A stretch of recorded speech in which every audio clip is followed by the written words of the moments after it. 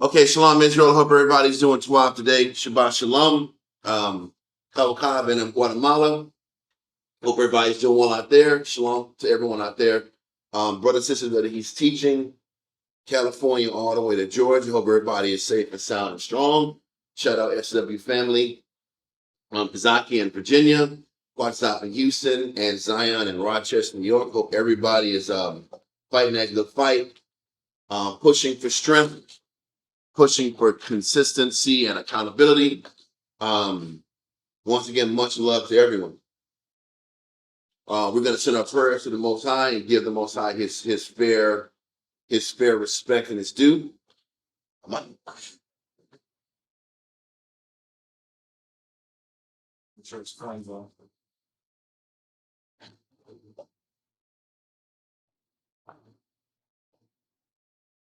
Barakatah Yahweh Shem Yahushai. Barakatah Yahweh Shem Yahushai. Ha-ha-wa'ah. Nothing award. Say one. The water. Aman. Bless you, Yahweh, in the name of Yahushai that gives us light this day. Thank you, so be it. Barakatah Yahweh Shem Yahushai. Barakatah Yahweh Shem Yahushai. Ha-ha-wa'ah. Nothing Raya. Nayakata. The water. Aman. Bless you, Yahweh, in the name of Yahushai that gives us sweet savor. Thank you, so be it.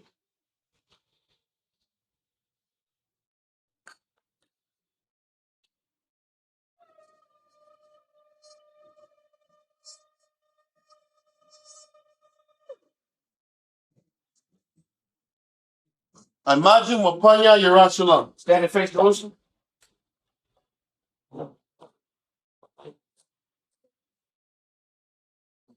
Barakatah Yahweh Shem Yahushai. Barakatah Yahweh Shem Yahushai. Ha-ha-wa'ah. Shabbat. Shalom. The water. Aman. Bless you, Yahweh, in the name of Yahushai that gives to us the Sabbath in peace. Thank you, so be it. Psalms 121. Anasha. Ayanyamya. Oh. Haharya. Ma'ayah. Yabu'ah. Aizarya. Yabu'ah. Ma. Yahweh. Sha'isha. Shemaiah. Wa'aratiza. La'ad. Yanatan. Lamawat. Regalia. Yala'ad. Nawam. Shashamarya. Hanam. Yala'ad. Nawam. Wala'ad. Yashun. Shashamamar. Yasharala. Yahweh. Shemaria. Yahweh. Cesaria. Ayel. Danyamya. Yad. Hashemash. Yala'ad. Hakaya, Bayawam, Wala'at, Alabana, Balayala, Yahweh, Yashamanya, Paul, Rai, Yashamar, Yapasha, Yahweh, Yashamar, Awalakya, Wabuaya, Aita, the I love. Psalms 121 in English. I will lift up mine eyes into the hills, from whence cometh my help. My help cometh from Yahweh, which made heaven and earth. He will not suffer thy foot to be moved. He that keepeth thee will not slumber. Behold, he that keepeth Yasharala shall neither slumber nor sleep. Yahweh is thy keeper. Yahweh is thy shade upon thy right hand. The sun shall not smite thee by day, nor the moon by night. Yahweh shall preserve thee from all evil. He shall preserve thy soul. Yahweh shall preserve thy going out and thy coming in from this time forth, and even forevermore. Amen. Israelite Kingdom. Shema Yasharala. Yahweh. Alahaya now. Yahweh. Akkad. Shema Yasharala. Yahweh. Alahaya now. Yahweh. Akkad. Shema Yasharala. Yahweh. Alahaya now. Yahweh. Akkad. Deuteronomy chapter 6 verse 4. Hear, O Israel, the Lord our power is one Lord. Where? Abanaw, Shabbat Shemaiah, Wadat, Hayah, Shomkat, Yahweh, Malak Wakat, Taba'at, Ratizat, Hayah, Aisha, Ba'aratizat, Kawak, Hayah, Bashemaiah, Natalanaw, Lakam, Yawam, Wasalakana, Hawakino, Hasalakno, Hawakino, Wala'at, Fabiano, Manasawan, Abo, Awshina, Mayan, Right, Kaya, Lakah. Namalakwa. Wahalak. Wahamtapara. I love you.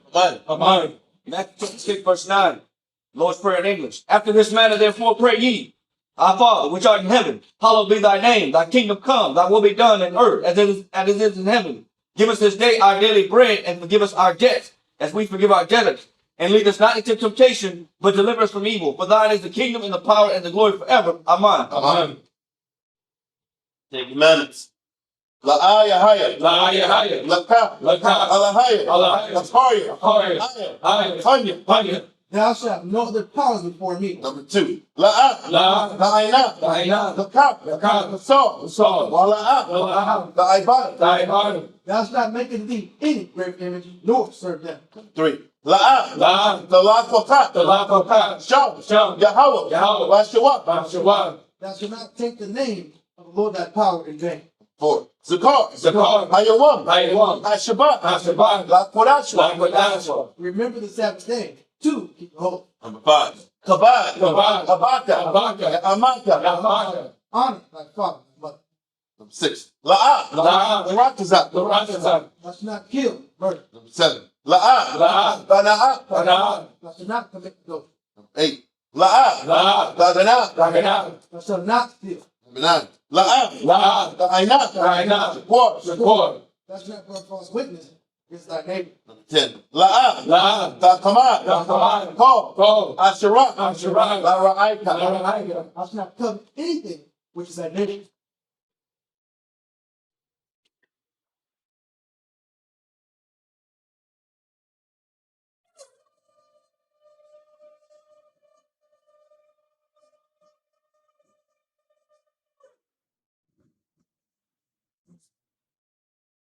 Barakatah Yahweh Hashem Yahushai.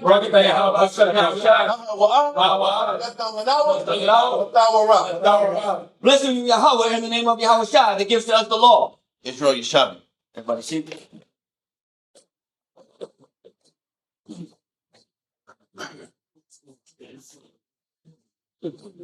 All right. Last week we dealt with Simon and the monumental task that he took on.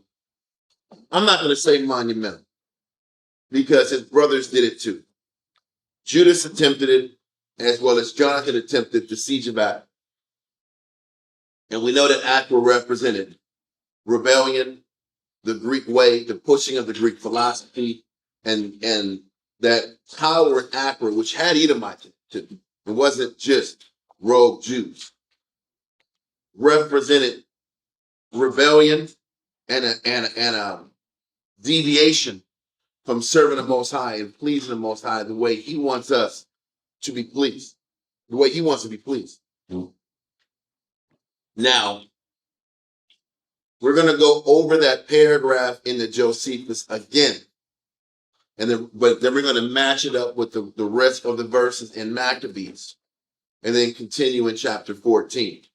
So the first part of it is we're going to go into Josephus, book 13, chapter 6, and paragraph 7. We're going to finish paragraph 7 and then go into First Maccabees 13, verse 34. Because what we didn't do last week is tie in the Josephus and go back to the scriptures to give the scriptures account of what we read about in the Josephus. It was so much meat in the Josephus, we really didn't get a chance to elaborate and take what the Josephus said, what the Apocrypha said and kind of compound it. So let's do that. Josephus, book 13, chapter 6, paragraph 7. And let's start there. All right, let's get you saluted in.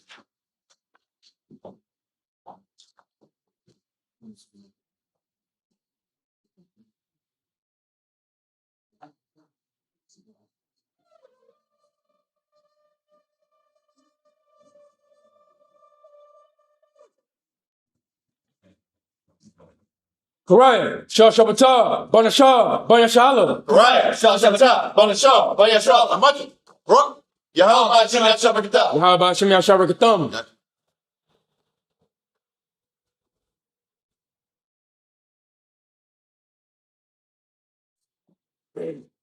God. Antiquity of the Jews, Book 13, Chapter 6, Paragraph 7, page 349. But Simon, who was made high priest by the multitude, on the very first year of his high priesthood. His very first year of his high priesthood was approximately 141 BC. Okay, read that. Set his people. I'm sorry, free. 142, approximately 142. But keep going. I'm sorry, sir. Set his people free from their slavery under the Macedonians, and permitted them to pay tribute to them no longer. Okay, so what ends up happening is Simon ends up doing back channel deals and gets them off of that tribute debt. But continue. Which liberty and freedom from tribute they obtained after 170 years of the kingdom of the Assyrians, which was after Seleucus, who was called Nicator, got the dominion over Syria. So since Seleucus Nicator the first, that Seleucid line, the king of the north, since the king of the north got in power, we had been in perpetual tribute the entire time. So the king of the north had us for 170 years in perpetual debt. And this was the first period of time that this freedom from debt was for a long period of time. You know, there were certain stints where tribute was taken off, but then it was put back on you. This is the first time that the tribute is lifted for a longer stretch. You're saying so not too long after Alexander, because he only ruled for like 12 years. Mm-hmm. And then the Seleucid When line took over. When they split up on the split up in the 4 generals or the 5 generals, then we've been paying taxes from that time. Yes, sir. So it's almost over 100 years. 170. 170 years of paying taxes. Yes, paying debt. And what does that mean in real time? That means whatever you worked hard for, whatever harvest you had, because the harvest was of salt, or the tax was of salt, and the tax was of all of your fruits. So whatever you set back here and you earned, don't forget, you still had to give your first fruits to who? Most High. Then you had to give your tribute or your tribute to the Romans, and not the Greeks. So you had to give up more of your profit. Then you had to still leave some for the poor. So your literal profit it keeps getting cut and shaved down. That when truck fees out. Inflation. The truck insurance and lease debt. So then all of a sudden your profit gets less and less. So you're just working just to tread water. And that's what tribute looks like for 170 years. But that is also the consequence for sin. Economic stagnation. So what he says is consequences of sin is economic stagnation. People want to sit back here and blame being in the rat race to the white man. But you're in the rat race because you love sin. Because your nation loves sin. That's why we're broke now. Now, if we didn't sin, we'd have an opportunity to advance further. That's how you have to look at your present condition. He's letting us know an aspect of your income, not all of it, because there were still poor people when we had our kingdom. But an aspect, your opportunities increase to succeed if you remove sin from the equation. So, let's continue. Now, the affection of the multitude towards Simon was so great that in their contracts, one with another, and in their public records, they wrote, in the first year of Simon, the benefactor. Can I put one scripture? Yeah. Ecclesiastes 13 and 24.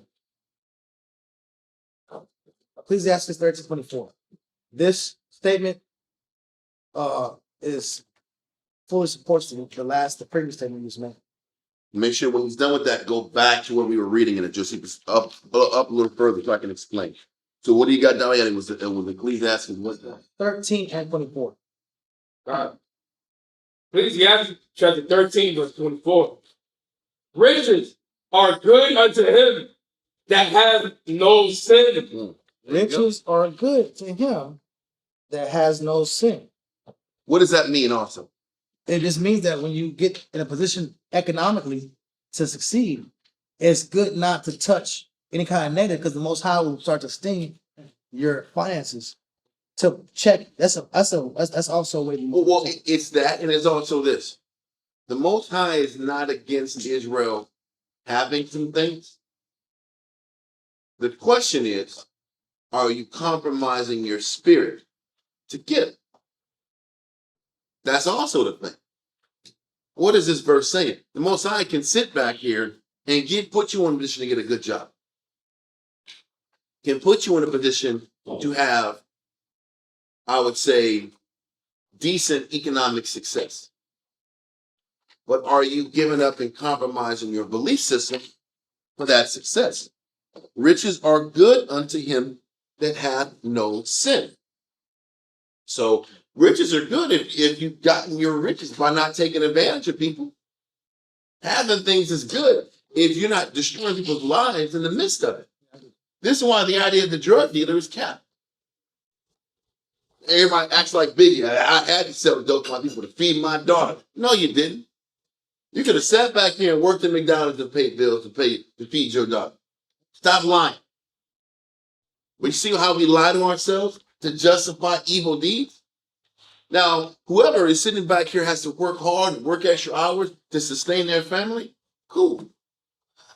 But what are you doing with your resources? And did you take advantage of anybody to get your resources? in the process. In the process.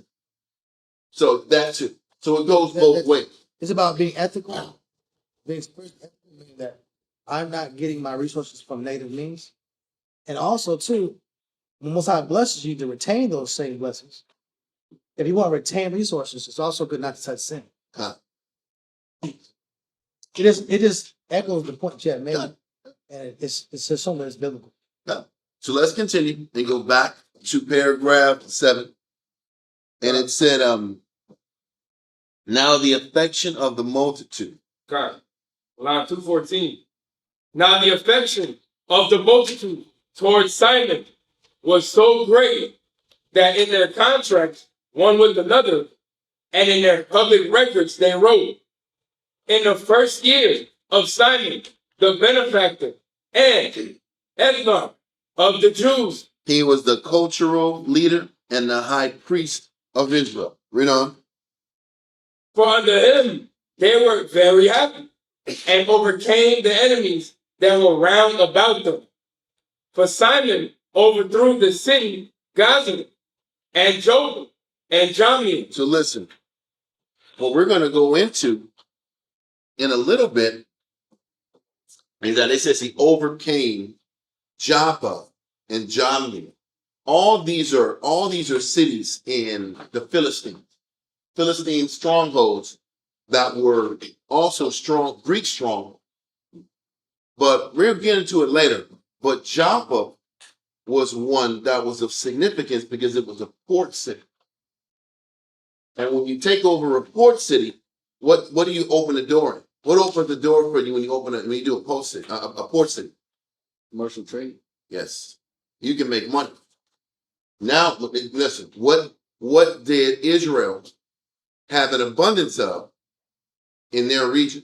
Because everything is about your resources. And when you deal with nation states, it's about your rare earth minerals and how you can utilize them to sustain your government, even in present day society. The whole idea of nationalizing your product is what the United States hates.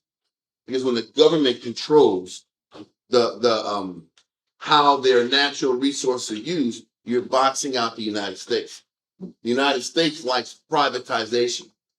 I can go to your country and bring our corporations in there and privatize your natural resources.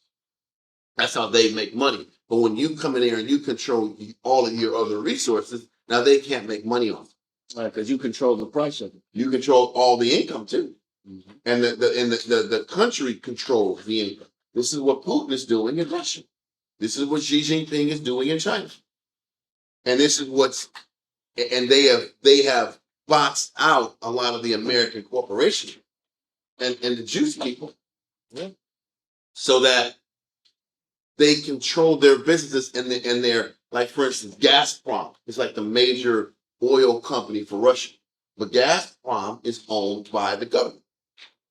But that's how they can sustain their government. They can sustain income to keep their company and their nation strong.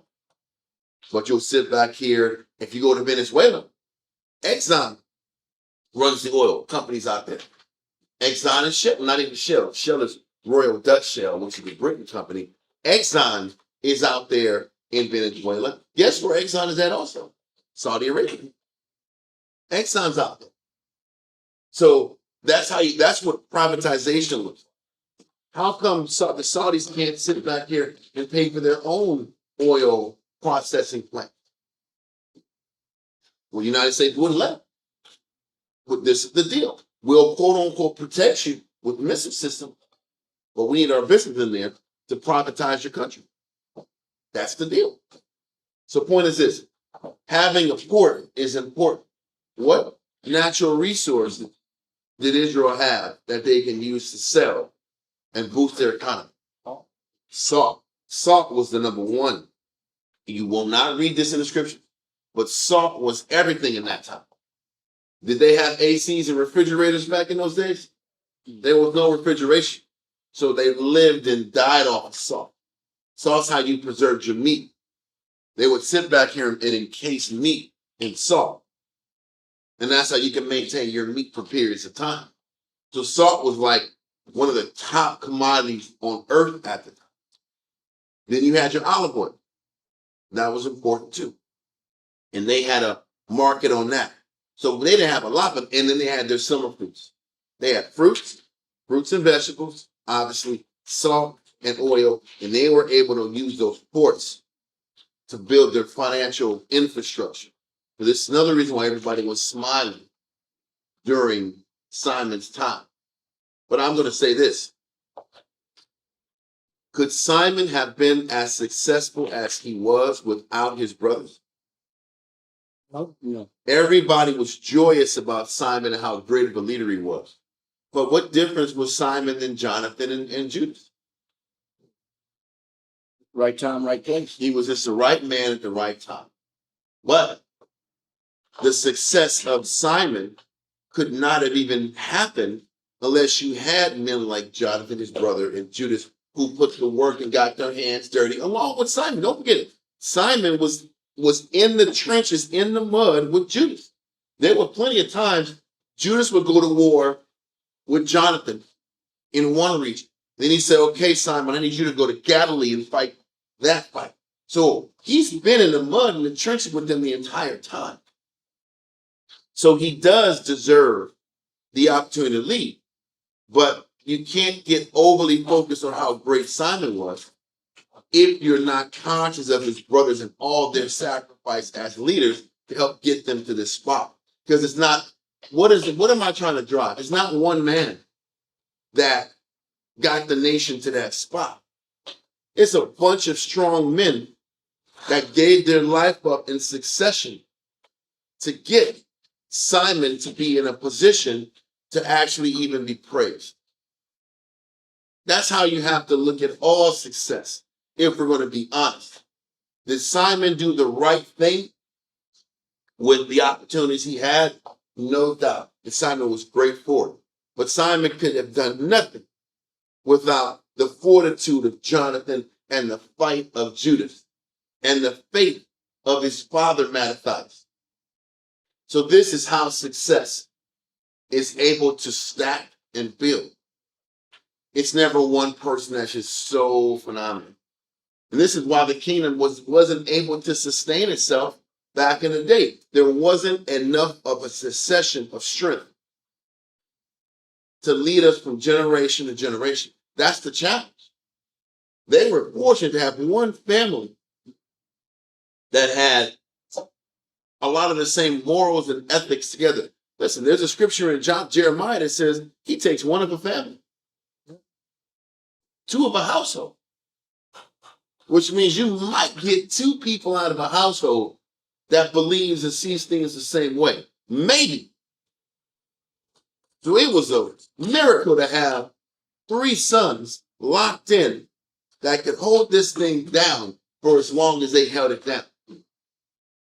That's a very important thing to be conscious of. As great as Simon was, It's just not guaranteed to have a succession of people. and it just wasn't meant for Jonathan to have it or for Judas to have it.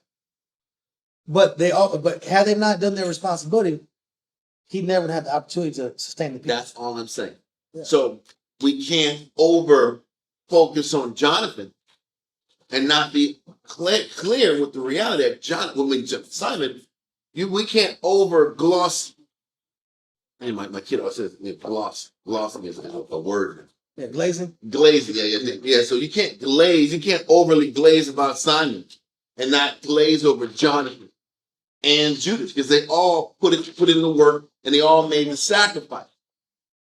And as a unit, this is a victory for the unit, for the brothers in general. You know, it shows also. And this is how you give credit, and this is how you take credit. Because it's not one person that gets anything done. It's a body that earns the success. And this is why it's very important who you keep in your circle. This is why you keep your circle tight.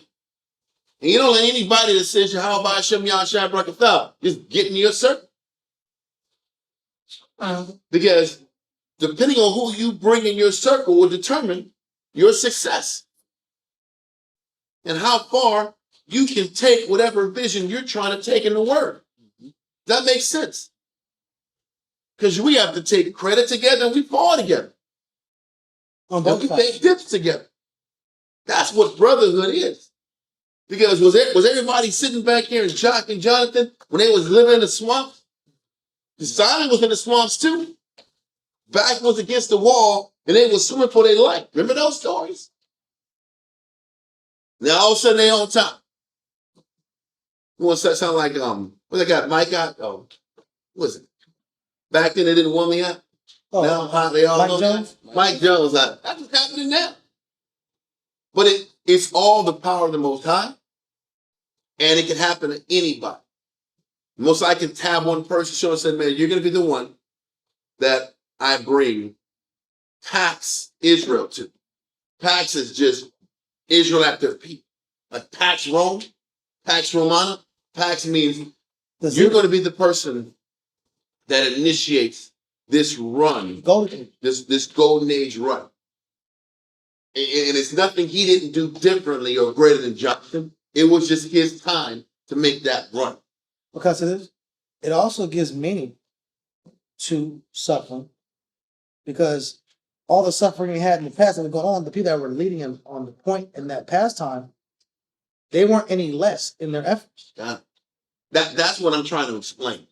As we're going to read about the things Simon did. Yeah. And they're phenomenal.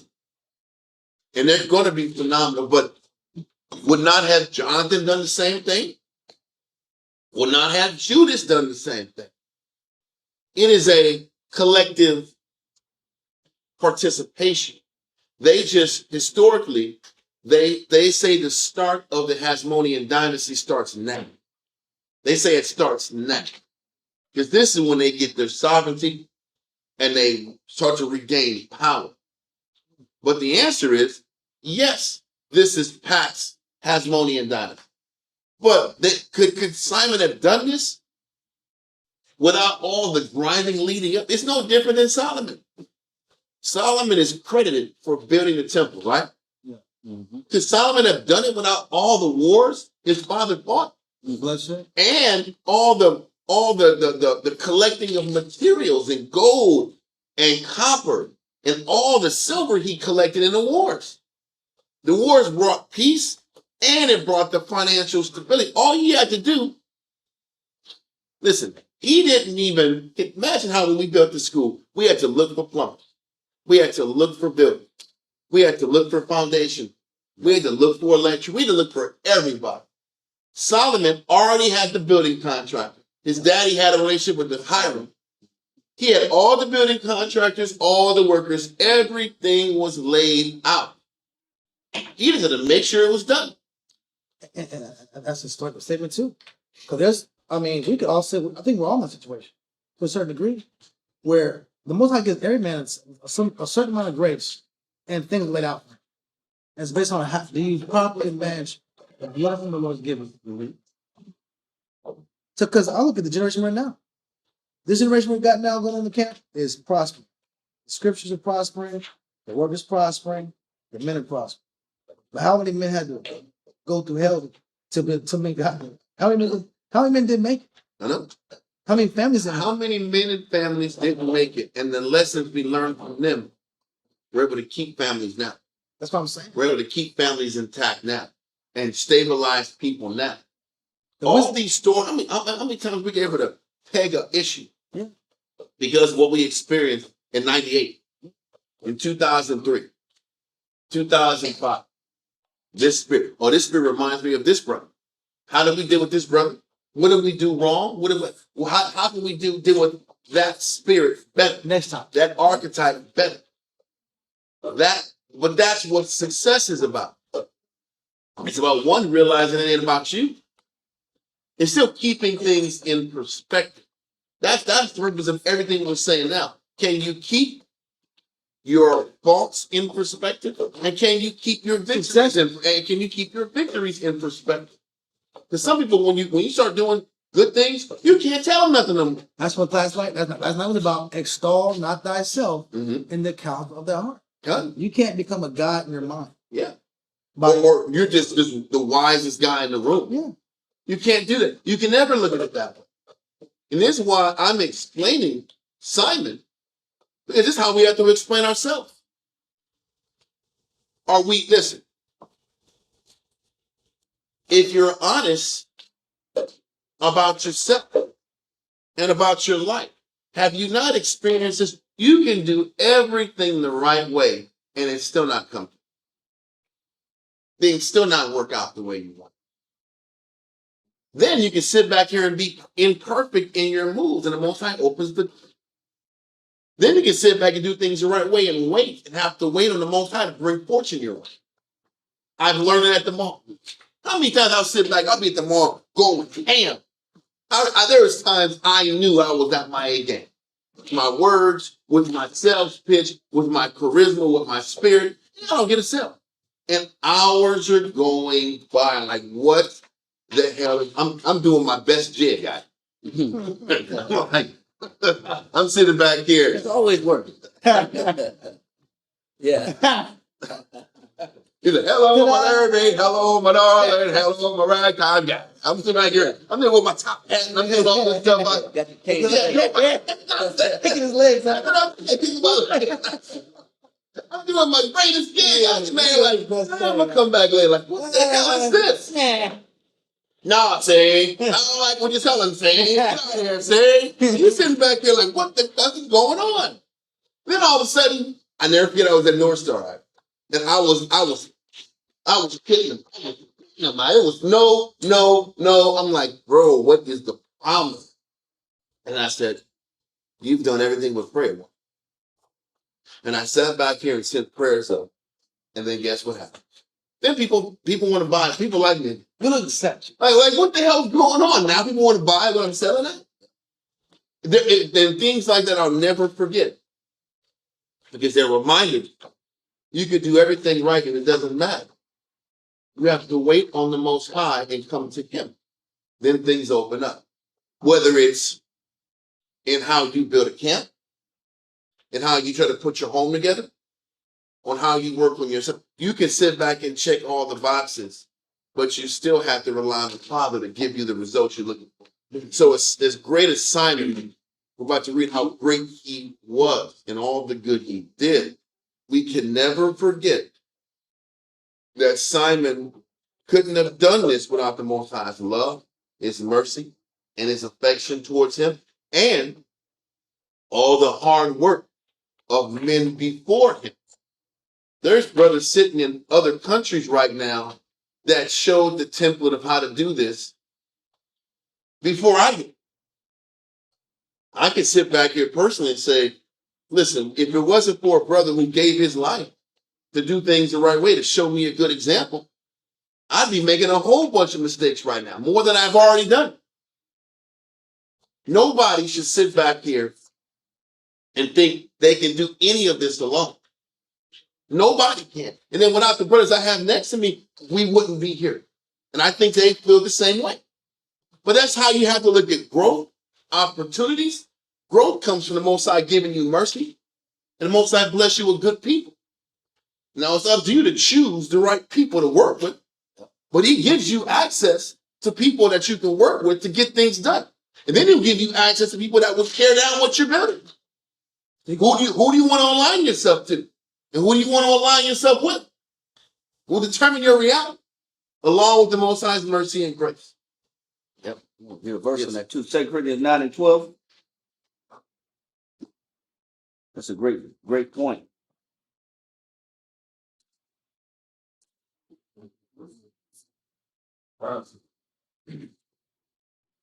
Second Corinthians chapter 9 and verse 12.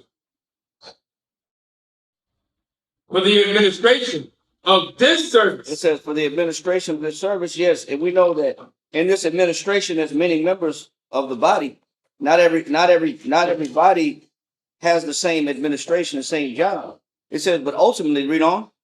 For the administration of this service, not only supplieth the one of the saints, But everybody's position benefits the saints. Read on. but is abundant also by many thanksgiving Unto who? unto the Most High. But who gets the glory for all the administration working in cohesiveness? The Most High. The Most High gets the glory. Although it's not one single person's glory that's exalted, Yep. but the Most High's, the fact that He allowed this administration to work, because without the wisdom of the Most High and His mercy, Yep. no matter what we do, it'll come to naught. It'll fall apart if you don't include the Most High in any of your dealings, any of your plans, any of your goals, any of your ambitions. If the Most High is not involved in it, it doesn't guarantee it's going to work. So the Most High has to get the glory for everything that's being done. Although the saints benefit from it, the glory goes to the Father. Mhm. Yes. Because, like I said, I love you said that because there was a person online last night. They weren't being rude. They were like, "Are we prophets?" I have a question. And you know what? They're trying to check. We need to check for us. Are we going to be, we're prophets? We're these bad, we're these guys that just these super dynamic, super intense genius kings. Like, bro, listen, bro, Most High wants to see, and he uses people sometimes to see what level you think you're on. You think you're really this special guy? How about the Most High gave us the opportunities, He gave us the blessings, and it's all Him in the first place. We just have to submit and follow Him. I don't think Israel gives the idea of submission and following enough credit. God, Because it really is following instruction. If you follow instruction, you're done. the funny thing is, if you submit properly and your outlook is the right way, He will put you through experiences that are unfavorable and pull you on the other side. And that has that not been our lives? You go in bright-eyed, bushy-tailed with good intention. You learn things and you get taken through these dips and these valleys. And the party wants to question why the hell you doing this in the first place. Why am I following man? Then you sit back here and the Most High pulls you out. And you have to learn those experiences to learn how to lead better. But if you look at it in a negative way, if you look at the dips that the fallibilities of man put you through, you'll sit back here and never be able to spiritually grasp the lesson so you can take the lesson and the message to benefit your nation. Because nobody wants to accept that everything you lost and went through, you had to do it so you can actually teach your people how to be greater men and women. Listen, there is a reason. What did Paul say was the one thing he was justified in glorying in? Now, don't forget, Paul was a Pharisee. He was the doctor of the law. He was a great man that was at the highest level of Jewish society you can be in. And with all those accolades, and he became great being a teacher of Christ and a leader of Christ. But out of all those accolades, his knowledge, his understanding, what was the one thing he said he was justified and glorying in? The infirmities and the sufferings he did and went through for Christ. But that's the one thing men and women, why they leave the truth. Men and women leave the truth because of the infirmities they go through for Christ. But Paul said the only reason, the only thing you can sit back and hold your hat on and be proud of in this life is what you suffer for Christ. Every other thing you hold your hat on is vanity. It is a useless pursuit. But who wants to accept the one thing you should be proud of is the thing you're running from? That means you're a coward in the spirit. You're really a coward and a weakling. Because the one thing you're supposed to be proud of is the thing you don't want to do. You don't want to submit yourself to. Then what kind of man are you then? I'll let you answer that question. Are we good with that? So, let's go back into Josephus. Okay. It says he also took the citadel. He also took the citadel of Jerusalem by siege and cast it down to the ground. So once again, this goes into the citadel that was sieged. And we talked about this last week. They surrounded it and they sieged it for the upteen time. But this time they starved them out long enough to where they surrendered. Read on. That it might not be anymore a place of refuge to their enemies when they took it. To them, a mischief, as it had been till now. And when he had done this, he thought it their best way and most for their advantage, to level the very mountain itself upon which the citadel had been to stand. Now, on top of breaking down the actual citadel, they actually destroyed the mountain that it was on, because anything that is built in the future on where this Accra was would be an interference and a disruption to what? The temple. Would be in competition to the temple. So spiritually, they felt it was better to eliminate this mountain so that there's no other competition to the supremacy of this temple. Read on.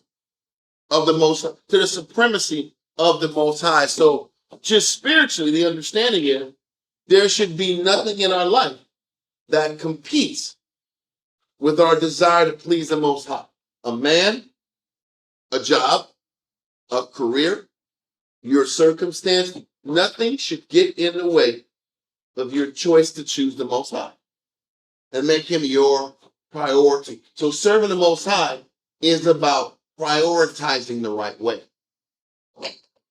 It's not about cutting off family and doing this and doing these extremes. It's about, can you serve the Most High and still have enough to cover every other responsibility that's in your periphery?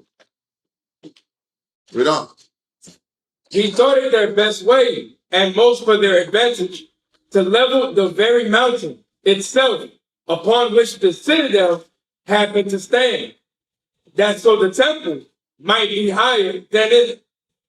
And indeed, when he had called the multitude to an assembly, he persuaded them to have it so demolished, and this by putting them in mind what miseries they had suffered by its garrison and the Jewish deserters, and what miseries they might hereafter suffer. Question.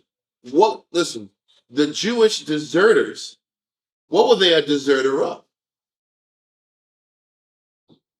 They didn't leave the country. They didn't leave the city. They were in the city. What were they deserters of? Their belief, their culture, their identity. A lot of our people run from their identity. They're saying they're Jewish runners. But they're Jewish runners of who they are. They run from what they were created to be. That's what we do. We sit back and burn 5, 10, 15, 20 years running from our calling. Running from accepting these are the conditions of what it takes to please the Heavenly Father. We have to make sure we fight not to be runners ourselves, not to be deserters ourselves. Continue. And what miseries they might hereafter suffer in case any foreigner should obtain the kingdom and put a garrison into that citadel. So once again, they had to make sure they talked to the people. It was a group task. What do we need to do to level out this mountain? So if anybody else comes in, the temple is still the priority. You know what's crazy thing is this? Did they have to burn 3 years of their life to destroy this mountain? No. But the act of destroying this mountain for 3 years is an example of rehearsing the what? What else are we going to do? Just listen to what they said. Listen to their reason. In case somebody else invades Jerusalem. Read it from the top. Read that part. It says, it says, and what miseries they might hereafter suffer in case any foreigner should obtain the kingdom. If a foreigner obtains the kingdom, guess what? The kingdom's done anyway. If a foreigner gets in there, you think the temple's going to stand? The temple's not going to stand if a foreigner gets in anyway. It's over. Just keep that in mind. Read on. And put a garrison into that citadel. This speech induced the multitude to a compliance, because he exhorted them to do nothing but what was for their own good. So what is for our own good? He says, do nothing but what's for your own, obviously, spiritual good. So this is an example of going through the physical motions of working in action to sit back here and operate for everyone's spiritual good. And for the nation needed to see that mountain chopped down and shredded down, because symbolically, that generation living at that time needed to see that there's no wicked options anymore in the area. That's what they needed to see. That wickedness will no longer be tolerated. It was their way of fighting and being strong for one another. And that's rehearsing the righteous acts. Every one of our generations are exactly the same. Or why are we busting our tail and going through these motions and working this and sacrificing this and dedicating this? Because we have to fight to make sure there's no weakness around us either. That there's no weakness and no chinks in our armor. We have to operate so that the generation coming up can only see strength, can only see unity, can only see togetherness. It's almost like they had to make a decision to eliminate anything that might weaken the nation down the line. Why are we doing what we're doing? One, to show that living and operating as brothers and sisters works. That living a selfless life works. That being a humble, dedicated brother works. That being a humble, dedicated sister works. And every time we fight and argue about what we're going through, we might as well, in our own self, we're building these mountains of Accra in ourselves, deserting from our calling. So one would think from the outside, this is a little overboard. Don't you think? They're going to destroy. What did the mountain do? The mountain didn't bring sin. People brought sin. There were a lot of lazy people back then. Yeah. that didn't see the necessity in going quote unquote overboard. Right? Because amongst the Jews, amongst our people, everybody wants to sit back here and critique, well, they may be doing too much, they're a little extreme, a little overboard. Well, they were too. And these overboard people were memorialized because of their overboard. And everybody that's logical and don't want to push themselves are forgotten. They're forgotten. And nobody remembers it. Because they don't strive to be the best they can be. Right? So, what am I trying to say? In all things in our life, we have to go above and beyond, not for our own ego's sake and our own pride, but it's to sit back here and to show the body that's existing and the body that's going to roll and operate down the line that sacrifice and commitment works. Dedication works. Pulling our resources and fighting for one another works. So, are you going to sit back here and go to work chiseling the mountain of adversity necessary to accomplish greatness? Or are you going to just be and do bare minimum? It's too much. Like every other generation does. Too much. Huh? It's the mountain. That's what people can Because this, even what we've done in San Antonio was a damn mountain. It's not about bigging ourselves up. But sitting back here and building something from scratch is building a mountain. It's tearing down a mountain. All the work and the years it takes to get any damn thing in this. But that's the only way that you fight for it. What people don't understand is you fight for things that you've committed your life to. When you don't invest into anything, you can just quit it whenever you feel like. When you got to do something, you lose years of your life for a project, guess what? You ain't going to be so quick to give it up. I say it makes you fight to maintain. And this is, so these people that put 3 years into tearing down this mountain, you think they're going to sit back here and let wickedness creep back up in the city? That's the point. That's how you destroy that deserting spirit. You create projects that force investment for the good of the body. What am I trying to explain? This is why camps work. This is the premise behind camp. This is why you put the body together for these type of projects that might on the outside seem extreme and unnecessary to the carnal, lazy mind. But to the person that understands and looks at things spiritually, it's the right thing to do. And it sets a spiritual precedent where people can learn and follow. And this is what the scripture says, without no vision, the people perish. Got it. You got to have a vision. You got to have something to keep fighting for, shooting for, looking for.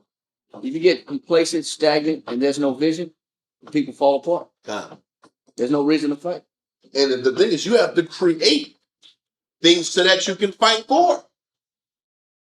You would think once the Citadel broke down, everybody's going to party like it's Star Wars. Yep.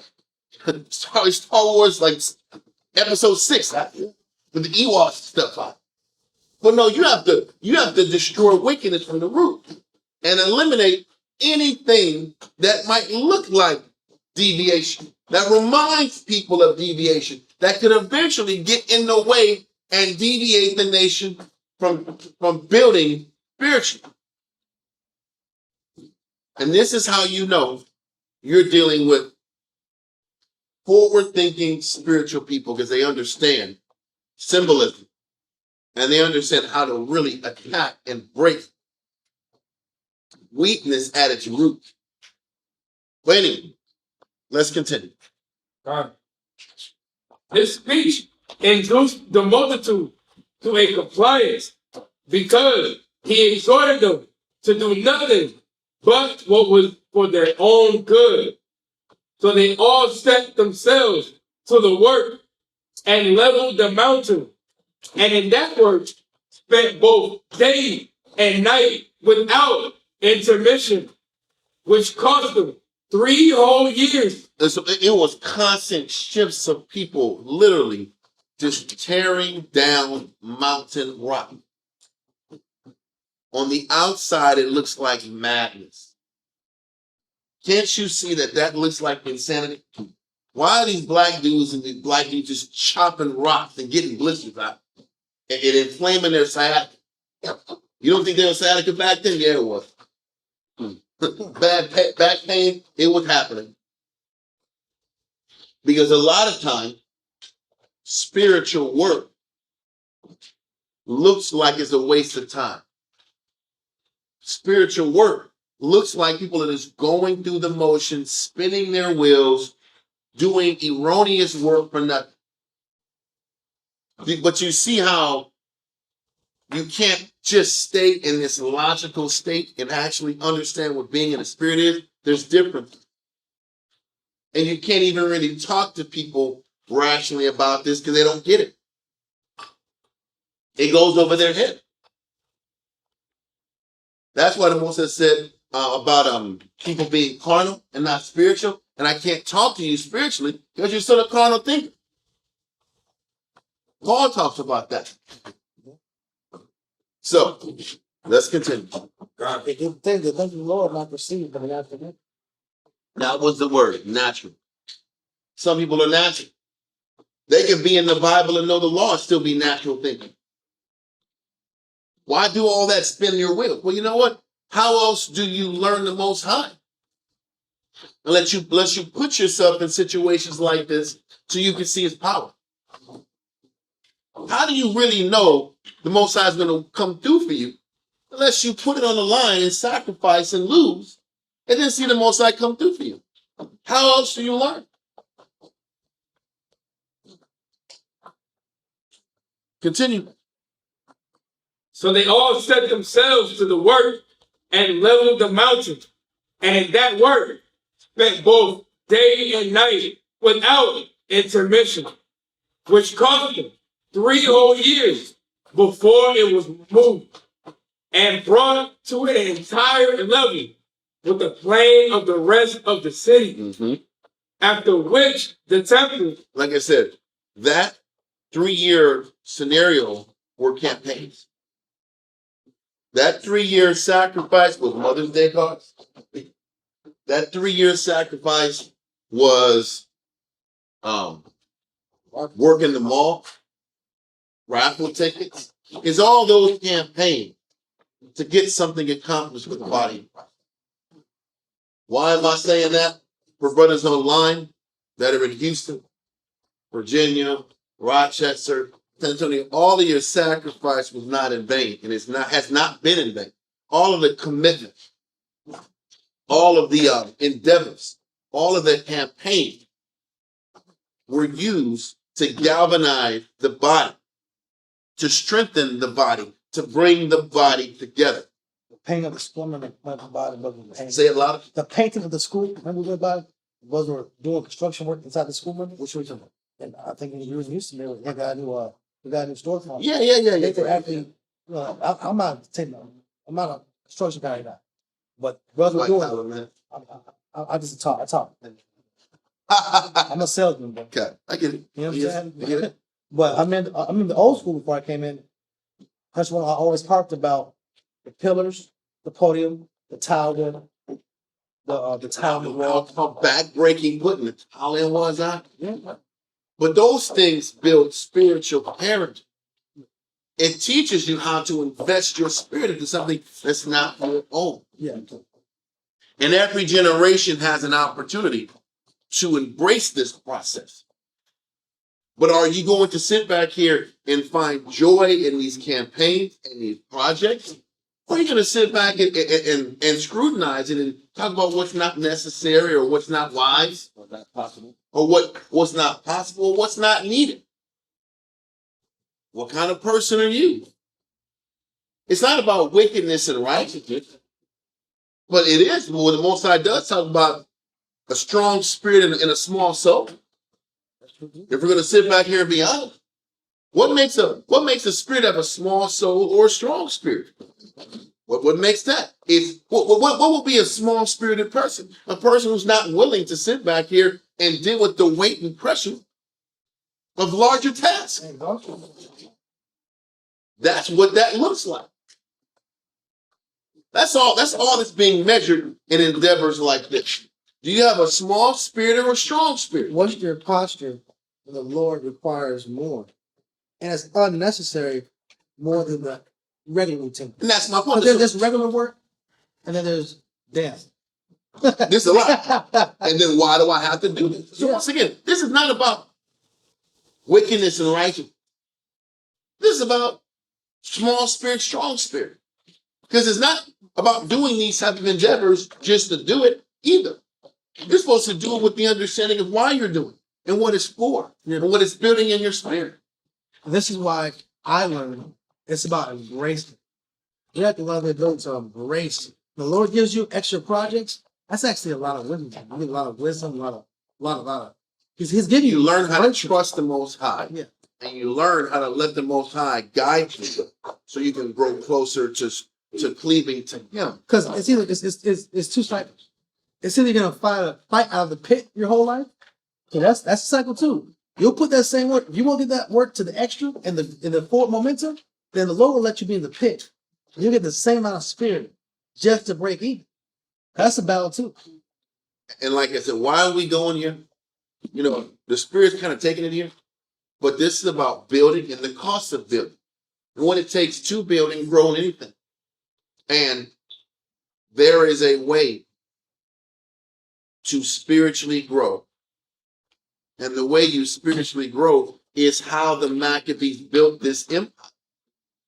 The Maccabees built this empire, one, out of necessity, two, fighting for their nation, and then three, making decisions and making moves that will protect the nation down the line from outside influences and to build morale. This also builds morale. This built confidence in serving the Most High. Listen, it's one thing, y'all, to teach a bunch of verses and drop verses and verses and verses, but what keeps people coming back? Either failure or people being hooked on the power of Christ. Wow. Yes, say it again. I'm going to say that what keeps people coming back to class? Is it constant failure and making mistakes? Or it's when people start getting hooked on the power of Christ? Because when people start really following counsel and they really start working on their outlook, things do begin to change. I don't care who you are. There are ways to survive out there and make money and thrive in the world. And there's ways to thrive spiritually in Christ. The question is, have you committed enough of your spirit to see the benefit of pleasing the Most High and living this life and doing this work? Have you done it good enough? Or have you just shown up and gone through the motion? That is a question everyone needs to ask themselves. And if we're going to be honest, maybe I'll say Vicky. First to everybody. No, I'll say everybody. There is times when you are giving It has to be done. that 100%, the 100%, and there's some of you giving that 80%. What you want And it's not- 100% blessing is there's responsible. time where you giving that 80%. There's some giving that 30, 30 and 20. And it's like, damn, where you at? Listen, We have to be honest with ourselves.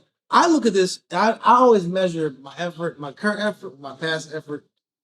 Are you beating your past best? Or at least close to your past best? How far are you behind your best? Are you measuring yourself to your previous best? And then are you excelling your best? This is how I think it's important to be able to assess where you're at so you can be clear with yourself, honest with yourself, and then really push yourself. Can I say this also? This is not about ego. Yeah. It's not about propping anybody up. We just talked about earlier, it's not about us. We just talked about that, right? And we said that the glory that you get or the growth you get is not for you. It's based off the men that bled before you and that suffered before you. If people can just listen to this in totality, maybe it won't be a thing. What else talk about if the Most High can bless a person, as long as they're not taking advantage of people either. What about that too? But listen, we're Bible school and we're teaching how to listen. Our number one premise is to teach how to develop camps, not to make individuals come. How about that? Our job, our primary job, is to teach the nation that unity works and coming together for one another works. And that there's benefits when you sit back here and build infrastructure and plans so that the body can be sustained. That's first. Second is for everybody else to learn the Most High and have a greater understanding of the Bible. But first is how to build spirits and build the nation. And what we're reading in this history gives insight in nation building. It gives insight in things and actions that might seem frivolous or unnecessary, but are actually spiritually necessary. And it's all People will sit back and see the things that we do every day is unnecessary. Am I the only person that can say this? People will think about what we do as unnecessary. Why don't everybody just get jobs and live their life? Right or wrong? People have thought that over the years. But on the flip side, when you don't do it that way, there is significant spiritual blessing that come when you don't take that stance. And our job as teachers is to keep building on that path, because that's how we came in. Is that not how you came in? That's how you came in, right? Somebody has to continue to show in their action that works. and perfect the process. I go back to old history. It might seem like it's ancient times or no, it don't matter. People don't care. Back in the day, you sold me a bottle of oil and you gave me, you put it in my hand. I said, "Here you go, bro." That was me. You did that. You did that. With no bag. I was checking. I ain't do nothing. I took my money. I was. No, you gave it. No, you took my money. I will gladly give you $40, son. I gave you change and everything. I was walking the hallway. Mom, like, go to the mall. I kept going to the mall. Now I'm walking in the hallway. This big black dude with this long ponytail. I thought they were Egyptians. He had these super big shoulders. Like, he has this big ass shoulders. He's just doing. He's leaning. He just keeps doing his body. Like, hey, check this out. Smell it. That smells really good. It's Desire Red, and he put a dime. It's like his dime ball. Just put a light. And I hit it, and I put it against the light. Listen, dog. When you hit the bottle, huh? Yes. And then I saw these bubbles like champagne, Yes. and they put the light, and the light shined in my eyes, and I was convinced. I said, "Yes, I want this." That's a true story. And he said, "How much you got?" I didn't know. I just my back pocket. Mama gave me money. I put my back pocket. I put out some $20 bills. There you go. He said, that's enough. I said, I just, and then he gave me the bottle. He put the bottle in my hand. I did this. And he said, "Where you going now?" I said, "I don't know." And I said, "I'm going that way." And then he just walked down the street, into nothing, and I lost the bottle. I don't know what the hell. What happened to the I bottle, don't know. I don't even know. Most of the time, turned me into a zombie. I had to give him money. That was the Most High. Don't forget the scripture says, he that receive a prophet, name a prophet, will receive a prophet. You got blessed for that. Yeah, It listen. wasn't just one way to take it down. I didn't even buy the oil. Lord took care of you too on that. Listen, I put the fragrance on at the cart, and I went home, and the bottle disappeared. I don't know what happened to the bottle. It was there. And then, You're just transferring. listen, I was in the Bible trance, but it took my money out. But then down the line, years later, Joshua Wan's working in the mall. People get bags. they get paper. They get a bag. They get a bag to feel like they got something. I just got a bottle in my hand, and it had bubbles in it, and it smelled really good. But then down the line, we get pretty bags, and we get Chinto boxes, and we get a thank you card. Like, there's more over time. What we're doing augments, and it gets better. But where's the money going? To the feeding of the families, the feeding of the school, the paying of the rent, to keep them on the lights. But men have to invest their spirit to make whatever we're doing blossom more. So what's wrong with the Lord compelling all of us to make what we're doing better. Versus taking the individual out. And we're not saying like there's nothing wrong with humble beginnings. Getting the oil in your hand and walking off with the ball in your hand. Okay, I'm gonna say this. That was the standard at that Listen, time. that was the standard, but before it was worse than that back in the day. Oh man. Listen, I ain't gonna go into it. There was no sales. There was no talking. There was no getting to know you. There was none of that. It was just hype. Music at a flea market. Before that, yeah, that's that's what it was back in the day. Money. Yeah, Okay. and music in the background. Yeah. That's all it was. That's what it was before. The most No conversation. A lot of jigging. A lot of jigging and hype. That's all it was. And the most and men can only $10 roller. That's it. listen, and men can only eat so much from that approach. The point we're getting to is from that approach, you can only get so far. From it's jigging. It's also gangster. It's also gangster. It's also gangster customers too. We always talk about that. Brothers, That's listen. brothers, There's a lot of huckstering going on. brothers flexing on people. Hey, you gonna get this bottle? Yeah. Get this bottle or not? Yeah. And look at the I'm already like Bane. Like, do I feel like I'm intimidated? Here's this bottle. That's what it was. It's that spirit of, I better buy it. I got $15. Yeah. You better have I'm never coming back to these black guys. That spirit happened too. Because after you gangster everybody, you don't get any more return customers. So do you see how over time men are committed, but then men have to perfect the approach so that the body can be sustained on a greater level? So when we're saying about more projects and more investment, the process of investing and doing more work and more sacrifice is to better the approach for the next generation. But everything, and we're going to get back on the topic, everything that we're doing is for the betterment of developing people. Yeah. The shavings down of this mountain was to spiritually strengthen the people. Mhm. Now, can you look at it or not? Why else would you shave down a mountain? You're shaving down a mountain to build people's spirit. Can I say one? That was literally the campaign. It was to keep people strong spiritually. But I got to make this parallel because this is important too. Because old counselors would be push-up counselors. Back in the day, when a girl had a problem, there's an issue, there's going to be push-ups. That's gonna be. Push-ups is the solution to all problems. Yeah. Until somebody has to say, is there another? Yeah. Then there's yelling is the answer to all problems. Then Then it was get off your butt and go to the zone and figure it out. How about yelling? Push-ups won't always work. Yelling and being militaristic, which works sometimes. It worked for me, but it works for everybody. And then over time, there has to be the talker and the communicator and the listener. Then there's the guy that, okay, we talk forever. We talk. Can you go to the mall and see what the hell this guy's doing? Why is he making mistakes? Can you be around this person and find out they're making mistakes? What's the root of mistakes? Do you see how the Most High pulls us in? He keeps pulling effort out of you to solve a problem. When you don't have to give a max effort, then you don't get a solution to an issue. That doesn't drive the conversation. So the mountain the Most High gives you, that is your solution. At first it's a mountain. At first it's a campaign. At first it's a house that needs to get repaired.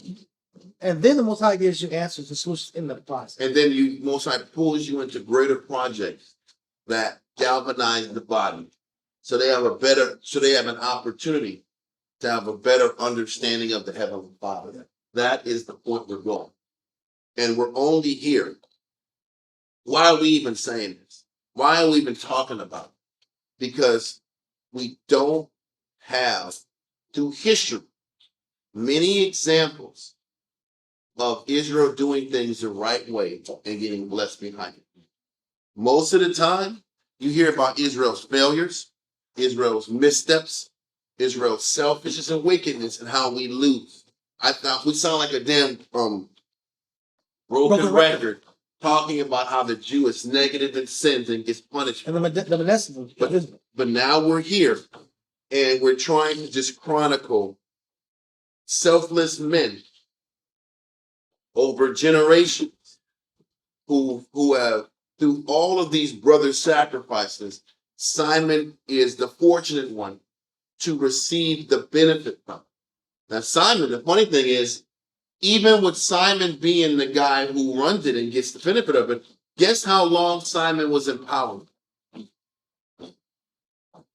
Only 8 years. Because the crazy thing, by the time Simon is in leadership, he's an old man. They've been fighting for so many years. I know he's been fighting through this whole time. Now he's older, and he was the fortunate one to survive. And now he's sitting back here and implementing what they all wanted from the beginning.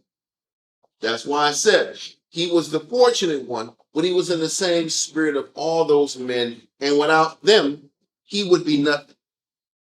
That's the point I'm saying. But in that, the spirit behind it was selflessness, and the work that they gave and they made for one another might have seemed overboard and insignificant, but it wasn't. All the disciplines and the sacrifices they're making, it actually built spiritual stability for the nation. Okay, that mountain tearing down symbolically galvanized them, and the work galvanized the people too. Okay, continue in the Josephus movement. Yes.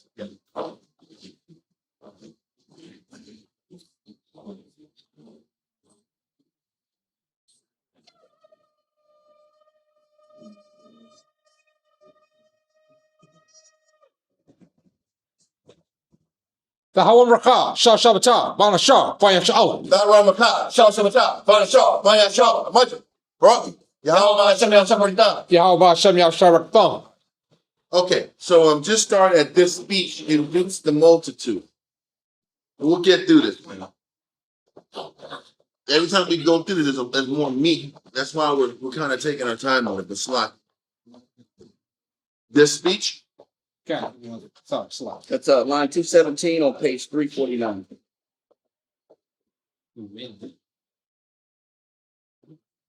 Okay. Read that. Antiquity of the Jews, Book 13, Chapter 6, Paragraph 7. You said line 217? Yes, sir. This speech induced the multitude to a compliance, because he exhorted them to do nothing but what was for their own good. So they all set themselves to the work and leveled the mountain, and in that work spent both day and night without intermission, which cost them 3 whole years before it was removed, and brought to an entire level with that plain of the rest of the city. After which the temple was the highest of all the buildings. Now the citadel, as well as the mountain whereon it stood, were demolished. And these actions were thus performed under Simon. So now let's go to 1 Maccabees 13, verse 34 to 53, and it will explain this just from the perspective of the author in Maccabees. 1 Maccabees chapter 13, verse 34. Moreover, Simon chose men and sent to King Demetrius, to the end he should give the land in unity, because all that Trypho did was to spoil it. So what is he saying? He sat back here and sent a letter to Demetrius the second, I think it's Demetrius the second. And he's writing a letter to Demetrius II to get clearance and absolved from paying taxes. Read on. Verse 35.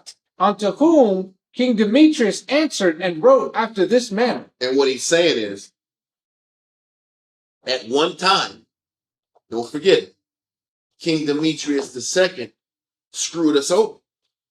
That's why we want the Trypho in the first place. Yep. Remember, Jonathan sat back here and sent 3,000 men to Antioch to protect Demetrius II. And he had promised him he was going to look after him and no taxes. Then he reneged on him.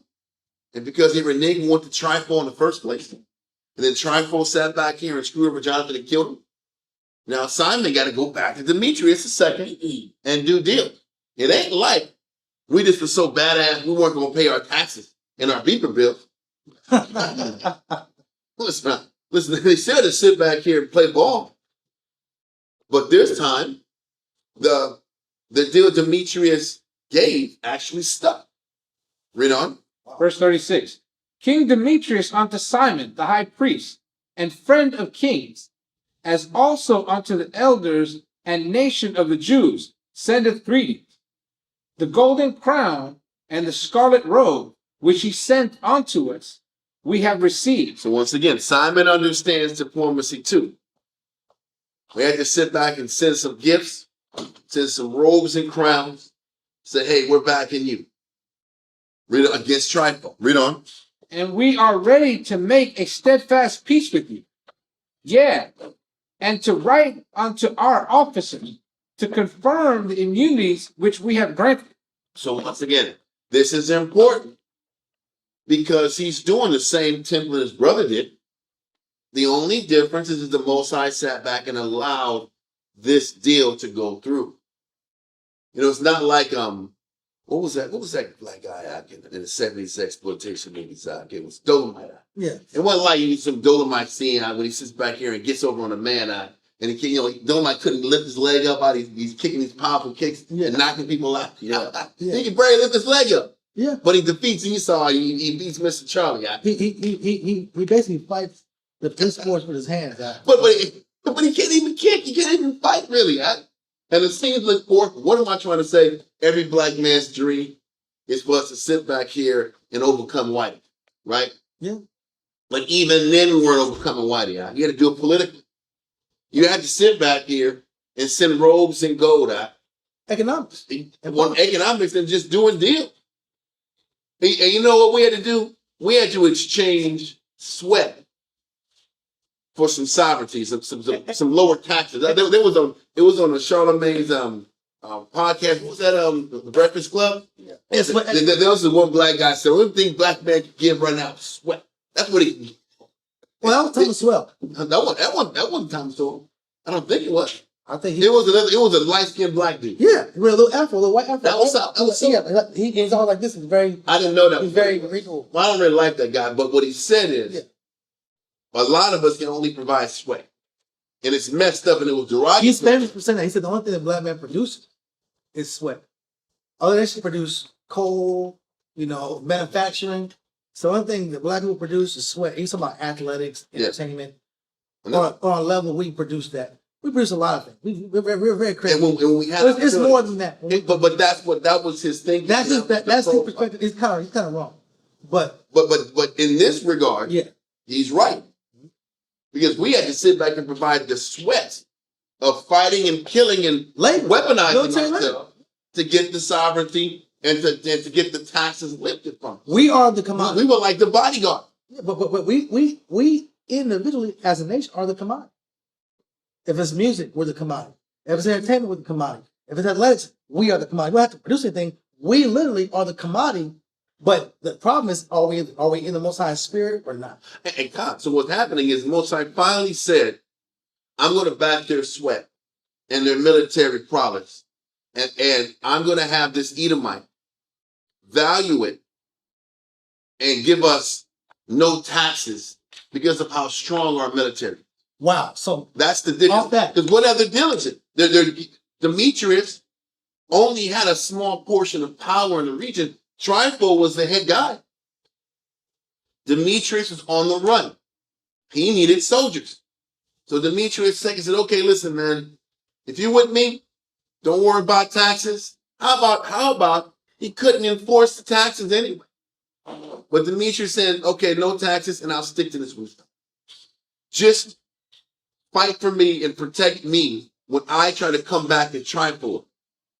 That was the deal. And for doing that deal and being an elite bodyguard service, our elite bodyguard service gave the nation freedom from tribute. That's sweat. Right? That's sweat. But the Most High finally said, okay, I'm going to let this endeavor actually stick. But it's the same template Jonathan was doing. The only difference is Most High finally honored this and didn't all the way honor when Jonathan was doing it. Because it took time for the Most High to establish the mercy to really hit the people. It was on the Most High's time. So let's continue. Verse 38. And whatsoever covenants we have made with you shall stand, and the stronghold which ye have builded shall be your own. So once again, we read in previous chapters, Demetrius II said, no salt tax, no tax on your fruits. He went into all, remember this? We read it. Now he's like, we're going to stick to those programs, and all of the stronghold cities you've overcome in the Philistine region, you can have those too. Okay? But you just need to sit back here. When I call you, you got to come call. You got to come ring. Read on. As for any oversight or fault committed unto this day, we forgive it. And the crown tax also, which ye owe us. And if there were any other tribute paid in Jerusalem, it shall no more be paid. Okay, so it wasn't like Simon just said, we ain't going to pay it. It wasn't like that. I know that was how it read in the Josephus, but it wasn't. He just said, man, I'm tired of these MF snakes and this MF playing out. I'm going to sit back here and just all of a sudden, because he's mad, he's going to stop doing things. It wasn't like there was diplomacy there too. All right, continue. Verse 40. And look, If you saw that movie, the snakes were going crazy until Samuel said, I'm tired of it. And the snake said, oh, And all of a sudden, the snake stopped killing we him. can't be snakes If no he more. was tired, he was tired of the snake in the play now. Then all of a sudden, the snake started dying. Yeah, But that's how we think we can just change the ways because we angry at. Yeah. No, you had to go through a diplomatic process. Keep going. Verse 40. And look who are meet among you to be in our court. Let them be enrolled, and let there be peace betwixt us. Thus the yoke of the heathen was taken away from Israel in the 170th year. The 170th year of the Greeks being in power over us. Read on. Then the people of Israel began to write in their instruments and contracts. In the first year of Simon the high priest. First of all, what is it saying about the Jews? Didn't the Bible say deliver all things in what? Weights and numbers and weights. Listen, this is important because Jews don't like dealing with paperwork. Yep. The Jew don't like dealing with paperwork. Most of them like, you say I deal with paperwork. You better have file cabinets. You better have file cabinets and records. If not, or it's all over. Or it's over. It's something for us to be conscious That's a of. good thing in life. A lot of times our people don't want to mess with paperwork. I think it was true. Huh? Until I found out. You didn't think it was what? I think it was true. Like, What wasn't true? most I got me. I mean, What wasn't true? Like paperwork wasn't true? Like paperwork was a lie? you can skip. No, you can't. You can just Yeah. keep moving in life. Most time makes you do everything a certain way. If not, the paperwork too. Because, listen, you ain't the only one that thinks that. I don't think no more. I don't think that no more. I'm tired of them snakes in this place. You gonna change it though. You gonna change it. I'm tired of this. Listen, within 30 minutes, the movie was resolved. Like, what did he do? Why didn't you make that choice earlier? Because that's the movie's about. The movie's about how much pain you have to be in till you get tired of the problem. Yes. And you just rise up and stop. That's our life at the time. Huh? It's very spiritual. I guess I really can't. I can't co-sign that. I'm not co-signing that. Snakes on the Plane was not spiritual at all. You're trying to get this. You can't get out. Snakes is taking off. That's the other thing that you does. The Jew wants to make every cinematic movie a spiritual lesson. The same reason the black man got sick. There you go. Going through. The black man got angry and rose up against the snake. And this, not this camp. Other camps might think that ain't right. Not this one. But keep going. I get it. All we're saying is that there's a need for us to get. We get frustrated the left way frustrated. We get tired of what we're going through. We quit the program. Yeah. I'm tired of this. I'm tired of this stubborn, and I'm tired of this sacrifice. I'll jump out the plane. We run when we get tired of things. At least Samuel said, "I'm gonna attack the spirit out." Mm-hmm. I'm not saying Let's it's get back. spiritual. Can we get back in the Bible? Okay. Please, I beg you. I beseech thee. We had to fight. We had to fight the battle. True. That's fact. But let's continue. First Maccabees chapter 13 and verse 42. Then the people of Israel began to write in their instruments and contracts. In the first year of Simon the high priest, the governor and leader of the Jews. In those days, Simon camped against Gaza and besieged it round about. He made also an engine of war and set it by the city and battered a certain tower and took it. And they that were in the engine leaped into the city, whereupon there was a great uproar in the city. Okay. Insomuch as the people of the city rent their clothes and climbed upon the wall with their wives and children and cried with a loud voice, beseeching Simon to grant them peace. Okay. And they said, deal not with us according to our wickedness, but according to thy mercy. So they sieged the city of Gaza, which was habitually had been one of the 5 major cities of the Philistines. They besiege it, they break it down, and then as they're going in, the people, women and children and men are like, we don't want to fight. Please just have mercy on us. We were off, we were negative. Please give us mercy. Read on. So Simon was appeased toward them and fought no more against them, but put them out of the city. Listen, that wasn't a good answer either. Listen, you think they expected that? Listen, he didn't kill him, but he kicked them out. It was, but that's mercy. That's mercy. I'm not going to kill you. Because listen, when you sit back here and you hold off and make an army have to besiege you, more times than not, they're going to kill you. Because you just vexed them. They have to waste time and months. You have to plan a besieging. You have to wait until the winter ends. You have to get supplies. You got to sit back and say, it's going to be an 8 to 10 month damn mission. I'm not with my family for 10 months. This is crazy. Now you want to cap and sit back here and act like you don't want to fight no more? Okay, cool. If that's the case, we're going to take the city. We won't kill you, but you can't come back. This is what happens. Read on. And I'm just explaining why the reaction was as extreme as it might seem. It really wasn't extreme. These people have to leave their families for months. It's got to be worth it. This besieging has to be worth it. Read on. So Simon was appeased toward them and fought no more against them, but put them out of the city and cleansed the houses wherein the idols were, and so entered it with song and thanksgiving. And Jews. Songs, thanksgiving, and Jews. This is now our honeycomb hideout. This is our stronghold now. So it's literally now Gaza is a Hebrew stronghold. And it starts showing how we're gaining land masses close to the land masses we were gaining during the time of David. What we're reading about is how Simon starts to acquire land almost at the size and rate of David and Solomon's time. Now they're starting to expand their empire.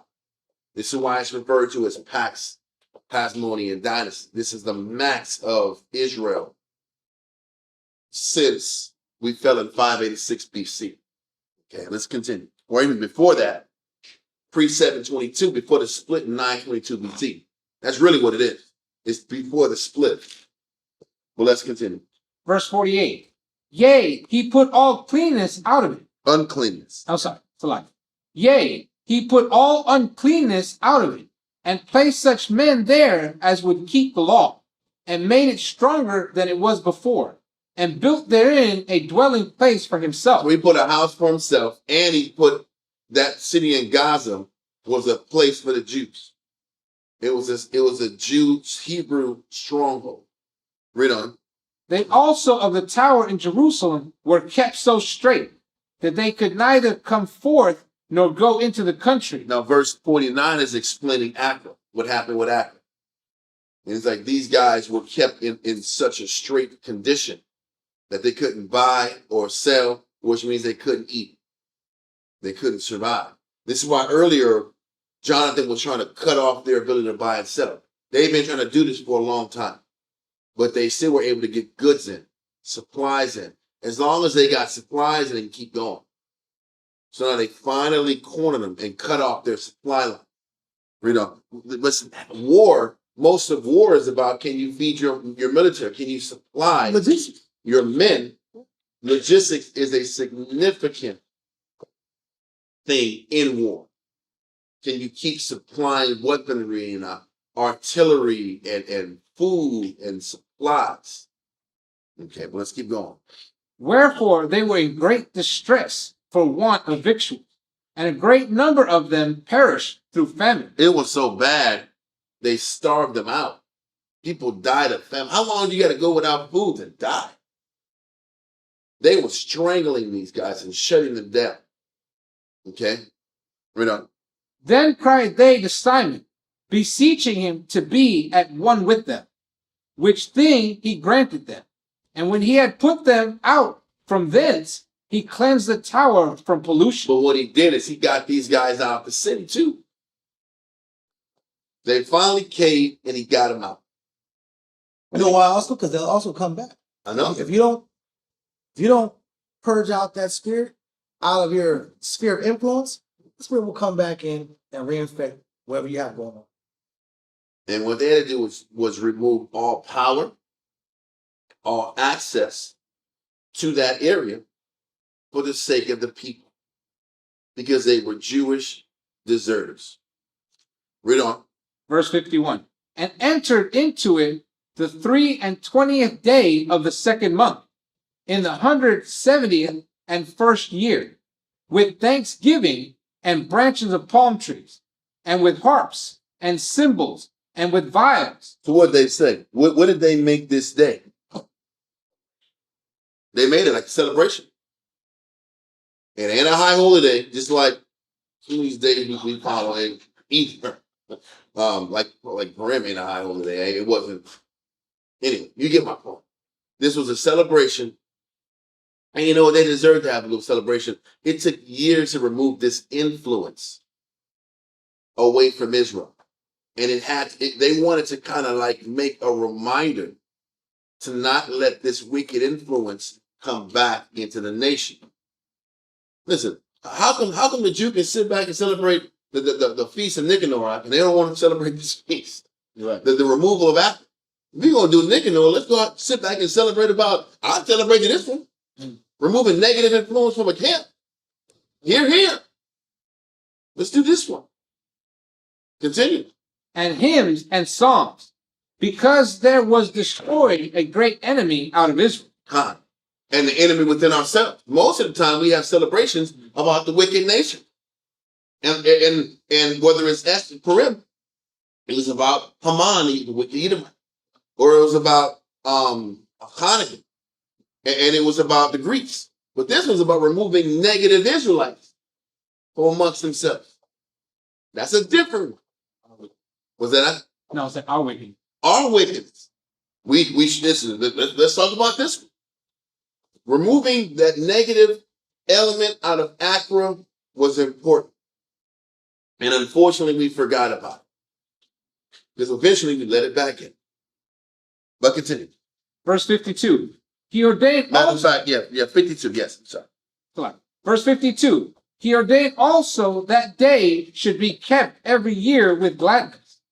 Moreover, the hill of the temple that was by the tower he made stronger than it was. But how did they make the hill of the temple stronger than what it was? The hill of the temple. How did they make the hill of the temple stronger than what it was? Read what it said. It didn't say the hill of Accra. No. It said the mountain of the hill of the temple. How was the temple hill made strong? Because it was made so that nothing would go over it. By removing the other mountain of Accra that would compete in viewpoint.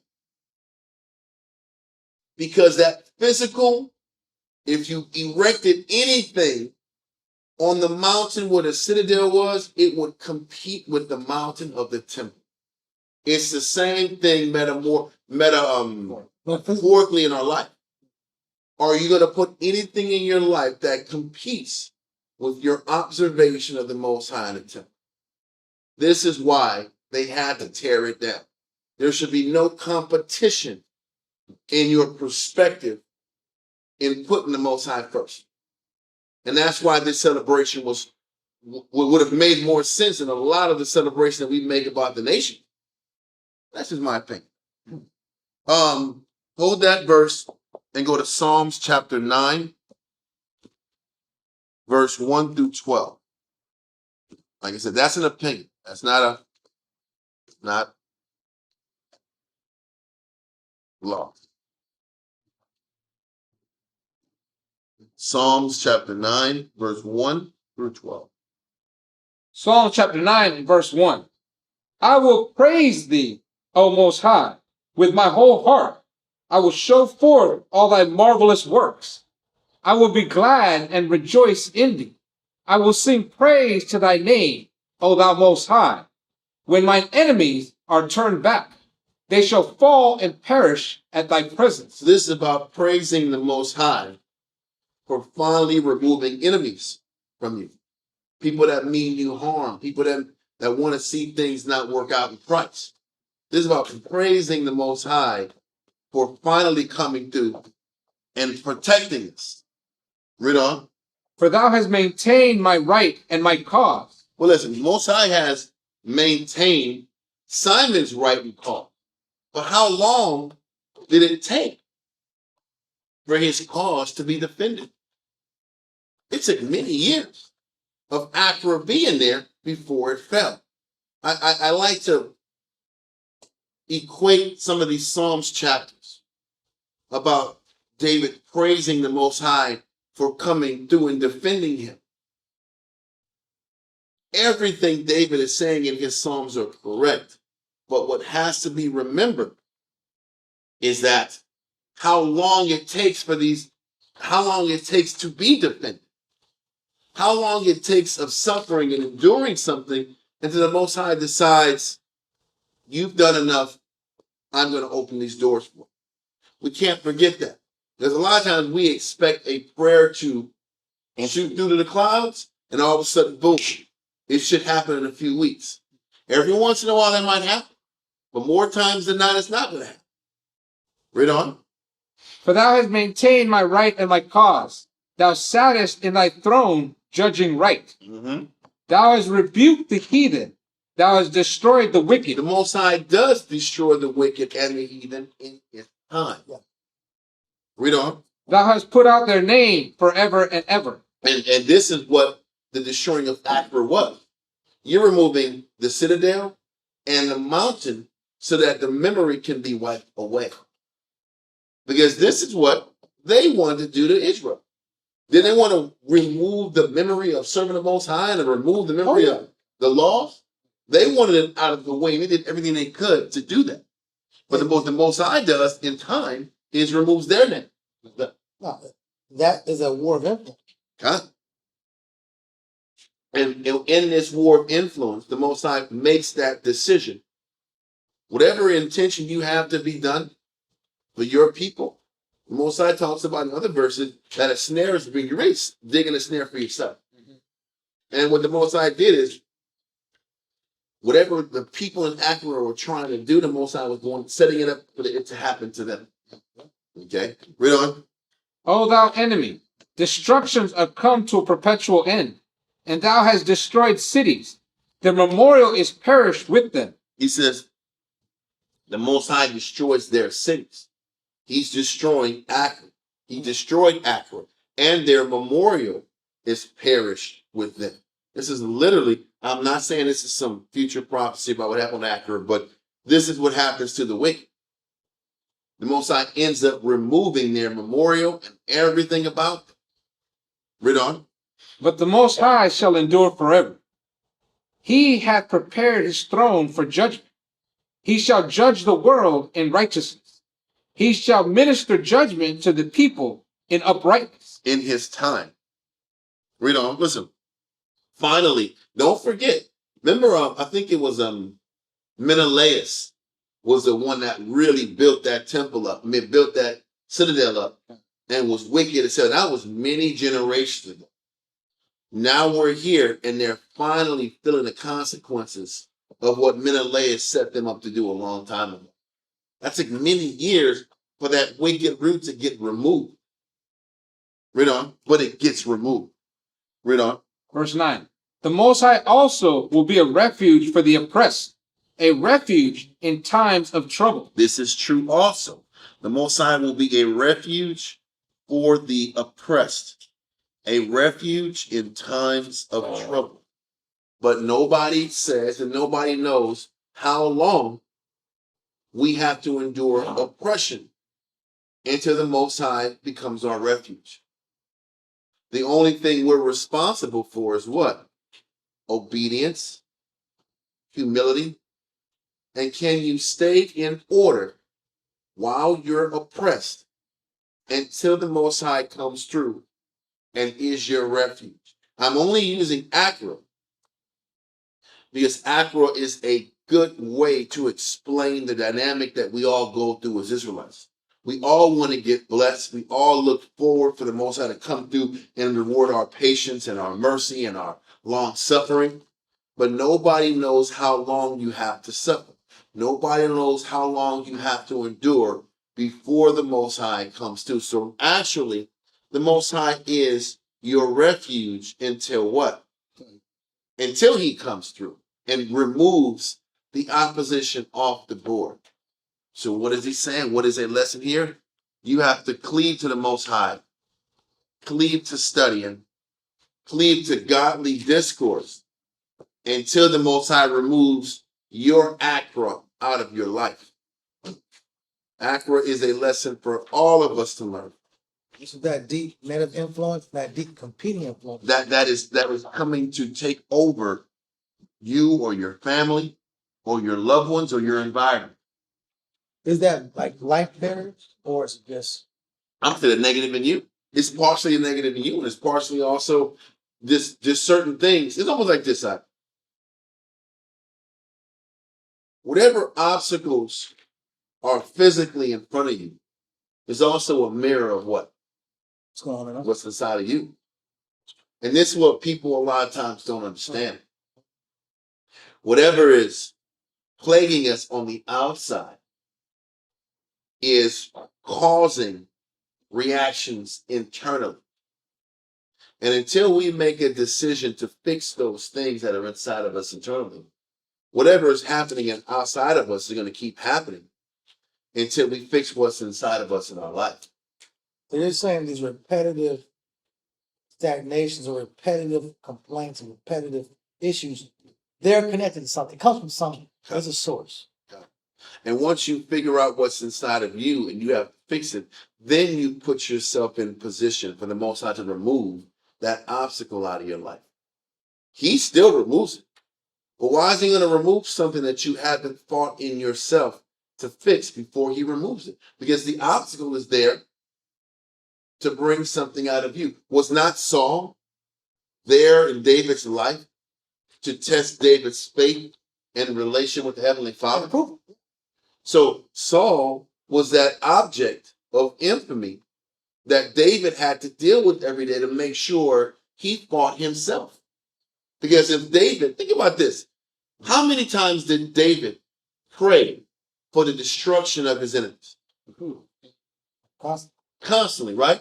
But when he had a chance to destroy his enemy, what did he do? See that? He prayed constantly to destroy his enemy.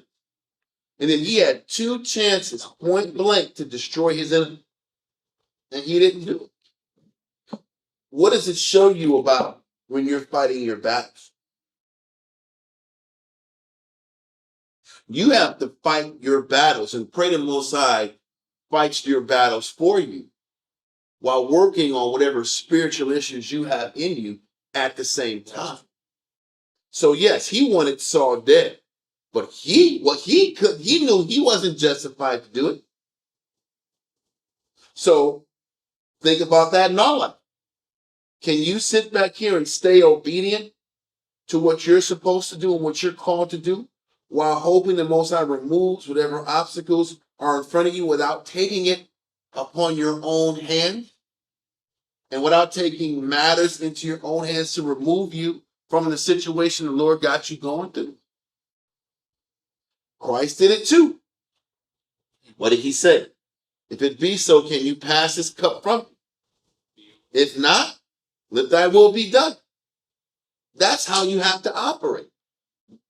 Can you pray that the Most High removes this from you, but also stay on top of yourself enough not to let what's not happening in your life change your character and ruin how you operate and look at the Most High? Yes. This is the prayer we should be asking ourselves when we're fighting our battle, when we're doing what we do for the Lord. There was a scripture on that too. Ecclesiastes 16:13. Mm-hmm.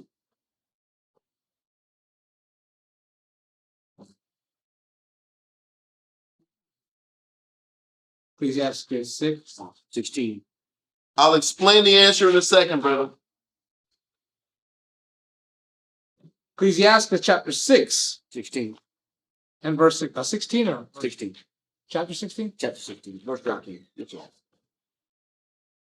Ecclesiastes chapter 16 and verse 22? 13. 13.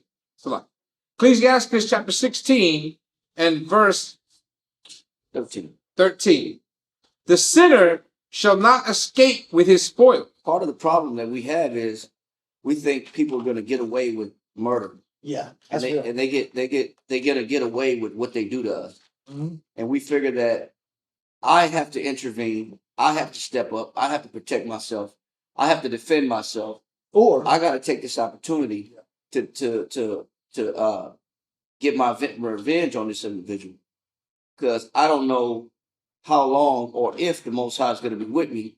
So I got to be premature in my efforts to protect myself and defend myself, because we think that people can treat us a certain way and nothing's going to happen.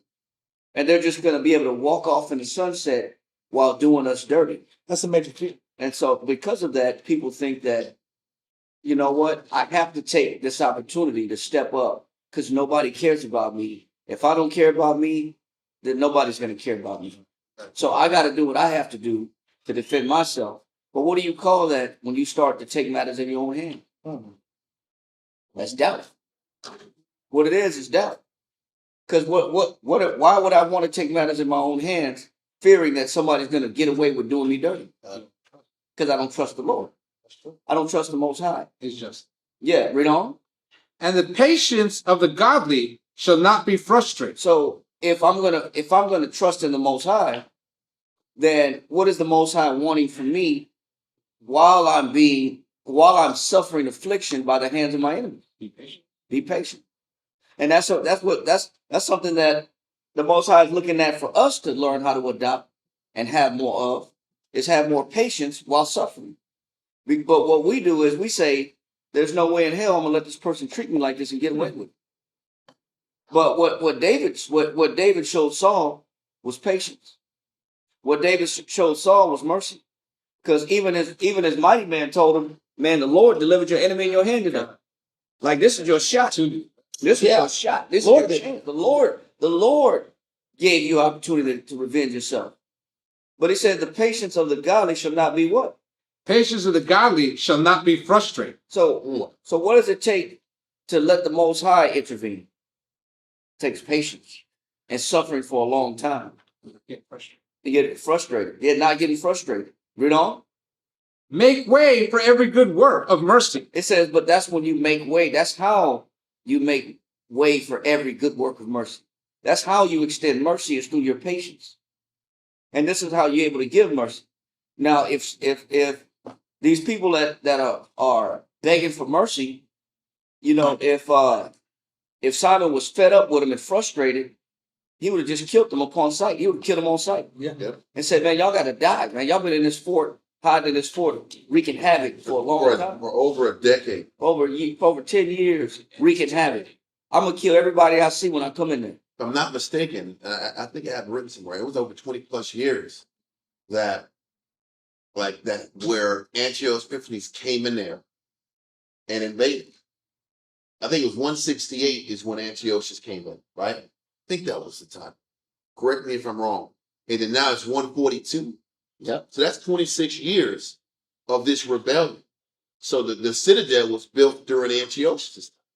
Yeah, I think Antiochus was 160. So it's yeah, around 157. So there, 150. there we go. So it's around 25 years of this citadel being like that. 25 years of wicked. Yep. And on your point, one would just kill all these guys up. But there was still mercy not to kill them.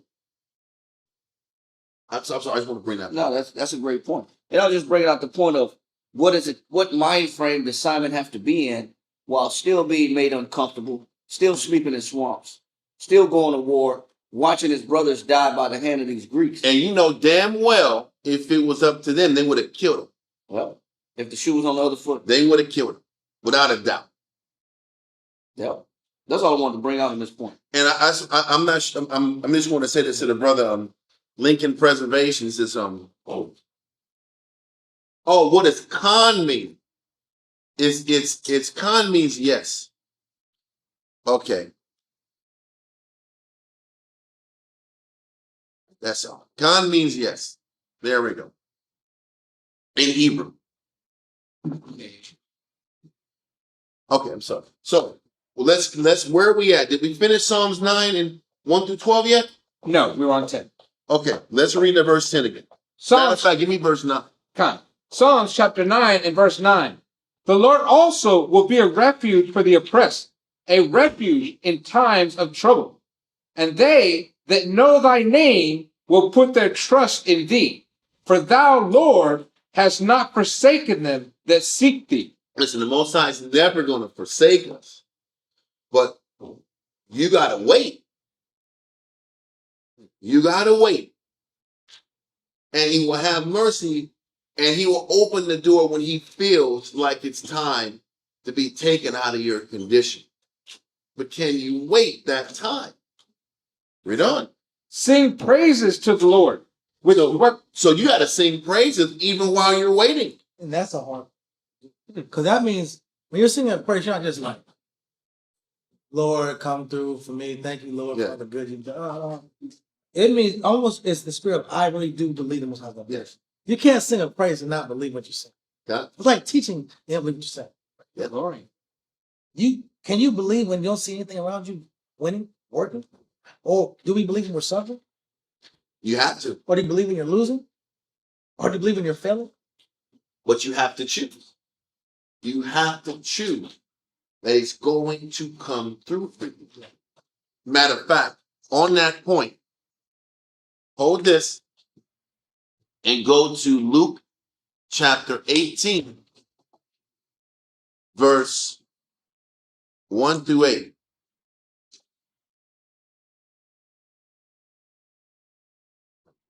Sorry. Luke chapter 18 and verse 1. Luke chapter 18 and verse 1. And he spake a parable unto them to this end, that men ought to always to pray and not to faint. We're always supposed to pray and not to faint. And this is a reminder of why we're supposed to always pray and not faint during our adversities. Read on. Saying, there was in a city a judge, which feared not the Most High, neither regarded man. And there was a widow in that city, and she came unto him, saying, avenge me of mine adversary. Mm-hmm. And he would not for a while. Because you know, if it don't make dollars, it don't make sense. Well, I'm gonna sit back here and chase this guy. This ain't make me no money. Read on. But afterward he said within himself, though I fear not the Most High, nor regard I man. don't care about justice and judgment. I'm not caring. I don't care about that. If it's about political, financial decisions, yeah. But because I don't really have any skin in the game on this, and I don't really want to do this. Read on. Yet, because this widow troubleth me, She keeps coming to the damn office.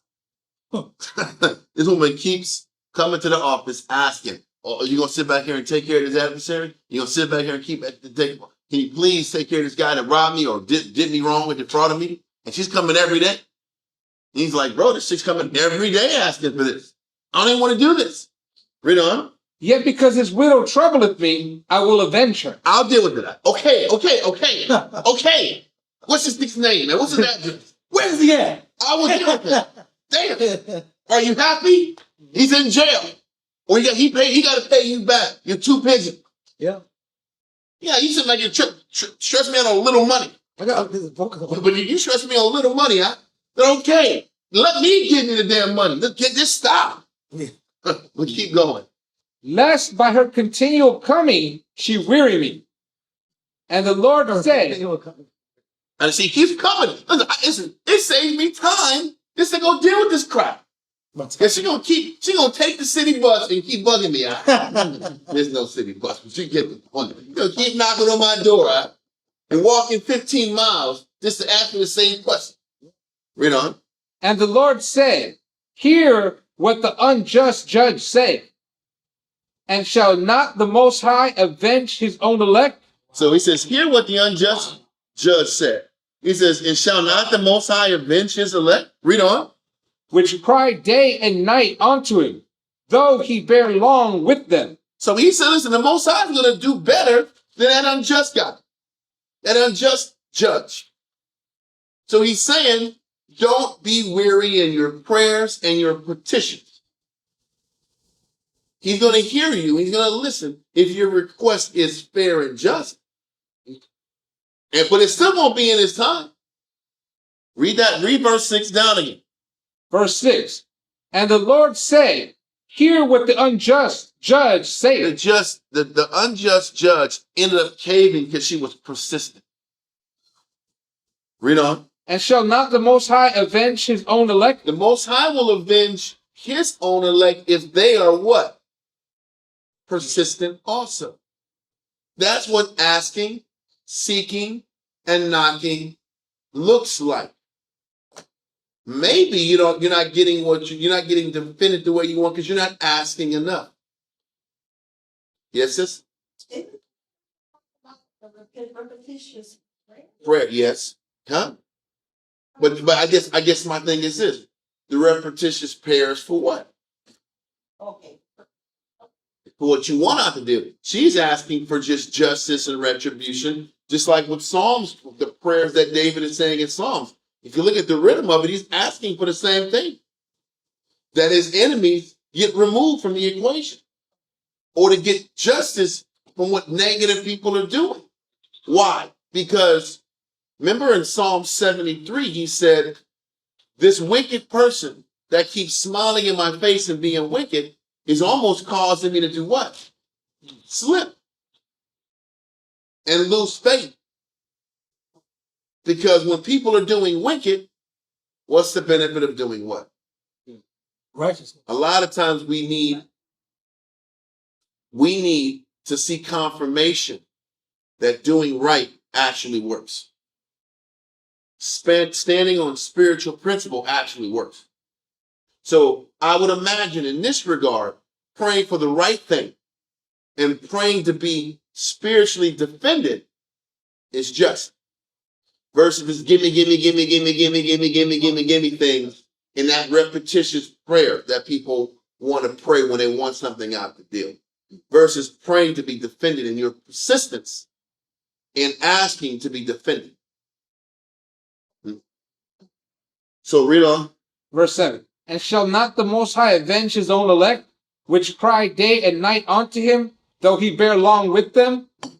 I tell you that he will avenge them speedily.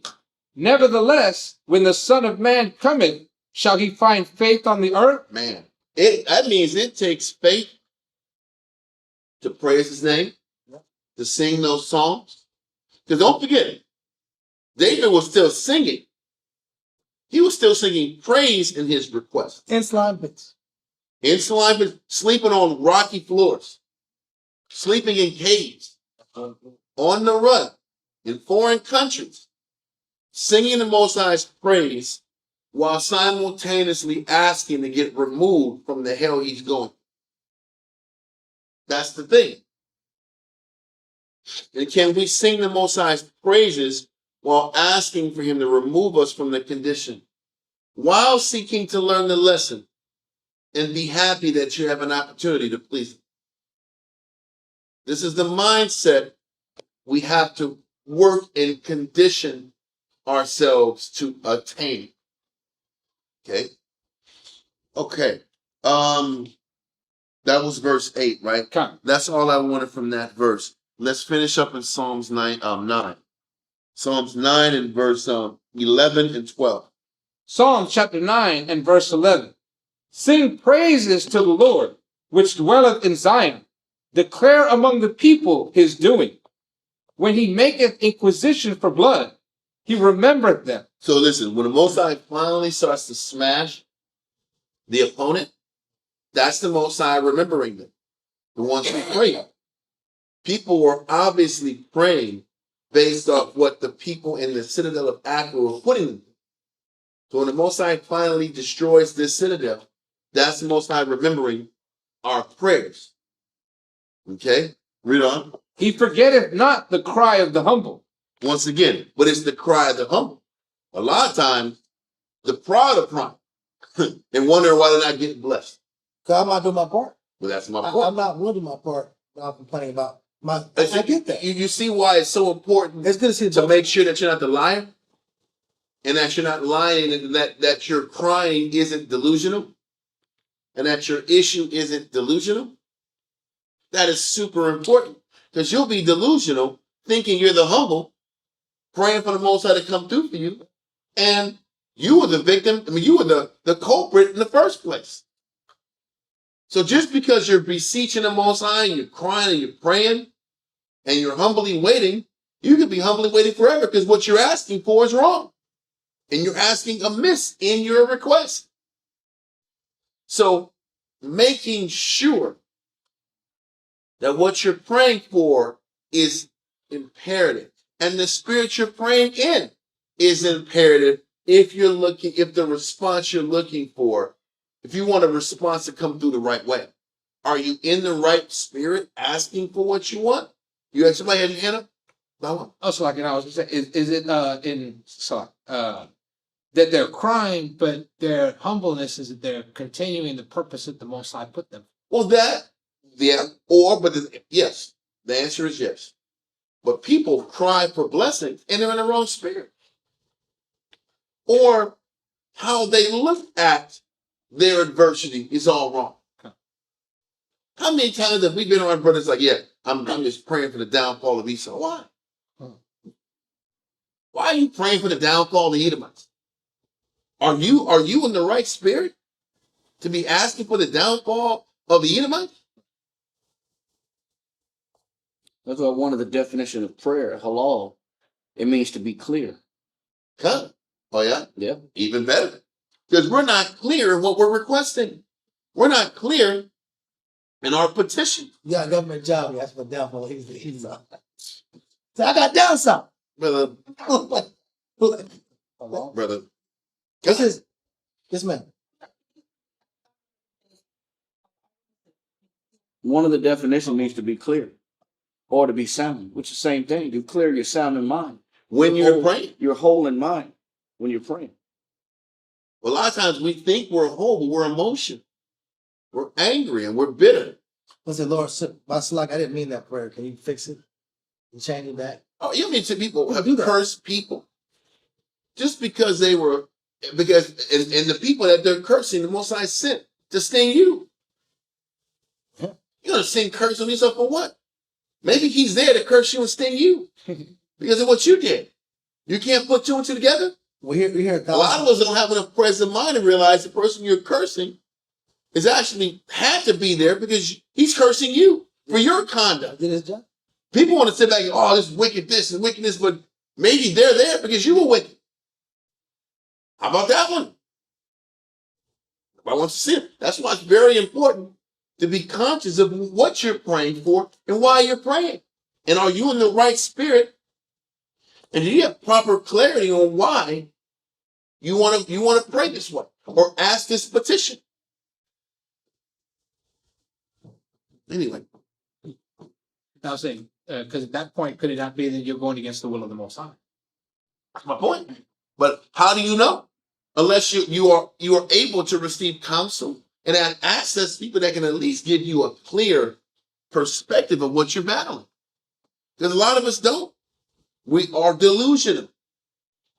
So if you're delusional, your prayer is in vain.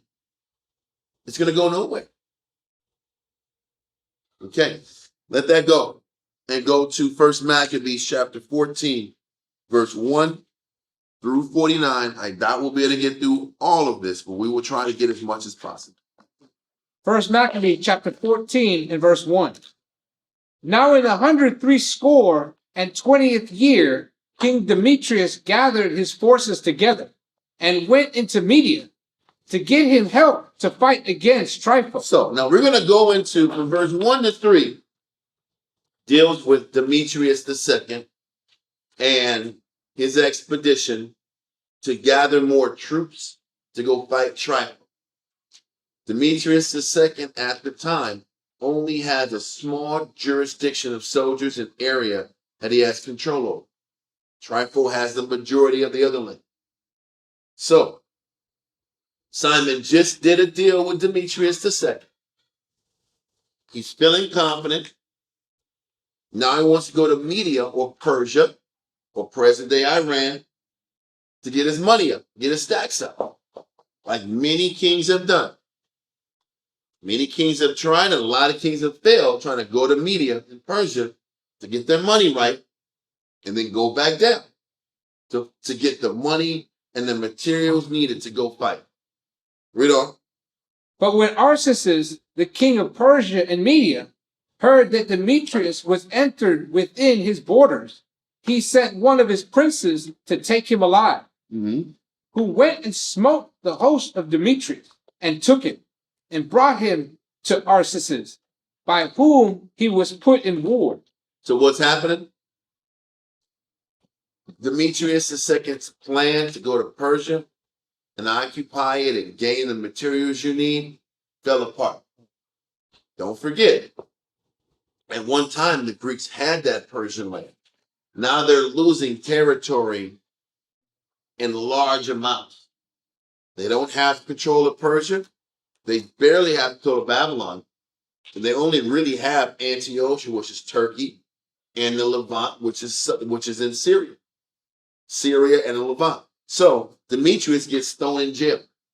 The same guy Simon had to deal with that says no tax to the Jew. Now, What does that mean? this Deal on, deal off. the deal, how can he enforce the deal?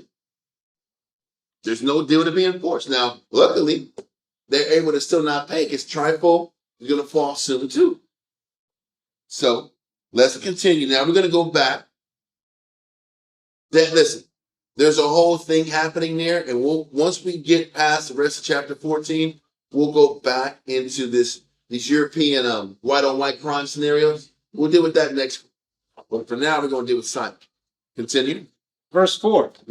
As for the land of Judea, that was quiet all the days of Simon, for he sought the good of his nation in such wise, as that evermore his authority and honor pleased them well. And as he was honorable in read verse 4 again. Verse 4. As for the land of Judea, that was quiet all the days of Simon, for he sought the good of his nation in such wise, as that evermore his authority and honor pleased them well. Listen, his authority and his honor please the people. Hold this and go to Proverbs 27, verse 3.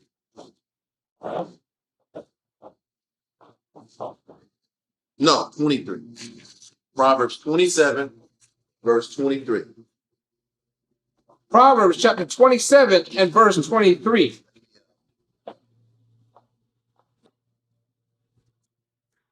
Yeah, read it. I got it. I know it. I know what it's saying.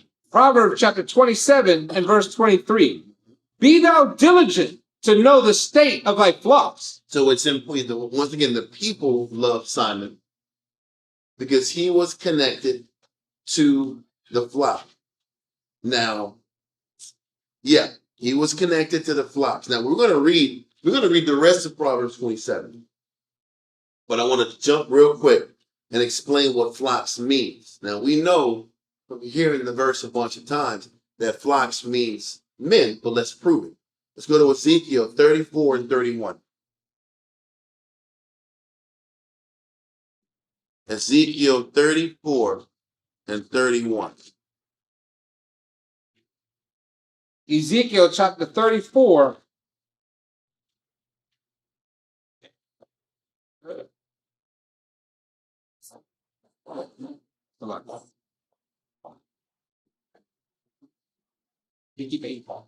Ezekiel chapter 34 and verse 31. Sir.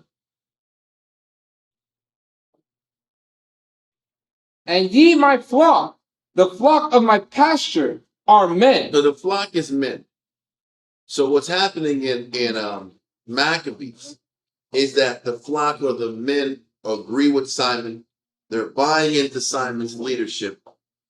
They're buying into how the direction he's taking the nation. Okay, let that go and go back to Proverbs 27, verse 23 down. Proverbs chapter 27 and verse 23. Be thou diligent to know the state of thy flocks, and look well to thy herds. For riches are not forever, and doth the crown endure to every generation? So what is he saying? Instead of focusing on your position, instead of focusing on being on top in your position, instead of focusing on riches and power and authority, the focus should be on your flocks. Now, really, the funny thing is, Proverbs 27, verse 23 down to 27 is talking about agriculture. Read it from an agricultural perspective. Read verse 23 again. Verse 23. Be thou diligent to know the state of thy flocks, and look well to thy It's herds. talking about your animals. Make sure they're healthy. Make sure they're fed. Make sure that they're hay, they have the hay they need, and they have the shelter they need. Read on. For riches are not forever. You're not going to be on top forever, but so you better take care of the vehicle that keeps you getting paid. Take care of the resources that keep you on top versus the money you've got and the resources you got now. You better take care of the resources that's keeping you going. Like for us, you better take care of these damn trucks. The trucks keep you going. Versus focusing on making whatever, you better make sure you stay on top of the resources that keep you getting paid. Read on. And doth the crown endure to every generation? Read on. The hay appeareth, and the tender grass showeth itself, and herbs of the mountains are gathered. He says, but once again, why does the hay appear? And why does the grass show itself? And why is the herbs in the mountains gathered? To take care of what? Your flocks. And to sustain what the Most High blessed you. So once again, why do we have access to riches and resources? Is to take care of the people or the animals that keep you afloat. Now I'm bouncing between animal talk and people talk. But what's the lesson? Instead of making it about you, you better make it about the resources needed to sustain life and your businesses and how you eat, or the animals that keep you sustained. You know, all throughout the scriptures, the Most High is trying to show us to stop making it about what? Yourself. You better make it about all the vehicles and the resources and the blessings the Most High gives you to keep your family fed and to keep the work sustained. This is why we can't get so caught up into being against our bosses and to being against our crappy jobs that we want to complain about. We can complain about our job, but without them, where would you be? Broke and struggling. So what is he saying? You better take care of these resources that are keeping you fed. You better sit back here and put the ample mindset on keeping these things up. I want to expound on that too. Please. I'll go to page 220 in the Josephus. Okay. And Do you have the chapter and stuff? yeah, book 8, chapter 4. What, once again, is it Antiquities? Yeah, Antiquities of the Jews, book 8, chapter 4, paragraph 4. Sorry. 8, 4, and 4. That's page 220. Line 118. And get just straight, jump down to the point, line 121. Got it. Antiquities of the Jews, book 8, paragraph 4, line 121. Read. He exhorted then also. He said he Exhorted. He said he exhorted them also. Go ahead.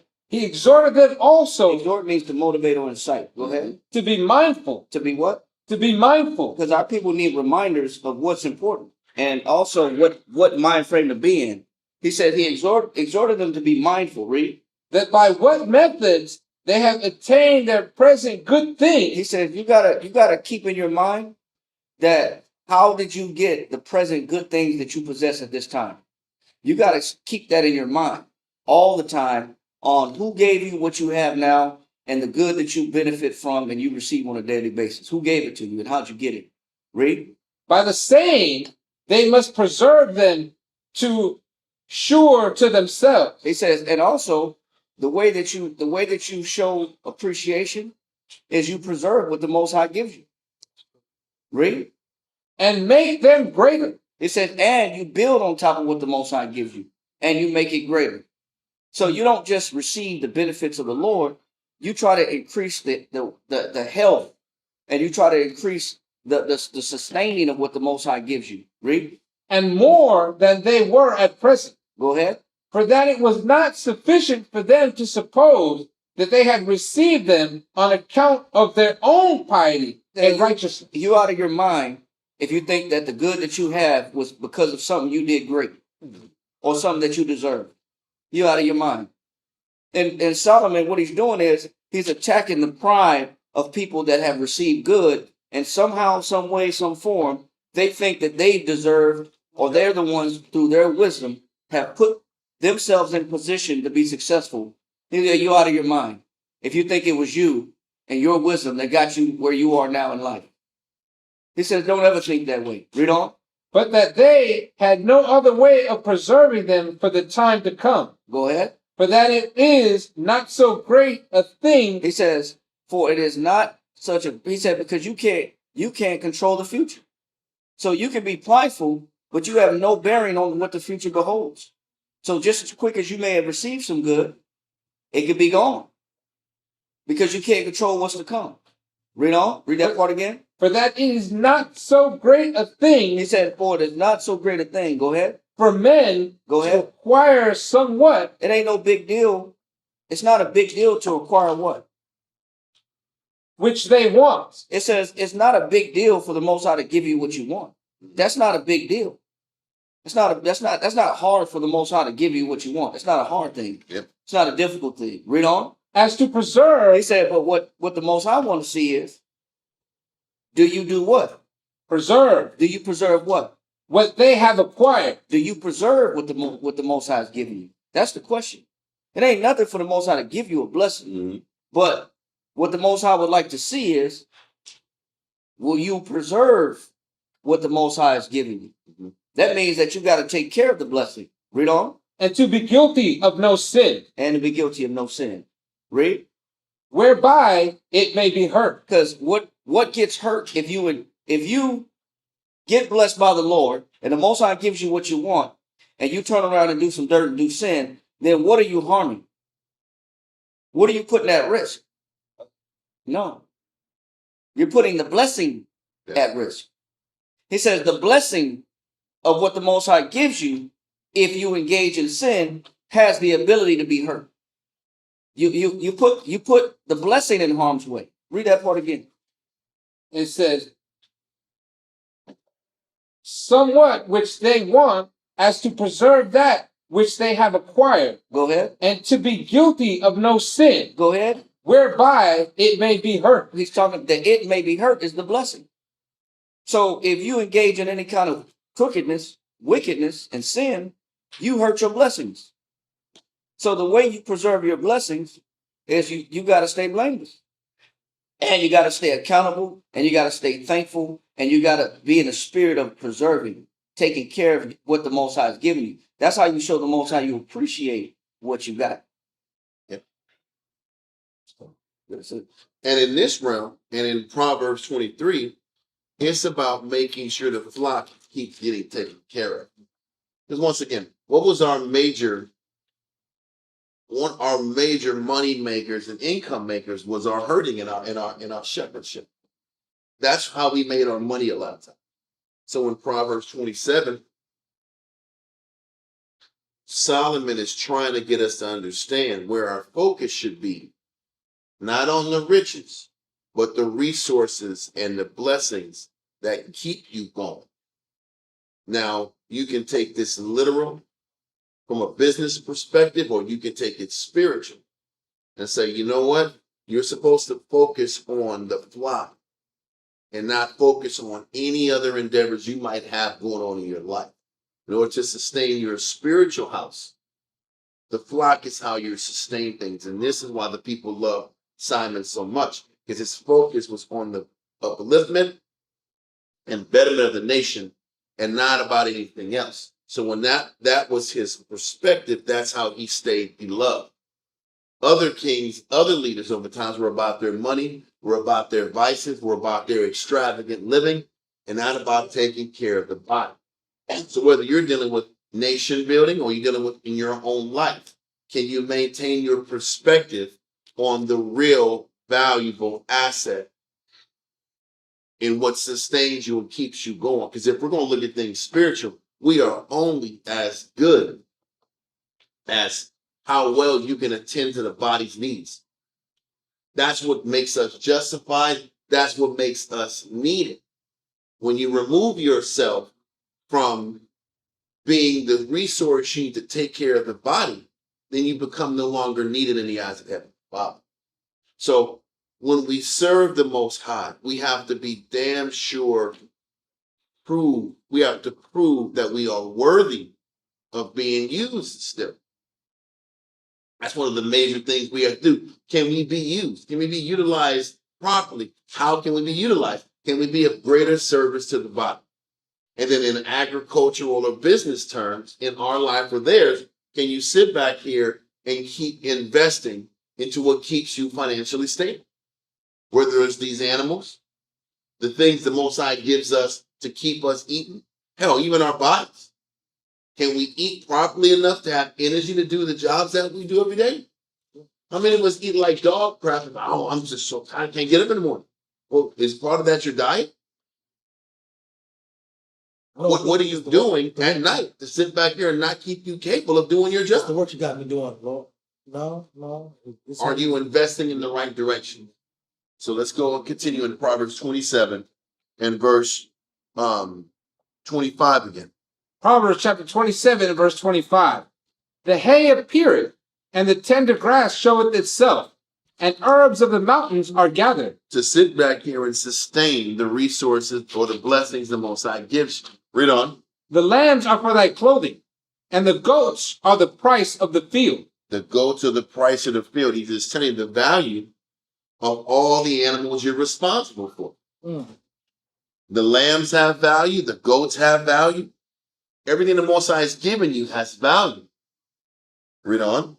And thou shalt have goat's milk enough for thy food, for the food of thy household, and for the maintenance of thy maid. So what is that? This is why he said in verse 23 to be diligent to know the state of thy flocks.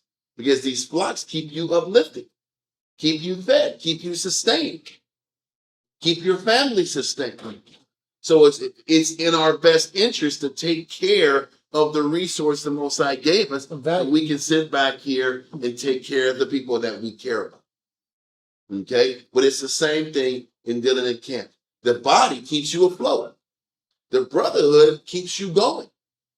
And if you don't counsel the sisters, it makes the men's job 10 times harder than what it already is. So it would behoove us to keep the men and the family strong and stabilized in the book, which means that's what it takes to keep a camp or the body of Christ sustained. So we can all be sustained. That makes sense? Okay. Let that go. Let both of those verses go. And let's go now to Ecclesiasticus in the Apocrypha, chapter 10, verse 1 through 5.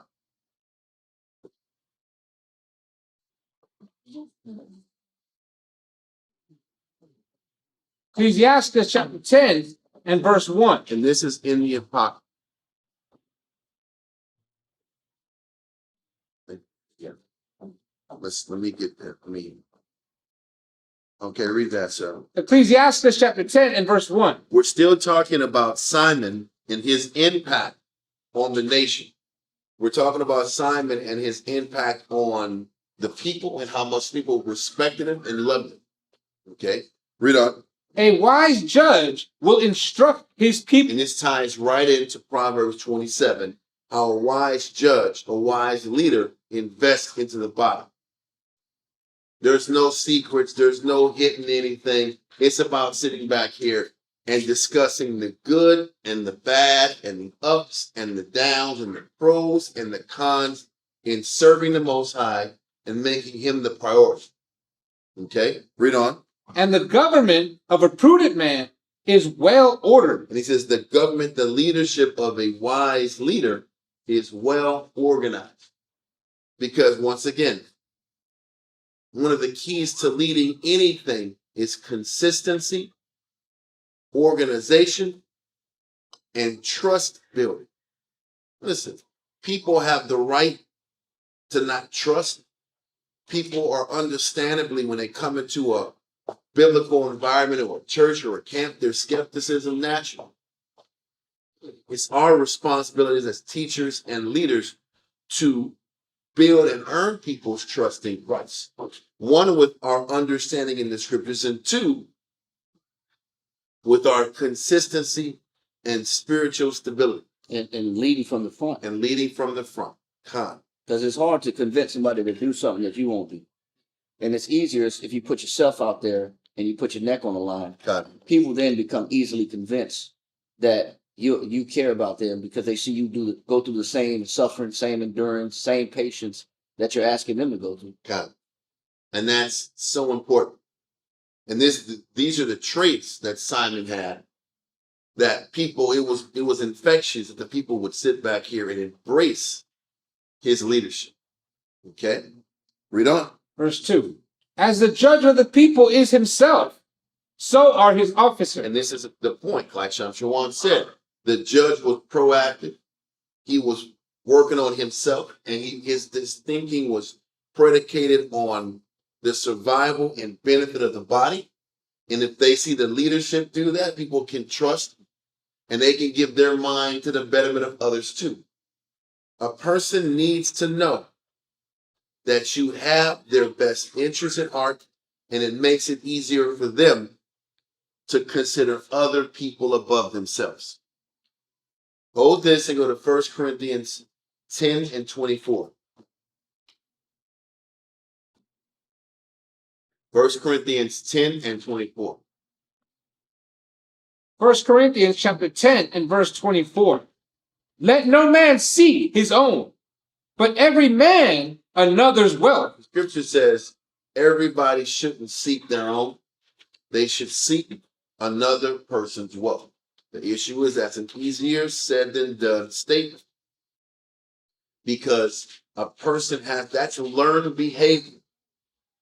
And you have to see somebody consistently selfless to have the courage to be selfless. Yeah. Because if I see somebody making selfish, one-sided moves, very hard to sit back here and play the okie doke role and be this selfless individual when I see another person being a Uno guy, a one-sided person. So this is one of the major components of leadership. The judge has to be selfless. And if the judge is selfless, it's easier for everyone else to be selfless. And this is what they obviously saw in Simon. Read on. It says, let no man seek his own, but every man another's wealth. Now go back to Ecclesiastes 10 in verse 2.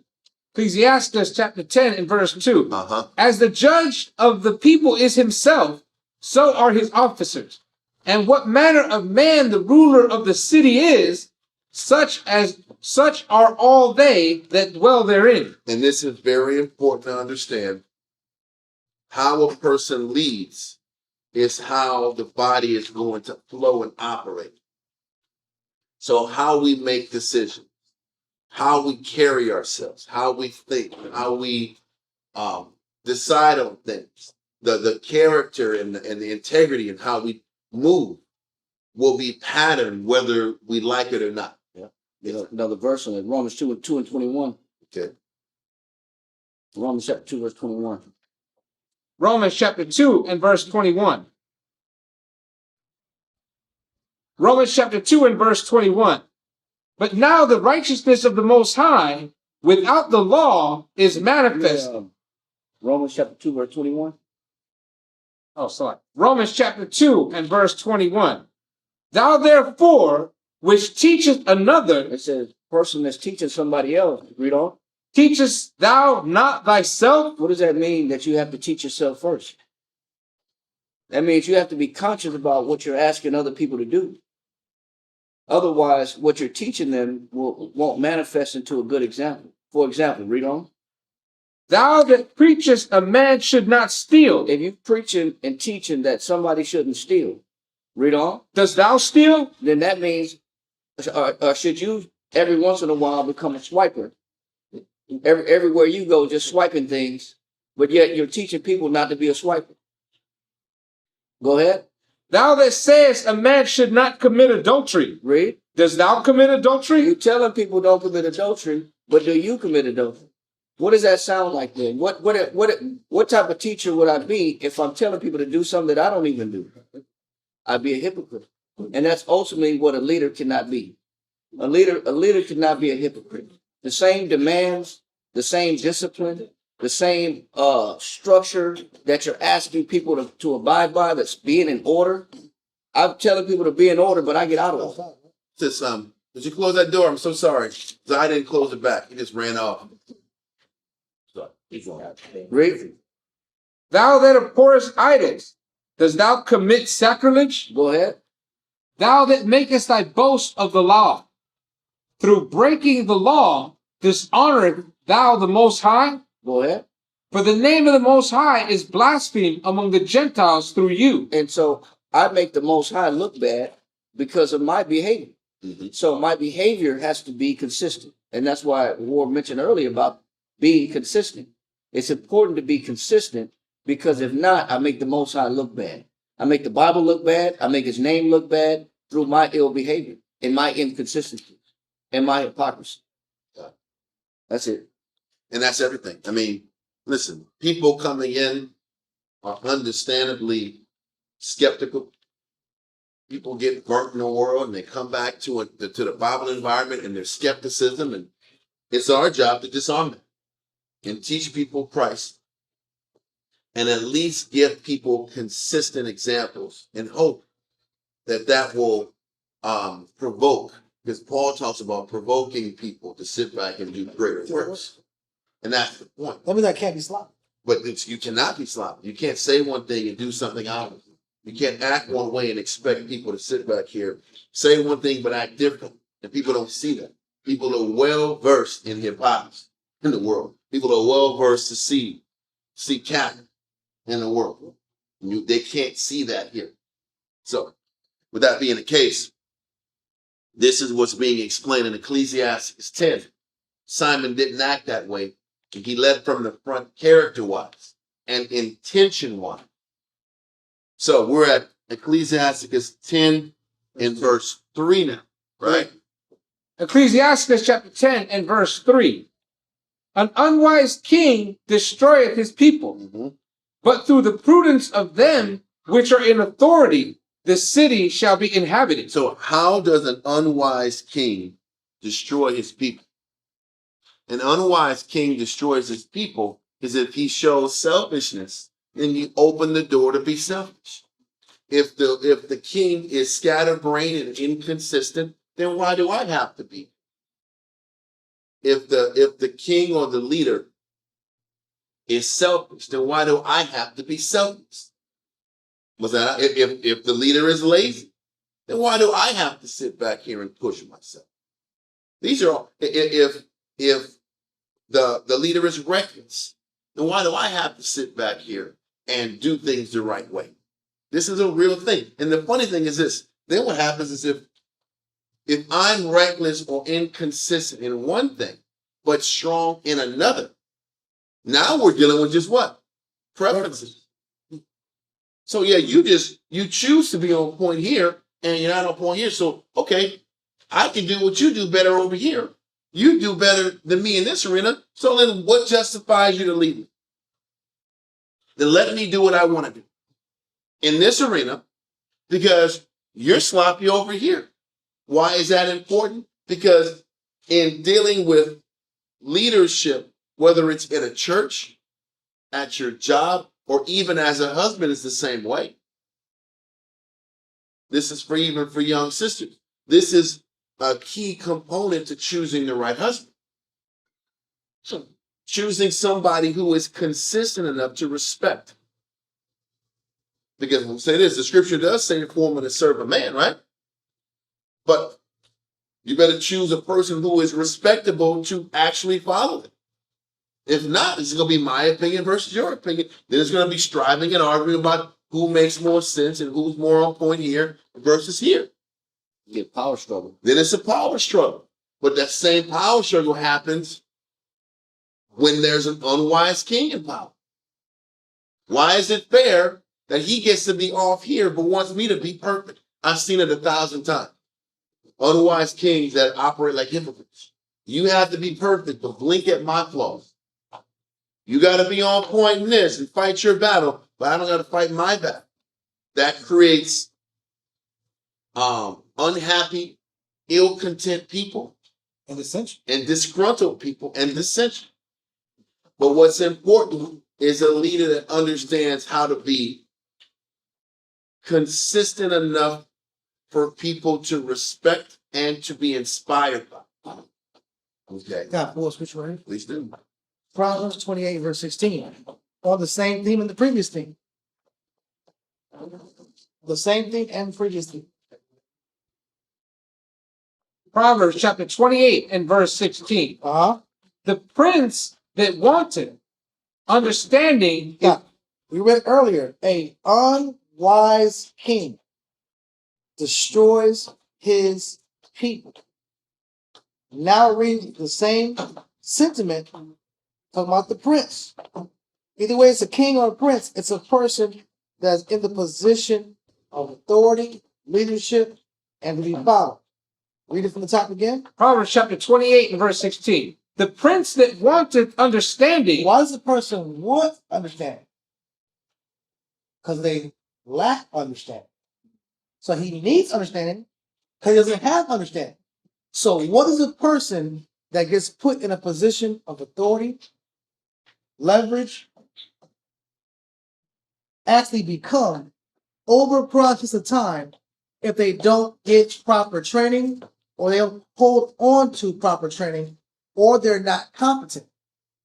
Read. Is also a great oppressor. So a person who lacks understanding and doesn't pursue understanding and doesn't pursue training or doesn't upgrade training or doesn't operate competent in affairs over a process of time becomes a what? A great oppressor. A person that's oppressive. This person starts to oppress people. That means I start to extract or make unnecessary decisions that put people in a position of suffering. Let me explain that. I have to. Oppression is this. You have to suffer for my mistakes.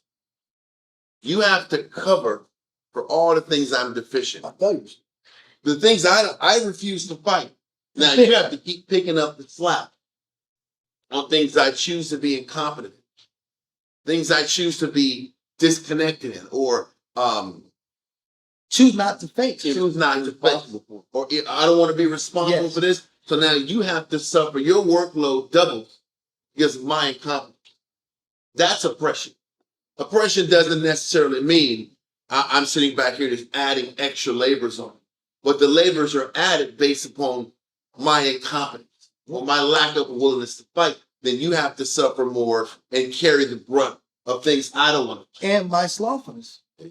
My slothfulness, my deficiency of virtue, and my inability to follow advice, and my inability to hold on to working processes and methods, that will lead to, over time, the people that are the sheep or the dependents become oppressed.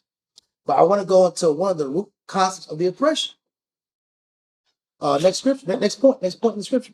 But he that hateth But covetousness, he that what? hateth covetousness, The person that hates covetousness, read, shall prolong his days. he'll last longer in the position of authority because he hates covetousness.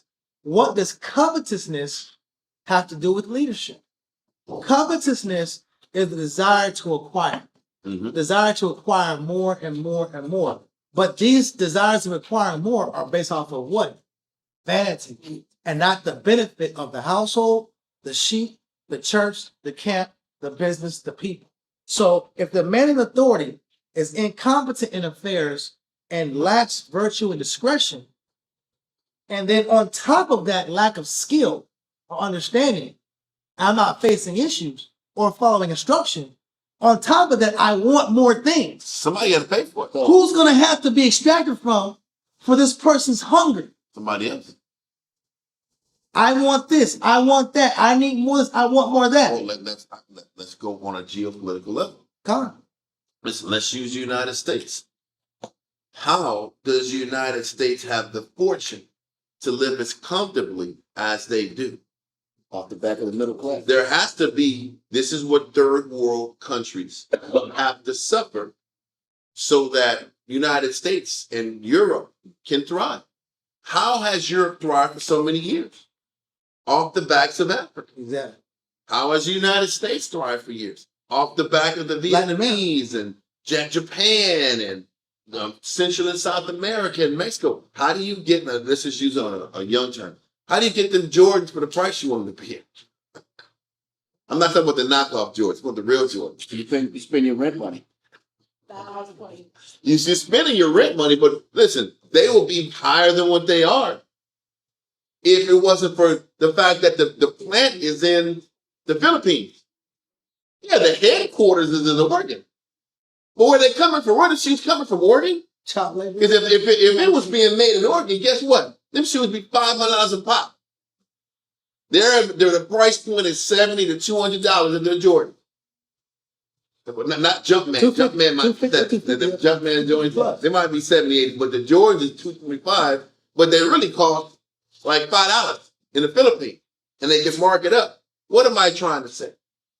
These deals, the lifestyle that we have here is because other countries suffer. This is what oppression looks like. Everybody talks about how the people in Venezuela are suffering and Cuba. I'm gonna say this: if they were living better, we would live less. We would live at a lesser level.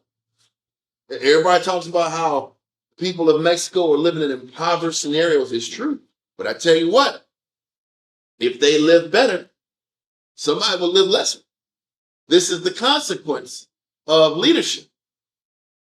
If we want everything to be equal on an equal playing field, okay, then Europe have to go down a couple of notches in lifestyle, and the Africans be rolling in some Hummers. But do people really want that? Not really. That's not politically popular in The hell no. in the first world. People want to make their money. But once again, that is what oppression looks like. It's a capitalistic notion. Mhm. It's a capitalistic sentiment, and you have to extract from other countries in order to put yourself in a position of being this person that's, comforted. Yeah. Or your own people, or the people of the land have to suffer for the head guy to be comfortable. Someone has to lose so someone else can gain is the root principle in this type of economics. Mhm. Well, that also applies in the biblical realm too. When you have a leader that's in the spirit of covetousness, we're reading covetousness. I'll read it right here. This is covetousness. A strong or inordinate desire of obtaining and possessing some supposed good. There might be an inordinate desire for comfort, or an inordinate desire for resources, or an inordinate desire for rest. Inordinate or out of order desire for rest. Okay. So because of another person's desire for extreme amounts of rest, who has to make up for those extreme amounts of rest? Who has to carry the burden? Yeah. The sheep. Mhm. So what are we saying? We're saying the king that's unwise destroys his people. Now getting into the detail, how does he destroy his people? Either lack of confidence in affairs, lack of desire to follow instruction, lack of desire to face issues and address issues, disorganization, or extreme wants. And because I want more and more and more, who has to suffer because of my wants? Yeah, the house has to live by a budget, but I go shopping every weekend. Thank you. Thank you, Sean. That's what it is. I want to eat. I like to have Brazilian. Brazilian. I want to eat Brazilian food. Okay, that's good. You want to eat Brazilian steaks all day? That's great. I do too. But in the month, nobody. Only way for the high grade meat at the spot too, not the low grade thing. Give me that high grade I stuff. don't want a Brazilian hamburger. I want Brazilian. You don't Flavor want one, Brazilian hamburger. That's I want those black Angus cows out there. I see in Brazil with the hump on their back, all that shiny skin out, and they're eating that rich grass. I want that. I want. So when you're at the steak spot, you have your little green card. He says, no. I want top shelf only meat. Give me top I shelf. want them. Because what they'll do is they'll saturate you with the low grade meat, and then you're meat drunk, and you don't have enough appetite for the good stuff. Yeah. They will flood you with like the lower grade meat, Low grade meat. Yeah. and you're so excited to have meat in your life. Like, oh, I think everything. There's so much seasoning. There's so much seasoning. And then here comes that black Brazilian Angus out. They start off with chuck. Why would you want to say like? When is this guy that has the real meat gonna come through? Yeah.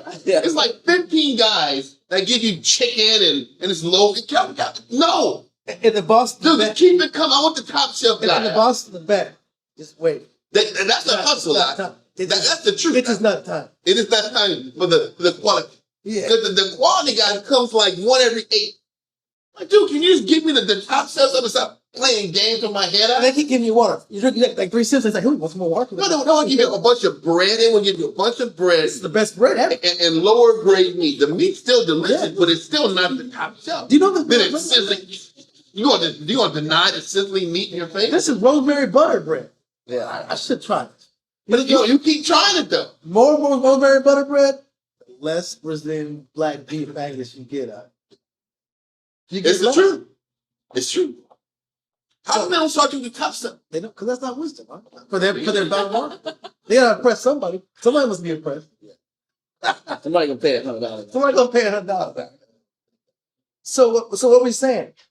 You gotta get people that Wait till the top shelf meat comes. Ask for that. wait till top shelf comes. Ask for the top shelf meat. What? It'd be better if you know the exact name of it, the cut. Anyway, I'm sorry. Yeah, yeah. Whatever cut is, I don't know what the cut is. Filet mignon. Label when you're like, Huh? Yeah, Then I can tell you, you've been that takes me back until somebody says it. You ask for it, then it comes beef up. ribs. oh, you asked. And they're like, damn. And then you get to them fast and all that see that. Hey, I was gonna say that real quick, guy. What was that? Not Chuck. It was Chuck. More Chuck. Oh my God. So That was chitlins. That was the inside. That was Chuck's. You don't want that, dude. You don't want that. Anyway. we got so much more mashed potatoes. Yeah, that's good mashed potatoes. These are good mashed potatoes also. They're rosemary butter that's good. So what's the point? The point is when people have extravagant appetites and they're in leadership, who has to pay for those extravagant appetites? There's two people. So you have to learn to value selflessness so that you deal with the correct type of leadership. Correct leadership is selfless. Correct husbandship is selfless. Correct motherhood is selfless. Correct officership is selfless to where you are satisfied with living. And then when you can do that and show that from the front, you give people confidence that they can do it. And you inspire people to be selfless also. Yeah. And this is what Simon was able to do, set the tone by judging right. Right. And this is why people hide clothes with brand new tags in the back of the closet. Hide clothes in the back of the closet. People hide clothes in the back of the closet. First of all, how did you bring those clothes in the house in the first place? If you're You put them in trash bags. Yes, Yeah. very true. They came in the put house. new clothes in trash. They came in trash bags, and they were stuffed in the back of the That's closet. Well, the So, question is, did you keep the tags in the closet? Yeah, they still got. Why'd you keep the tags? Because of eyeballs. They're That's tucked eyeballs. in. They're tucked in the Huh? on the blouse or whatever. And then you ask, well, when'd you get this? It's brand new. Oh, I've been had that. Big hand. I've been had that. I'm just. And then but see, but what is that? What does that do to somebody else? And let me hide it. Exactly. Let me sit back and cheat the system then. Yep. God. But we're just all we're saying is that these expensive appetites, it opens the door for everybody wanting luxury. Yes. And when everybody wants luxury, then everybody comes into poverty over time. Or the easy way out. Yeah. Everybody Well, yeah. gets accustomed to the easy way out. Yeah. And then a society, a church, a household starts to fall. Yeah. You got any more? Yeah, I just want to put was 1 point right here. 1 point, I'm done. Another verse? Yeah, Proverbs 21:17. That's not I gotta say this. Proverbs 17. 17 and 1. 21:17. Come. Proverbs Discussing the same thing. We're dealing with competent leadership, competent thinking patterns, competent processes that make things work and make things last for longer periods of time. Right? Mm-hmm. Proverbs chapter 21 and verse 17. Uh-huh. He that loveth pleasure, Now, it's also leadership that loves what? pleasure. Pleasure. The love of pleasure is dangerous. Everybody loves pleasure. Everybody likes honey. Everybody likes the good things in life. But a lot of life is about valuing hard times and valuing challenge and valuing discomfort and valuing, being mentally vexed and seeing the good in vexation. Because if you're not comfort in vexation and comfort in hard times, that means you're going to always desire and want what? Pleasures. But what's the condition that comes after the desire and the pursuit of pleasure? Read. He that loveth pleasure shall be a poor man. He that loveth pleasure shall expend resources and make dumb decisions to attain the condition of his pleasure. But the consequence of pleasure is what? All this got to stop. It's poverty. Poverty is a consequence of the pursuit of pleasure. Read. He that loveth wine and He that oil. what? He that loveth I wine. like wine too. Everybody likes wine. Wine is good. But the love of wine is a problem. The love of it, being passionate about something, means you have to have it all. Well, the love of wine, and you want it often, now you're spending a lot of money and resources for top shelf wine, high caliber of wine, or copious amounts of wine, which means you're wasting rent money, you're wasting the money. You said about spending money to take care of your animals, spending money to take care of your machinery, your equipment. Make sure you pay your taxes, your bills. Read. And oil shall not be rich. So he that loveth wine and what? And oil. Oil and wines represent what? Forms of luxury, forms of comfort. When a leader is obsessed with comforts and covetousness and pleasure, over a process of time, where is the unit? End of the process or condition of poverty. These are important things to know when you deal with characters of people that you have to commit yourself. I got expensive habits. Yeah, expensive habits, and and I got. I'm dripping right now. Well, that's good. You're dripping today, and you're dry tomorrow. Well, you're in the pawn shop tomorrow. The pawn shop tomorrow. Drip today, pawn tomorrow. So the Most High is showing. We're not talking about physical luxuries and jewelry. We're talking about not being able to live on budgets, not being able to live tight, not being able to be disciplined for extended period of time. If you have an undisciplined leadership, or you're a man that's undisciplined, you're driving the men, the women, the households into the condition of poverty because of covetousness or desire for pleasure. And that's because of lack of wisdom and a lack of understanding And self-control. and self-control, which is a product of what? Incompetence. So why does the Lord always put us in check and put us in battles and make us do campaigns and make us sacrifice and make us deal with correction? Because those are instruments and vehicles to teach leadership what? Competence. Can't waste money. Can't waste time. Can't waste spirits. Can't waste souls. Can't abuse people. Can't abuse mercy. Can't waste time and not study. I can't afford to. I can't afford to be like this. I can't afford to be totally into pleasure. I can't afford to be covetous. Because there's people that are dependent upon us. So this is an important mindset to have if you want the Lord to bless your leadership, your motherhood, and your husbandship. That's the point I want to pull out. So let's get back to Ecclesiastes 10, verse 3 through 5. We'll get through this. Ecclesiastes chapter 10 and verse 3.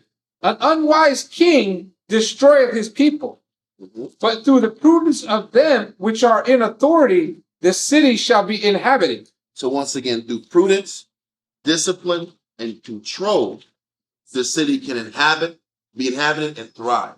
And this is what Simon did. He was prudent, and his decisions were based upon sustaining the people, and this is why the people loved him.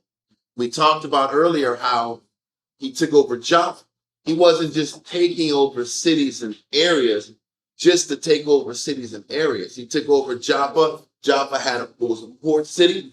Now you had a place where you could sit back here and buy and sell and make money and make commerce for your nation.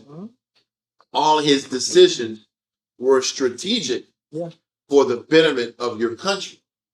And that's just what it was. And this is what it takes to lead well.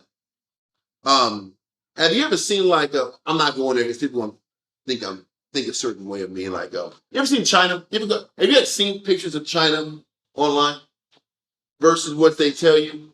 You know, China reality. China's communist, right? Versus propaganda. But have you actually seen the country? Have you seen pictures of how the city looks and how the transportation is and how futuristic? Yes. There's a guy on YouTube who used to live in China, and like his whole channel is like exposing like the propaganda, like. So read the comment, but you gotta read the. No, she exposing the. No, I'm saying, but you gotta read the comment section. I can't believe it. They're living better than us. People in China live better than most Americans. Do you ever see like Philadelphia online and how Philadelphia looks? It looks like The Walking Dead. You ever see like The Walking Dead? Like, they're literally in Philly. They're like this. They're like hunched over. I want to say. It's like it's like The Walking Dead, bro. It's the same thing with like San Francisco, Oakland. It looks horrible, and there's just like streets full of fiends. L.A. Skid Row, the gas station people. Hollywood. I'm from L.A. You go to Hollywood, you think, oh man, Hollywood is something special. Hollywood got around 5 blocks. That's popping. Then them fiends be out there. Them fiends, them he-she's, them boys, them tricks. What you want to call that? We don't talk street. People think, oh man, Cali's dope. Listen, I was young when I was in Cali, but I didn't get a chance to go out every once in a while, right? When you don't got money to park, you got to walk a few blocks because it's not like either gonna like pay like $40 to get somebody to take your car somewhere, valet it, or you walk. But when you're walking to get to where you want to go is fire. Listen, the bars and the spots, I'm like, this is living. Because Cali it's always 70 in Cali. It's always breezy. But you go in there, it's cool. When you walk back, damn, there's real haves and have-not. It is not just luxurious Sunset Strip and everything. It's not like that. Miami too. It's a few pockets of fire areas, and then you will get robbed down the street. They do not bring a chain and walk that chain from where you're at the club all the way down to your car. Because there's somebody waiting on the spot ready to take your stuff. And this is thriller. Yeah. Whoa. No. Those are the lucid. The lucid cats gonna rob you. But then everybody's like this. They be dancing like in step. That's the truth. You got it. Listen, I'm telling you, you think I'm joking. The big city is horrible. The big city's horrible. Philly, New York.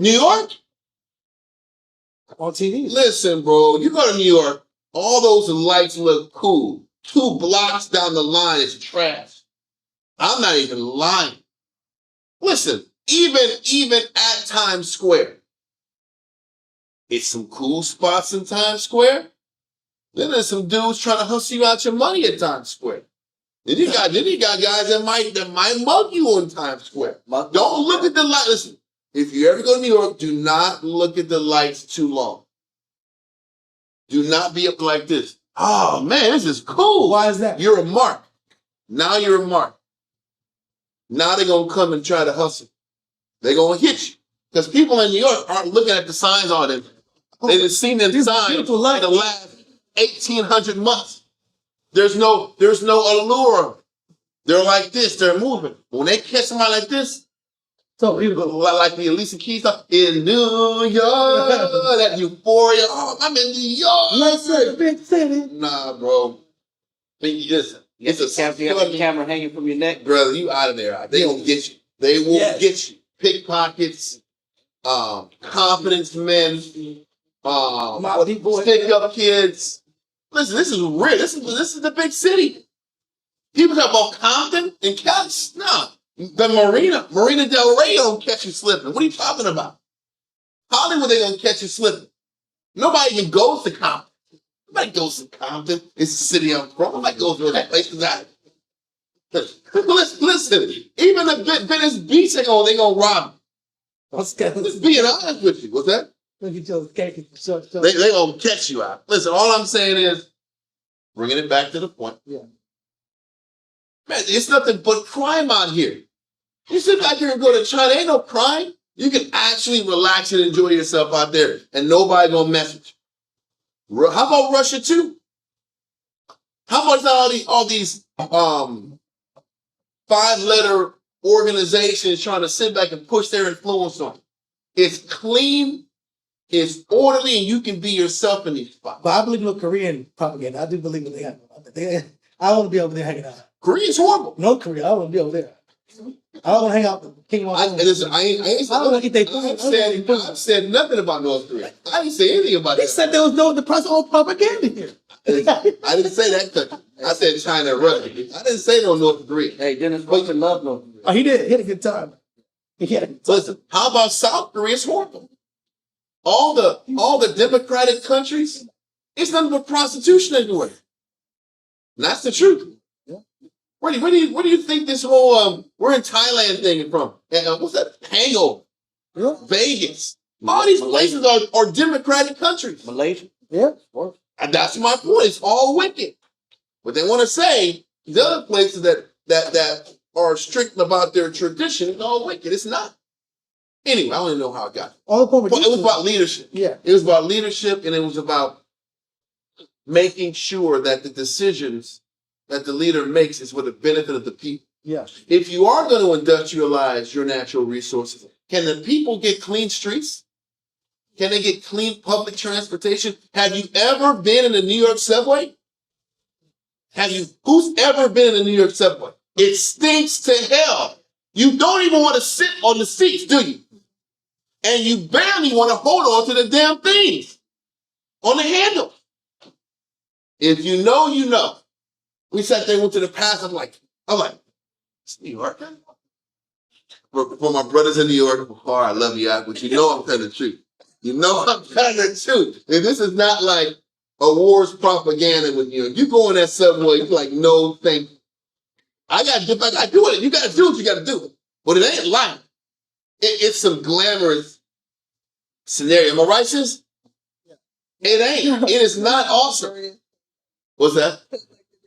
Hey, Jersey dirty too. It is. Dirty Jersey is a name too. It's a thing. But they have bagels.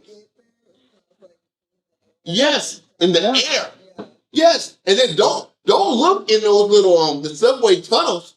It's ratatouille in there. There's some big guys too. They're not just little field. No, it's these guys. They got the red eye. Yes. They're like rats on steroids out there. Oh, man. I'm serious. Look at that Master Splinter out there. A couple Master Splinters out there. Yeah, cousins. Yes. His brothers and uncles and cousins. You got some cousins in there. Bro, I'll never forget a story Kyle got to me about New York. There was a guy that got shot in Bed-Stuy. And I guess it might not have been too long, but he was there dead. And then, but his body was moving. Oh, is that Philip? No, it was not. It was not atrophy. He's popping. He wasn't moving out of atrophy and body releasing gas. Wow. What will be the only other reason that he's moving? No, don't say mice. Like, little itsy bitsy bit. No, rats. It's feasting on his carcass. And this is New York City. That's a true story. Anyway. But this is the cities we have. Seriously, look online on Twitter. and look at images of Philadelphia and the cities where the people are on drugs and there's a particular drug that's really jacking people up. It's the fentanyl. Catmanine. Yes, they said take a look at it, and it's literally some Walking Dead stuff. It's sad. They on crank. Because the people really aren't taken care of.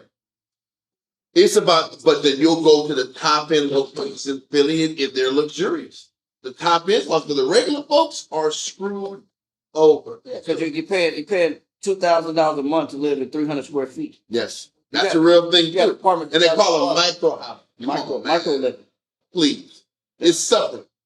Sharing bathrooms with the whole floor. Sharing kitchens with the whole floor. Can you imagine sharing a bathroom with 11 people, man, and their nasty habits? It's hard to get brothers and sisters to equally have the same cleansing approaches in a house.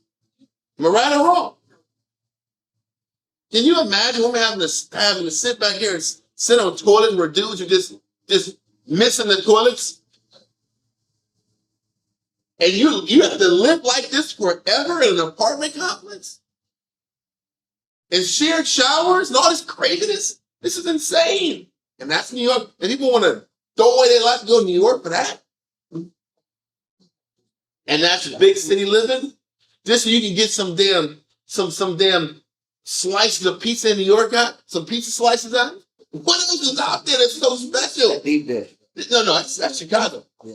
Yeah, there's some nasty little slice of pizza. You gonna throw away your freedoms for some Pizza Hut? And some fancy Subways? Calzones. They love calzones. Some do the right thing, calzones and Pizza Hut? Anyway, what am I trying to say? That's the American dream. That's the American dream. But proper leadership will make sure infrastructure is taken care of. How people get to work, how they live, their environment. That's how you treat your people with love and respect. Take your earnings and take care of the people. Now, am I saying everything about China and Russia is awesome? Because it ain't. I'm not acting like that. But can you sit back here and tip your cap to people that take care of the people for basic scenarios? Look at Gaddafi. Gaddafi, everybody had free education, free health care. And you had 20 large in your pocket as soon as you got married. You had free education. As soon as you get married, we're going to give you 20,000 and a house. What? And he's a bad guy? How is he a bad guy? He also said, this is leadership. When he first got in power, he says, me and my mother will live in a tent until everyone in my nation has their own home. He said that. If that's not leading from the front, I don't know what it is. Did he bomb some people in whatever land, whatever stand? Probably so. Was he some saint? No. But can you sit back here and give credit where credit is due? Because now, guess what happened in Libya? How about slavery is back instituted in Human trafficking is potential. literal slavery. This woman is here on step. This little boy on step. So what would you rather have?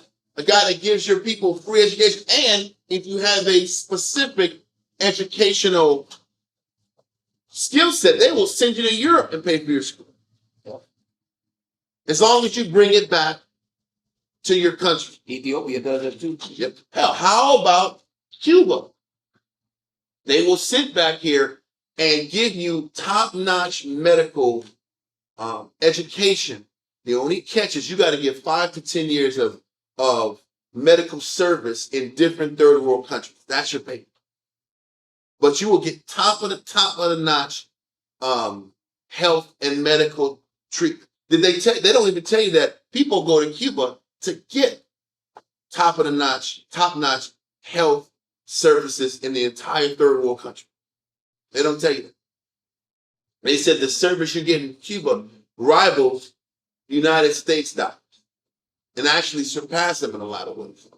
But they'll never teach you. When it comes to Same with the school system. Their school system, their education level is higher than ours. Yep.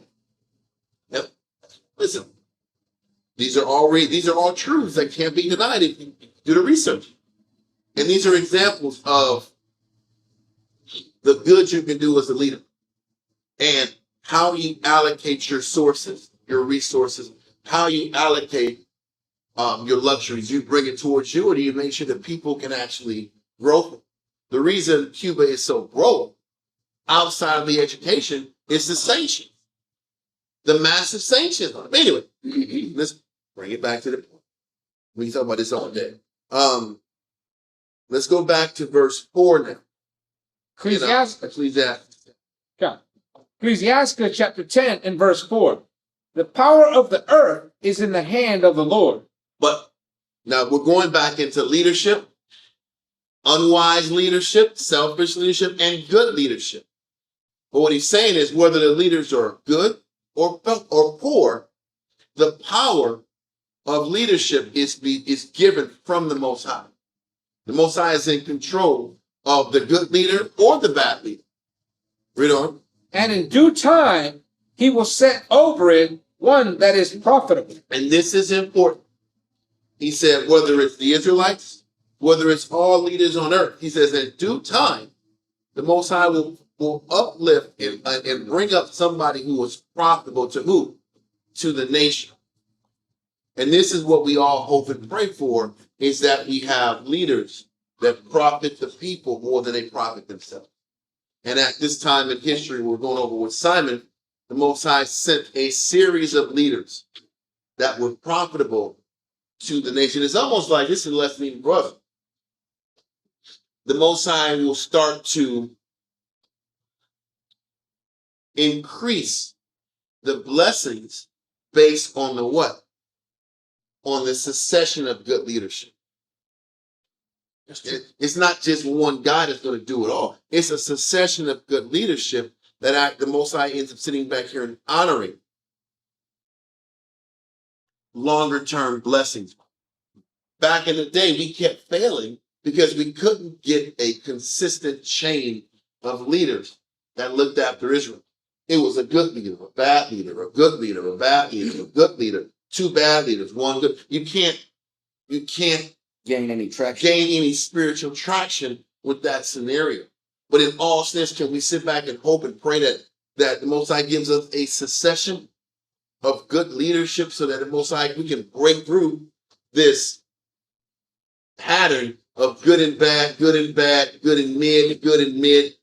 That's what the Most High is looking for us, is we're spinning our wheels on those circles.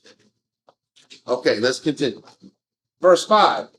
In the hand of the Most High is the prosperity of man. And how about whether the determining factor behind us having good, consecutively good leadership is in the hand of the Most High? Is that us or them?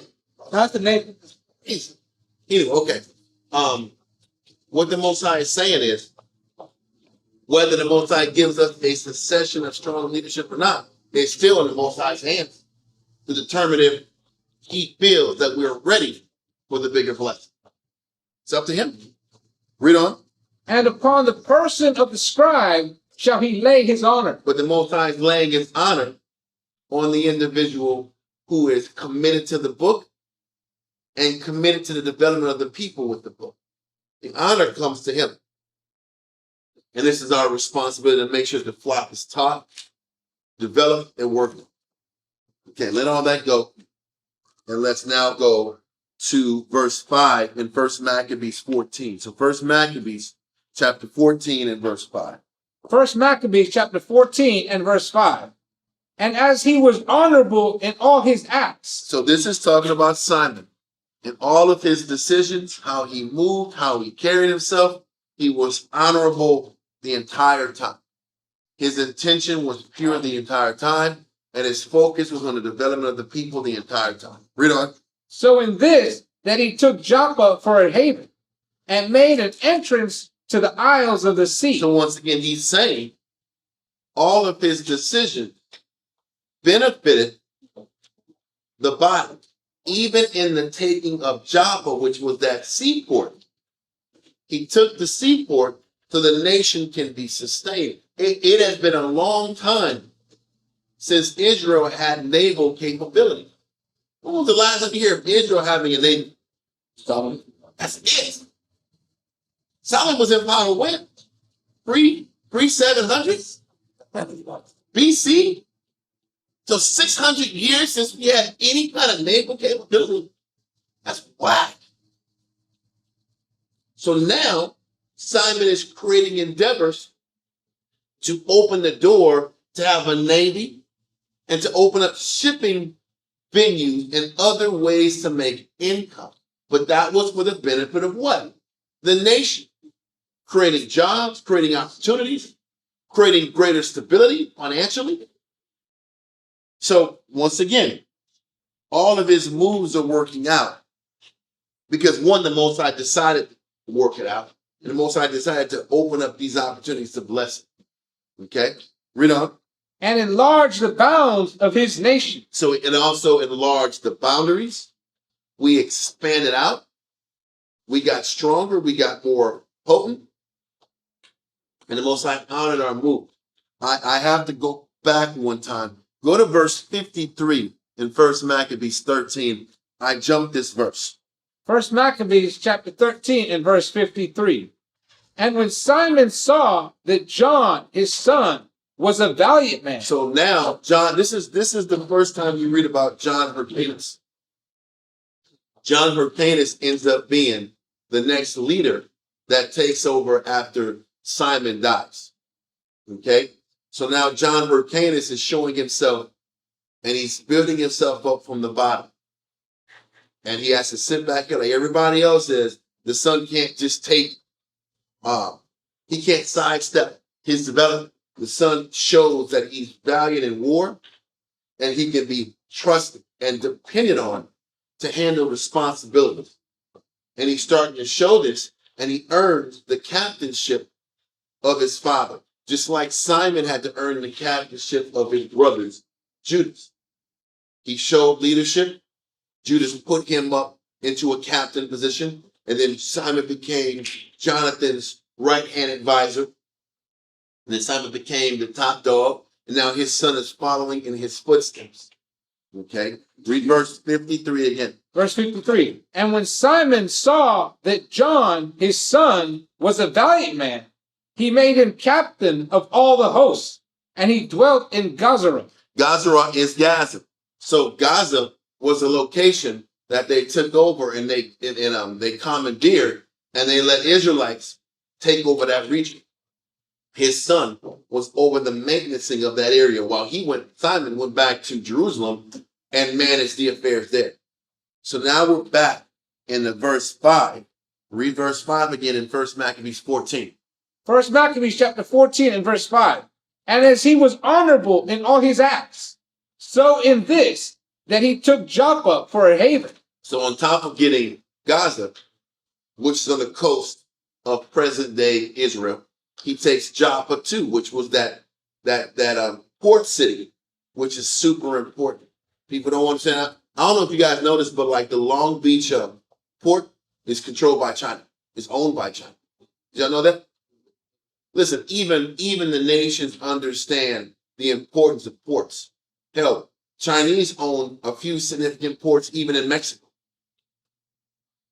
Ports and maintaining ports is important. That's why one of the first things that President Trump did was kick China out of what? Huh? Panama Canal? Panama Canal. Because they had that port city also. They kicked him out because maintaining ports is everything. Ports and canals. What do you think the Strait of Hormuz is about?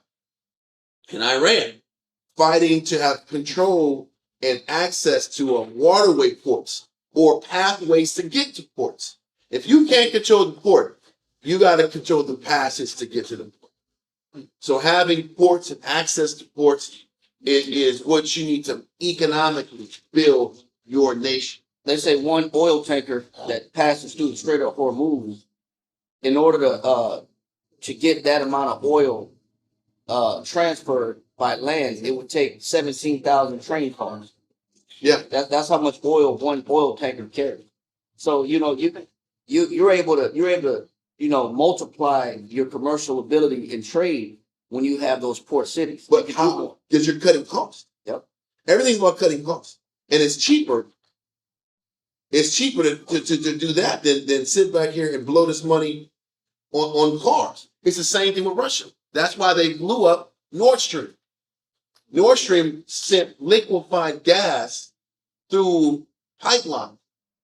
So you cut your costs down tremendously. Now the U.S., Europe has to buy the LNG from the United States. But how do you get it from point A to point B? You have to rely on these boats.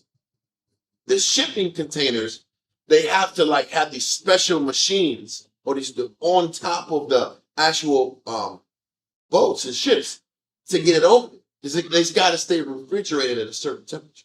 So the cost of those machines costs more money to get it from A to B. So now Europe has to pay for these machines to get the oil from A to B. That's why all of a sudden everybody's electric bills in Europe have gone up like 5-10 fold. Because instead of having the pipeline just goes right into the infrastructure, you have to pay for the shipping. And the United States is telling Europe, listen, on top of paying to get it from A to B, you have to buy our ships to get it to you. They don't tell you the level of gangsterism that's happening and how to make sure these people control the energy production around the world. You have to buy the ships and pay for the cost of the refrigeration cost of getting the LNG from the U.S. to Europe. Anyway, so these are all the inside little things that happen to sustaining your country. I'm sorry, get one. No. Okay, so getting the port for Israel was important. Verse 5 again. Verse 5. First Maccabees chapter 14 and verse 5. And as he was honorable in all his acts, so in this, that he took Joppa for a haven, and made an entrance to the isles of the sea. So now you can make money. We talked about earlier, we had a stranglehold on the salt from the Dead Sea. So our selling and buying or our selling of salt boosted the economy. Remember, before there was a salt tax that the Greeks were taking from us. Now we can take that excess salt, sell it to Rome, sell it to Greece, sell it to the world, because that was like the key to refrigeration back in those days. They had no refrigerator, so how can you preserve your meats and your food but by salt? So then selling salt in pounds or whatever the case is, now the economy of the country can be sustained. These are why there's wars in the world now. There is an arms race, there's an energy race. Who can have all access to oil and LNG, and who can get a stranglehold over it? That's what everybody's fighting over. Okay? So this was major. It just shows you how decrepit and backwards we were leading up to this point. Not even having a navy. Read on. Verse 6. And enlarge the Matter bounds. of fact, before we go there, once again, go to Psalms 35 and 27.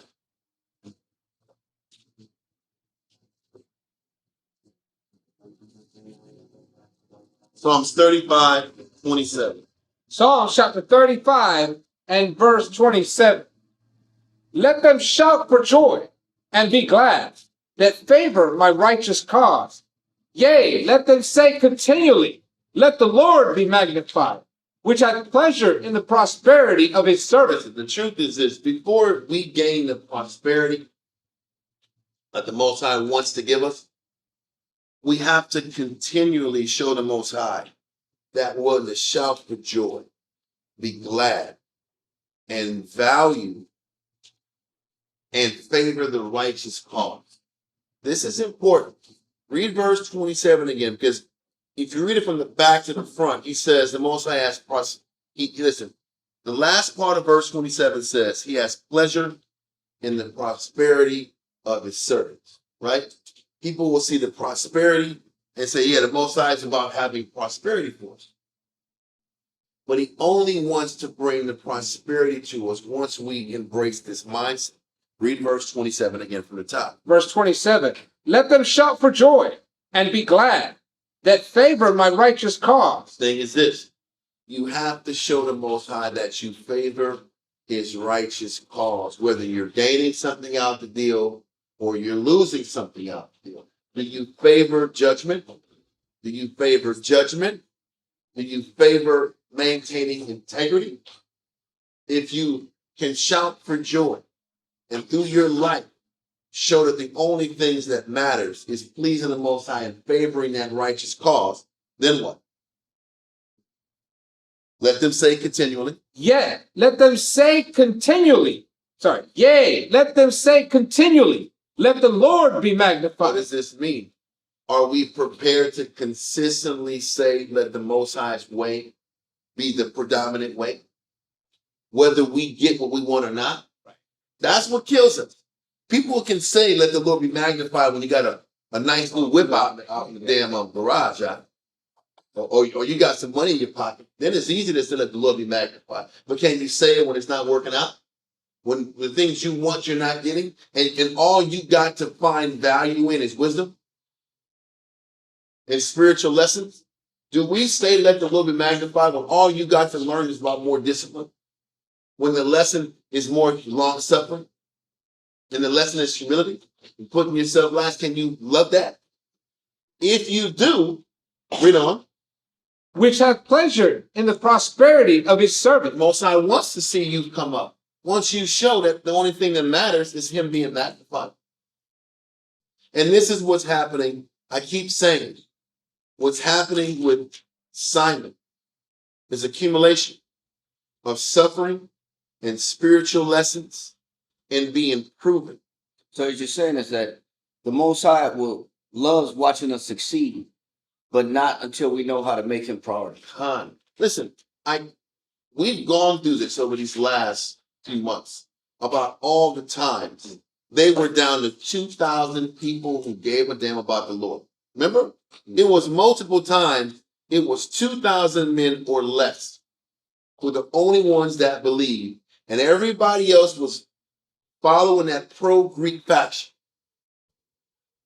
These men and their families were in swamps, suffering, backs against the wall, and they kept magnifying the Most High then.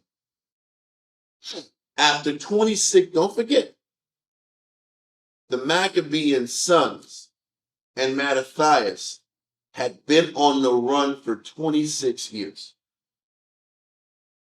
26 years of fighting, 26 years of near-death experiences, fighting crazy odds, 26 years of being public enemy number one, Hiding in caves. hiding in caves and swamps, wrestling mosquitoes, running for their life. This has been there fighting elephants, drunk elephants. Remember all these stories we went into? Near-death scenarios for 26 years? And now they're starting to reap the benefits. And then you can understand what the Most High means by in your patience possess your soul. Sometimes he needs to see you put the work in for years before he gives you what you're looking for. Yes, sir. James chapter 2, verse 20.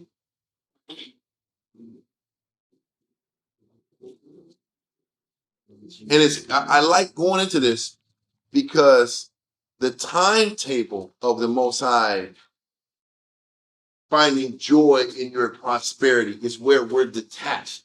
Start verse 19. James chapter 2 and verse 19.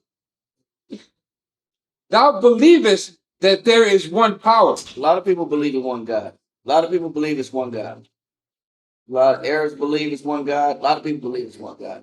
They may not agree on who that God is, but a lot of people believe it's one God. Yep. Read on. Thou doest well. They said that's good if you believe in one God. Read on. The devils also believe. But guess who also believes it's one God? The devils also believe. The devils also believe it's one God. All those people on social media, Yeah. all those people, those Jesus pieces out, Yeah. A lot they believe in the most. That don't mean that they live in it. They don't live it right. right. Yep. But a lot of people believe it's one God, even devils too. Read on. And tremble. And they respect the Lord. They tremble in front of the presence of the Most High, even at his name. Read. But wilt thou know, O vain man, that faith without works is dead? So there's in order to get rewards for your belief, you got to put forth some type of works. Those works sometimes are causing risk in your life.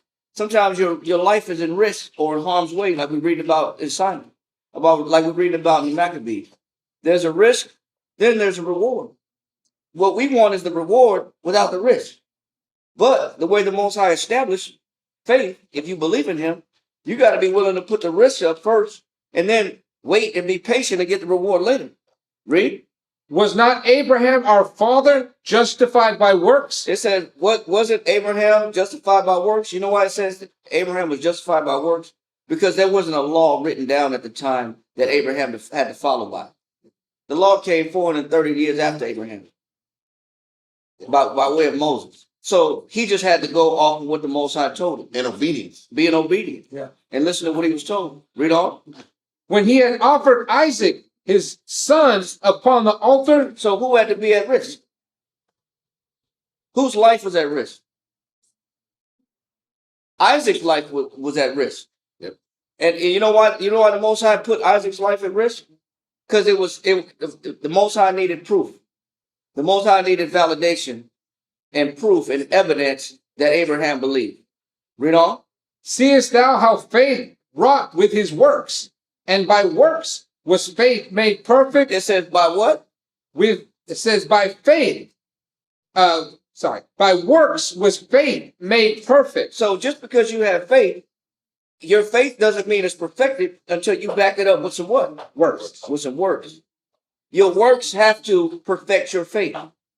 So in order to get rewarded for your faith, you have to manifest and put forth some type of works. The Most High wants evidence.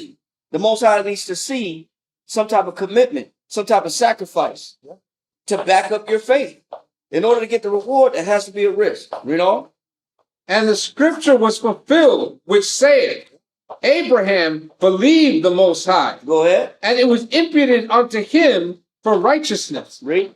And he was called the friend of the Most High. So if you want a tight relationship with the Most High, if you want to be known as a friend of the Most High, what do you have to do or be willing to do in order to be classified with this title to be called a friend of the Most High? You got to put some work in. And also, that means that there may be some risk involved. A lot of risk involved. Read on, finish that. That was the end of 23. Yeah, read on. Verse 24. Ye see then how that by works a man is justified. It says, you see then that by what? Works a man is justified. Saying I believe is not enough. Saying I believe in God is not enough. That's not enough to be called a friend of God. That's not enough to have a tight relationship with the Most High. Saying I believe in God that's just step one. That's not the fulfillment of belief. Read on. And not by faith only. And not by faith only, which is just in words.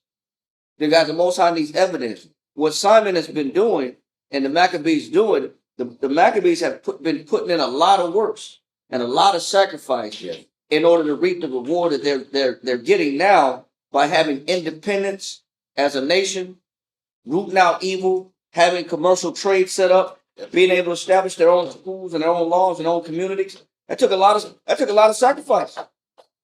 But that doesn't come with just saying I believe.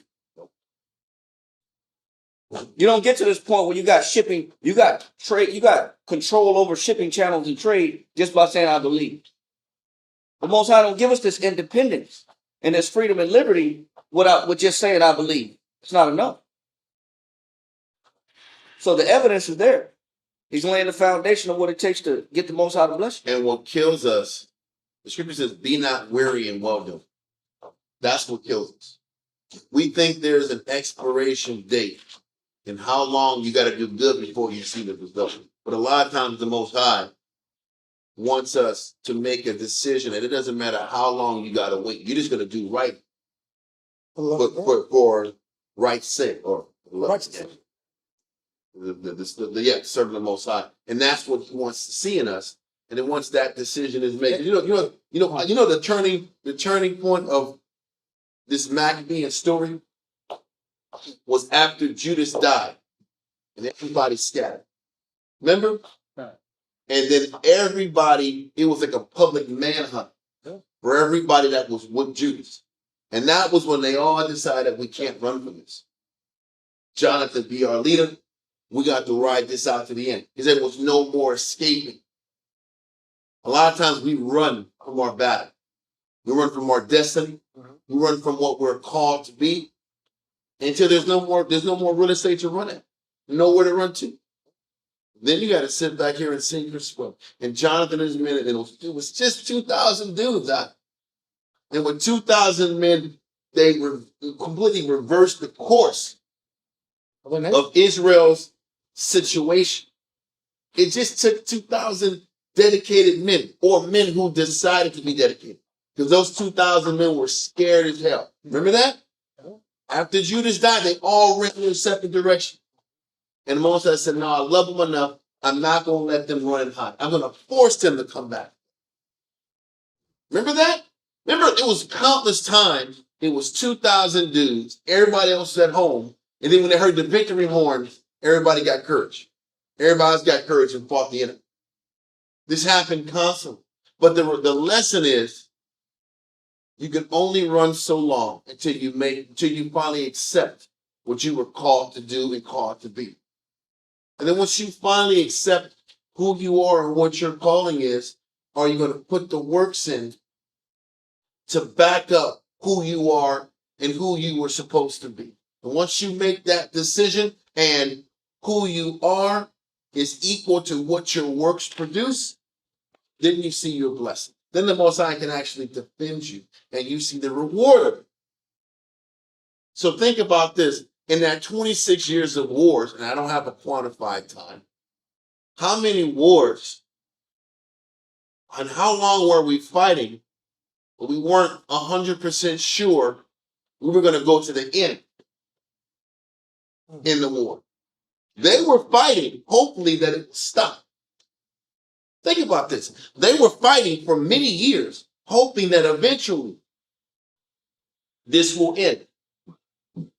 But when Judas died, I remember reading, they lost hope. Yeah. And the thought was, this will never end. And everybody dispersed.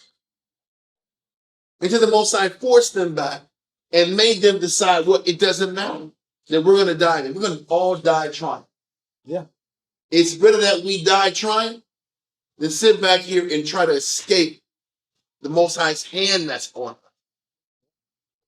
And with that being the case, once they made that decision, come hell or high water, it doesn't matter what happens to us. We're going to rise again. Then all of a sudden, the tide starts to turn. Alliances are established.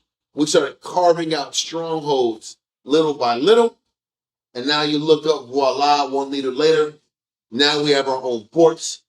We're able to buy and sell and trade and get established as a nation. So these aggravations and the hell we're catching coincided with how committed we were. And that's something we can take in our life. These aggravations, these obstacles literally tie in with how serious we are and how many other options we play with in the middle of our battle. How long our suffering lasts is based upon how serious we are to see this situation through to the end. Once you make the commitment to see it to the end, there's a light at the end of the tunnel waiting. It's a significant lesson to learn. Let's jump to verse 6. First Maccabees chapter 14 and verse 6. Is that why the Most High says, do all things without dispute and murmuring? Time. Because I could still wait for the Most High to come through. But if I'm complaining the whole time before he comes through, is the reward going to be the same? That's why the Most High says he rates our blessings in gold, silver, precious stones, wood, hay, and stubble. You might have earned a blessing, but it ain't what you want. Everybody wants the greatest blessing, but very few of us put great work in to earn the blessings we want. So to your point, people might sit back here and just stay in one place and earn a small blessing, but that's all you're going to get is a small blessing. We don't want a small blessing, do we? We're unhappy because, listen, what does the Most High promise us for just hanging in there? Mercy. We're just hanging in there. You get mercy. But remember that class we had last Monday? He front loads grace to those who do what? Who put the real work in and make the changes. What's grace? Getting something you don't want is different than not getting what you deserve. That's what mercy is. Mercy is, I'm not going to give you the 3-letter word whipping you deserve. Grace is, I'm giving you more than you deserve. So, what's the point? We've read it. It was in Romans how the Most High gave us grace, but he gives particular people grace. Yeah. Specifically, he gave David blessings ahead of time. He front-loaded. David earned the right to get blessings front-loaded. But you have to earn that right to get blessings front-loaded versus just getting the luxury of just getting mercy, because it's still a luxury. So either you're going to get mercy or you'll get front-loaded grace. Which one do you want? And it's all predicated about how much and how long you are committed to your discipline and your spiritual craft and living this life. Last night we were going into the territory of defending your purity. It's so important to defend your purity. It's about defending your purity, because your natural thoughts, your natural pride, your natural character flaws will put you into a position where we push the Most High away. Yep. And we isolate ourselves from his protection. And he didn't go away because he wanted to go away. Our decisions and our bitterness and our pride and our lack of submission to his will and our slothfulness of study and a lack of mental commitment and our lack of dedication to him will put us in a position looking for, let me find a circumstance where I'm free from being compelled to serve him. Yep. And now, over time, since I'm free from being compelled to serve him, I stay what? I remain unclean. And my uncleanness is shown through my perspective. How I look at my life, how I look at people, how I look at my condition, how I operate in the victim mentality. But if I clean my mind, I'm no longer a victim. I can see the good in people. I can handle adversity. And I can keep committing. I can see the benefits that the Lord, I can see the rewards the Lord's given. That means that I can defend my purity because I choose to have a biblical perspective. Mm-hmm. I choose to fight my internal narrations, how I interpret situations. The Most High has given you the keys to have a clean mind and a clean life. But if I look for my own voice, comfort, and distraction, then I will be a victim of circumstance for the rest of my life. Yeah. Well said. So this is the thing. This is what the Most High had seen in the brotherhood for a period of time, multiple years. And in those multiple years, we proved to the Most High, they proved to the Most High that they were worthy of the stability that's provided in front of them. The funny thing is this, what we're going to read later on, we won't get to it today, but their commitment to that 26 years earned them stability from 142 BC to 37 AD. It earned us around 160 years of stability. So it's almost like, remember we talked about earlier, that one king, Jason, it was the high priest Jason, opened the door for all this sin into Israel, right? Mm-hmm. And Jason, the high priest, opened Pandora's box and it opened up 26 years of suffering. But now the dedication of three leaders that were brothers, and their father Mattathias, for 26 years, earned around 160 years of peace. That's something to be conscious of too. That our hard work isn't in vain. And if we are consistent enough in the work for a long enough period of time, the benefits can be sustained for a period of. Yeah. So it's very uplifting to look at this and to realize that all these years of countless wars, it wasn't for nothing. And the Most High really will consider and bless us if we can hold on to that spiritual way. Okay, read verse 6, sir. First Maccabees chapter 14 and verse 6. I think we're going to leave it after this explanation. We're going to kind of shut it down because I don't want to keep pounding this point. Read that.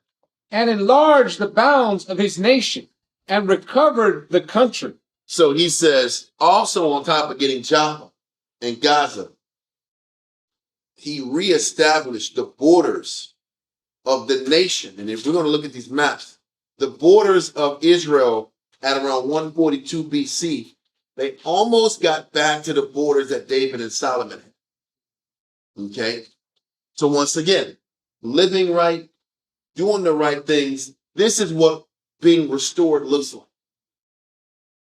What the Maccabees did is got close to the restoration of the original land masses that we had at our zenith. Yeah. So let's do this real quick. This is online.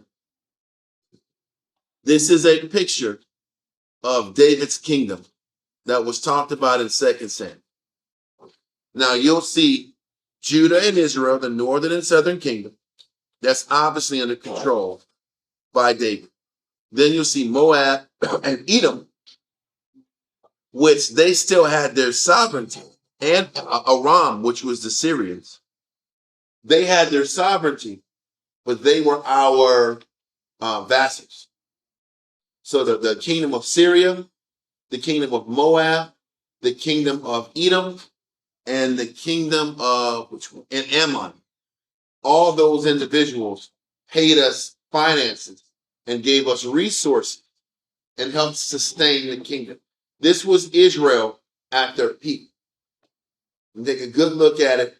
Edom was absurd. They was giving us resources. Moab, Ammon, Aram, Syrians, they all sat back here and did business with them. The Philistines, if you see that little spot of land near the Mediterranean Sea, they had a very small portion that was still their own. Okay. Then you sit back here, look at the Phoenicians up north. Their land was very small, and they still were acting and operating like vassals too, because they gave us a lot of deals on wood and different intellectual property they had over there. So this is David at the peak of Israel's kingdom. Now let's take a quick look at the Hasmoneans. If you sit back and do a comparison, you'll see that the land masses are very similar and actually more in certain circumstances. Now, what you'll also see is this writing is super small and I'm not able to read it, but there's different colors. There's different colors. There's like red, and then the red gets darker and darker and darker. Under Simon, it was like a light red. So during Simon's time, we had jurisdiction. It wasn't Burgundy. Burgundy was under Alexander Janus, okay, which was of the seed of Simon. The Simon's sons were the only ones who lasted of the Hasmoneans, because Judas died young. Jonathan's sons were killed with him. So the only ones left was Simon's son. So Simon had John Hyrcanus, then John Hyrcanus II, then Alexander Janus, and Aristobulus was the next, or I think it was Aristobulus, or Alexander. Yeah, it was Alexander Janus. It was Aristobulus. We'll go on to that later. Point is this: when everything was said and done, we actually had a larger landmass than we had during David's time. And the landmass was still predicated on vassal states. And we didn't have the whole thing. They were just helping us sustain the region. Because before this, the Greeks had other guys on top of the region controlling and running things. So from the time of Simon onward is the extent of our power at its apex. Then you look at David's kingdom, it actually had a little bit more land than theirs. Just a little bit. So it's letting us know that all the hard work that Simon and his brothers did, it wasn't for naught.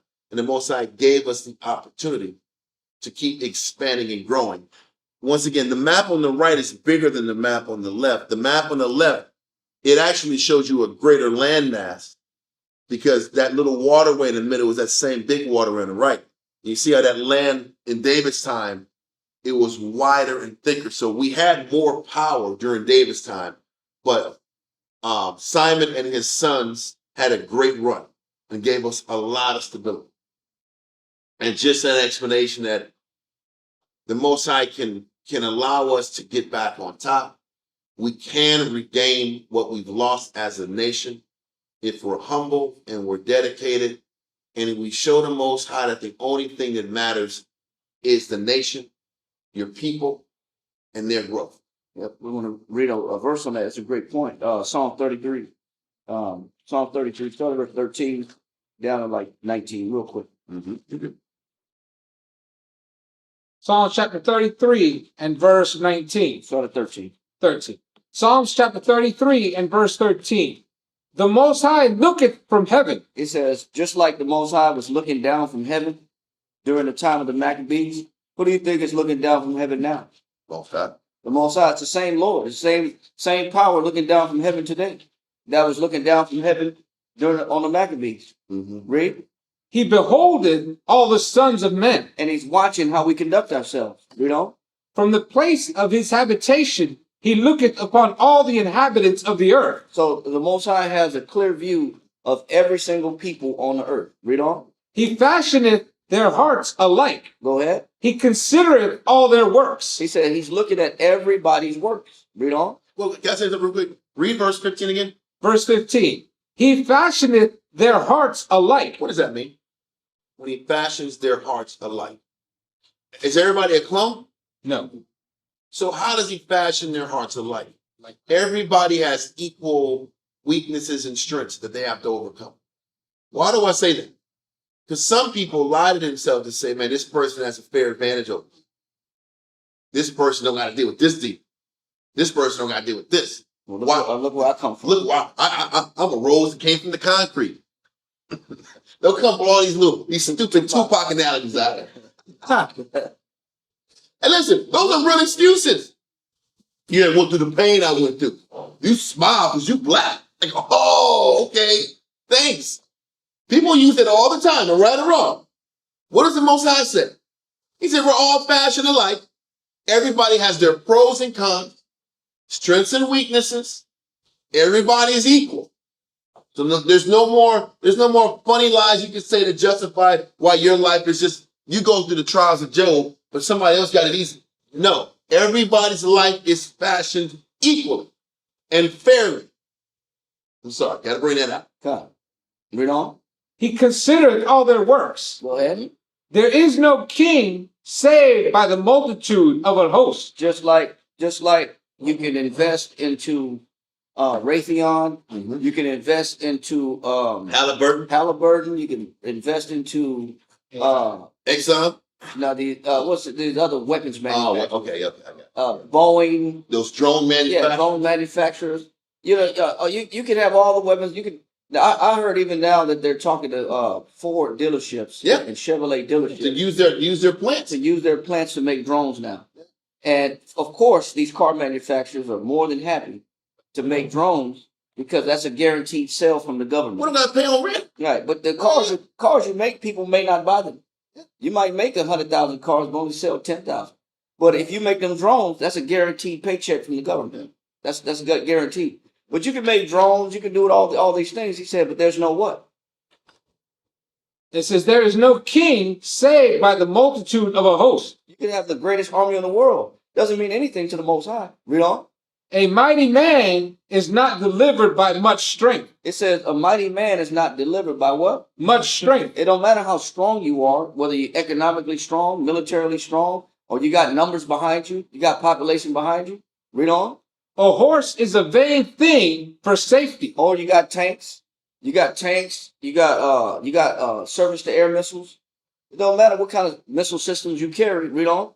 Neither shall he deliver any by his great strength. Go ahead. Behold, the eyes of the Most High is upon them that fear him. Who gets the most protection? Them that fear him. Who gets the most backup? Those that fear him. Who gets the most support in life? Those that fear him. So if I want to be on the right side of a battle, the ones that fear the Lord are the ones that will fare better in any situation, any altercation, any battle, any war, any circumstance. The ones that fear the Lord is the ones that's protected. No matter what you think you have, Because what you think you have will not sustain you. Read on.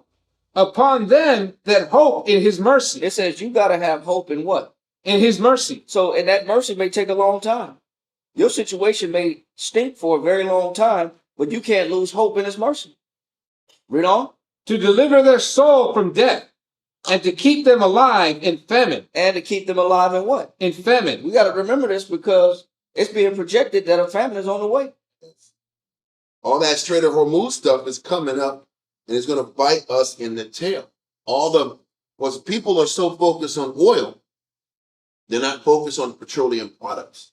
One of the major petroleum products is the nitrogen they extract from that oil for what? Fertilizer. Fertilizer ain't getting around the world.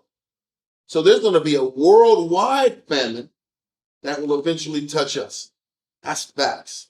I'm sorry. Keep going. No, that's the last verse. But they're saying that it's entire countries in Africa that depend on fertilizer that come out of Iranian fertilizer.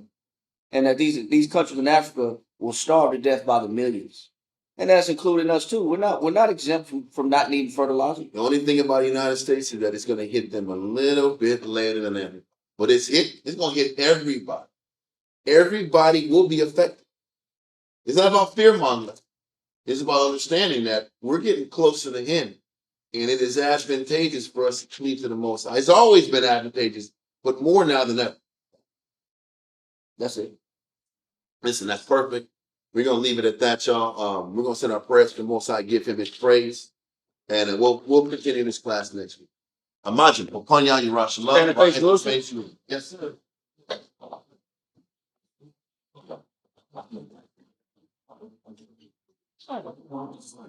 Yahweh, in the name of Yahweh Shah, In the name of Yahweh, please listen to us right now. please listen to us right now. Send my God Send my God and the righteous angel and the righteous angel to watch over, to watch over, bless, bless, heal, heal, protect, protect, and make strong and make strong the people of Yasharala. people of Yahweh. Also send unto us Also send unto us much wisdom, much wisdom, much knowledge, much knowledge, much understanding, much understanding, much patience, much patience, much faith, much faith, much brotherhood, much brotherhood, and much love, and much love, spiritual power, spiritual power, and forgive all of our sins. and forgive all of our sins. Yahweh shall come quickly, Yahweh shall come quickly, for in thee for in thee is our hope, is our hope, always, always, and forever. and forever. Amen. Amen.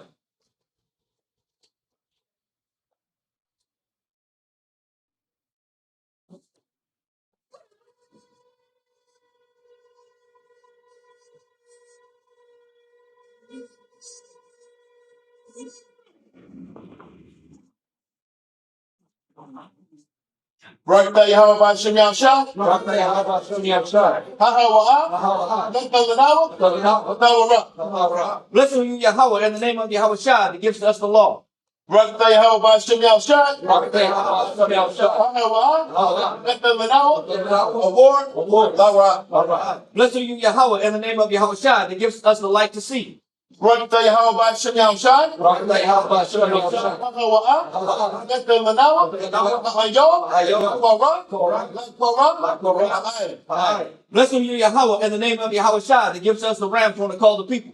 Barakatah Yahweh B'Shem Yahshua, Barakatah Yahweh B'Shem Yahshua. Ha'awa'ah, Nefelah Nahwa, Shaman, Sayab, Lamashah, Yahshua. Blessed are you, Yahweh, in the name of Yahweh Shah, that gives us the olive oil to anoint Israel. Psalms 92. It is a good thing to give thanks unto the Lord, It is a good thing to give thanks to the Lord, and to sing praise unto thy name, and to sing praise unto thy name, O Yahweh, O Yahweh, to show forth thy loving kindness in the morning, to show forth thy loving kindness in the morning, and thy faithfulness every night, and thy faithfulness every night, upon an instrument of 10 strings, upon the instrument of 10 strings, and upon the psaltery, and upon the psaltery, upon the harp, upon the harp, with the sound sound. with the sound of sound. For thou, Yahweh, Thou, Yahweh, hast made me glad through thy work. hast made me glad through thy work. I will triumph I will triumph in the works of thy in hand. the works of thy hands. O Yahweh, O Yahweh, how great are thy works, how great thy work, and thy thoughts are very deep. and thy thoughts are very deep. A brutish man knoweth not, A brutish man knoweth not, neither does a fool understand it. neither does a fool understand it. When the wicked springeth to grass, When the wicked spring is grass, and when all the works of iniquity do flourish, and when all works of iniquity do flourish, It is that they shall be destroyed forever. It is that they shall be destroyed forever. But thou Yahweh, But thou Yahweh art most high forevermore. art most high forevermore. For lo thy enemies, Below thy enemy, O Yahweh, O Yahweh, for lo thy enemies below thy enemy shall perish. shall perish. All the works of iniquity All the works of iniquity shall be scattered. shall be scattered. But my horn shalt thou exalt, But my horn shall not exalt, like the horn of a unicorn. like the horn of a unicorn. I shall be anointed I shall be anointed with fresh oil. with fresh oil. My eye also shall see Mine eye also shall see my desire my desire, and my enemies, On my enemies. and my ears shall hear and my ears shall hear my desire my desire of the wicked of the wicked that rise up against me. that rises up against me. The righteous shall flourish like the palm tree. The righteous shall flourish like the palm tree. He shall grow like a cedar in Lebanon. He shall grow like the cedar in Lebanon. Those that be planted in the house of the Lord Those that be planted in the house of the Lord shall flourish in the courts of our power. shall flourish in the court of our power. They shall still bring forth fruit in old age. They shall still bring forth fruit in old age. They shall be fat and flourishing, They shall be fat and flourish, to show that the Lord is upright. to show that the Lord is upright. He is my rock. He is my rock, There is no unrighteousness in heaven. and there is no righteousness in heaven. By Hashem Yahushua. By Hashem Yahushua. Psalm 133. Shayar. So Yahweh, Hamayawa. Mahayah, Laduwa. Laduwa, Hana. Hana, Ma. Ma, Tawa. Tawa, Wama. Wama, Na'ayam. Na'ayam, Shabbat. Shabbat, Akim. Akim, Dam. Dam, Yafad. Yafad, Hasheman. Hasheman, Hatawa. Hatawa, Ayim. Ayim, Hara'at. Hara'at, Yarah. Yarah, Ayim. Ayim, Hasakwan. Hasakwan, Sakwan. Sakwan, Aharan. Aharan, Shayarat. Shayarat, Ayim. Ayim, Hayat. Hayat, Malawakiwa. Manawakiwa, Kator. Kasol, Karamwa. Karamba, Shayarat. Shayarat, Ayim. Ayim, Haroya. Haroya. Kasayawan. Sayawan. Hayat. Hayat, Sham. Sham. Tazawa. Tazawa. Yahweh. Yahweh. Ah. Habaraka. Habaraka. Hayaya. Hayaya. Ayim. Ayim. Allah. Allah. Hashem Yahushua. Hashem Yahushua. Psalms 133 in English. Behold, how good and how pleasant it is for brethren to dwell together in unity. It is like the precious ointment upon the head that ran down upon the beard, even Aaron's beard, that went down to the skirt of his garments, as the dew of her mind, and as the dew that descended upon the mountains of Zion. For there the Lord commanded the blessing, even life evermore. Amen. Amen. Yahweh Hashem Yahushua. Yahweh Hashem Yahushua. Yahweh. Yahweh. Hashem. Hashem. Yahushua. Yahushua. Rabbanu. Rabbanu. Washwali. Washwali. Wabiyah. Wabiyah. Support. Support. Turn. Yahweh. Yahweh. Hashem. Hashem. Yahushua. Yahushua. Rabbanu. Rabbanu. Washwali. Washwali. Wabiyah. Wabiyah. Support. Support. Turn. Yahweh. Yahweh. Hashem. Hashem. Yahushua. Yahushua. Rabbanu. Rabbanu. Washwali. Washwali. Wabiyah. Wabiyah. Support. Support. Turn. Yahweh. Yahweh. Hashem. Hashem. Yahushua. Yahushua. Rabbanu. Rabbanu. Washwali. Washwali. Wabiyah. Wabiyah. Support. Support. Birthday Yahweh. Birthday Yahweh. Birthday Yahushua. Birthday Yahushua. Birthday Yahweh. Birthday Yahweh. Birthday Yahushua. Birthday Yahushua. Birthday Yahweh. Birthday Yahweh. Birthday Yahushua. Birthday Yahushua. Birthday Yahweh. Birthday Yahweh. Birthday Yahushua. Birthday Yahushua. All knowledge. All knowledge. All wisdom. All wisdom. All understanding. All understanding. All love. All love. All mercy. All mercy. All patience. All patience. All grace. All grace. All grace. All long suffering. All long-suffering. All power. All power. From Yahweh. Is from Yahweh. All power. All power. From Yahweh. Is from Yahweh. All power. All power. From Yahweh. Is from Yahweh. By Hashem. By Hashem. Yahushua. Yahushua. Water. The water. Yad. The beyond. Mud. Amen. Love. No, y'all need you to pause. Sister, take a seat.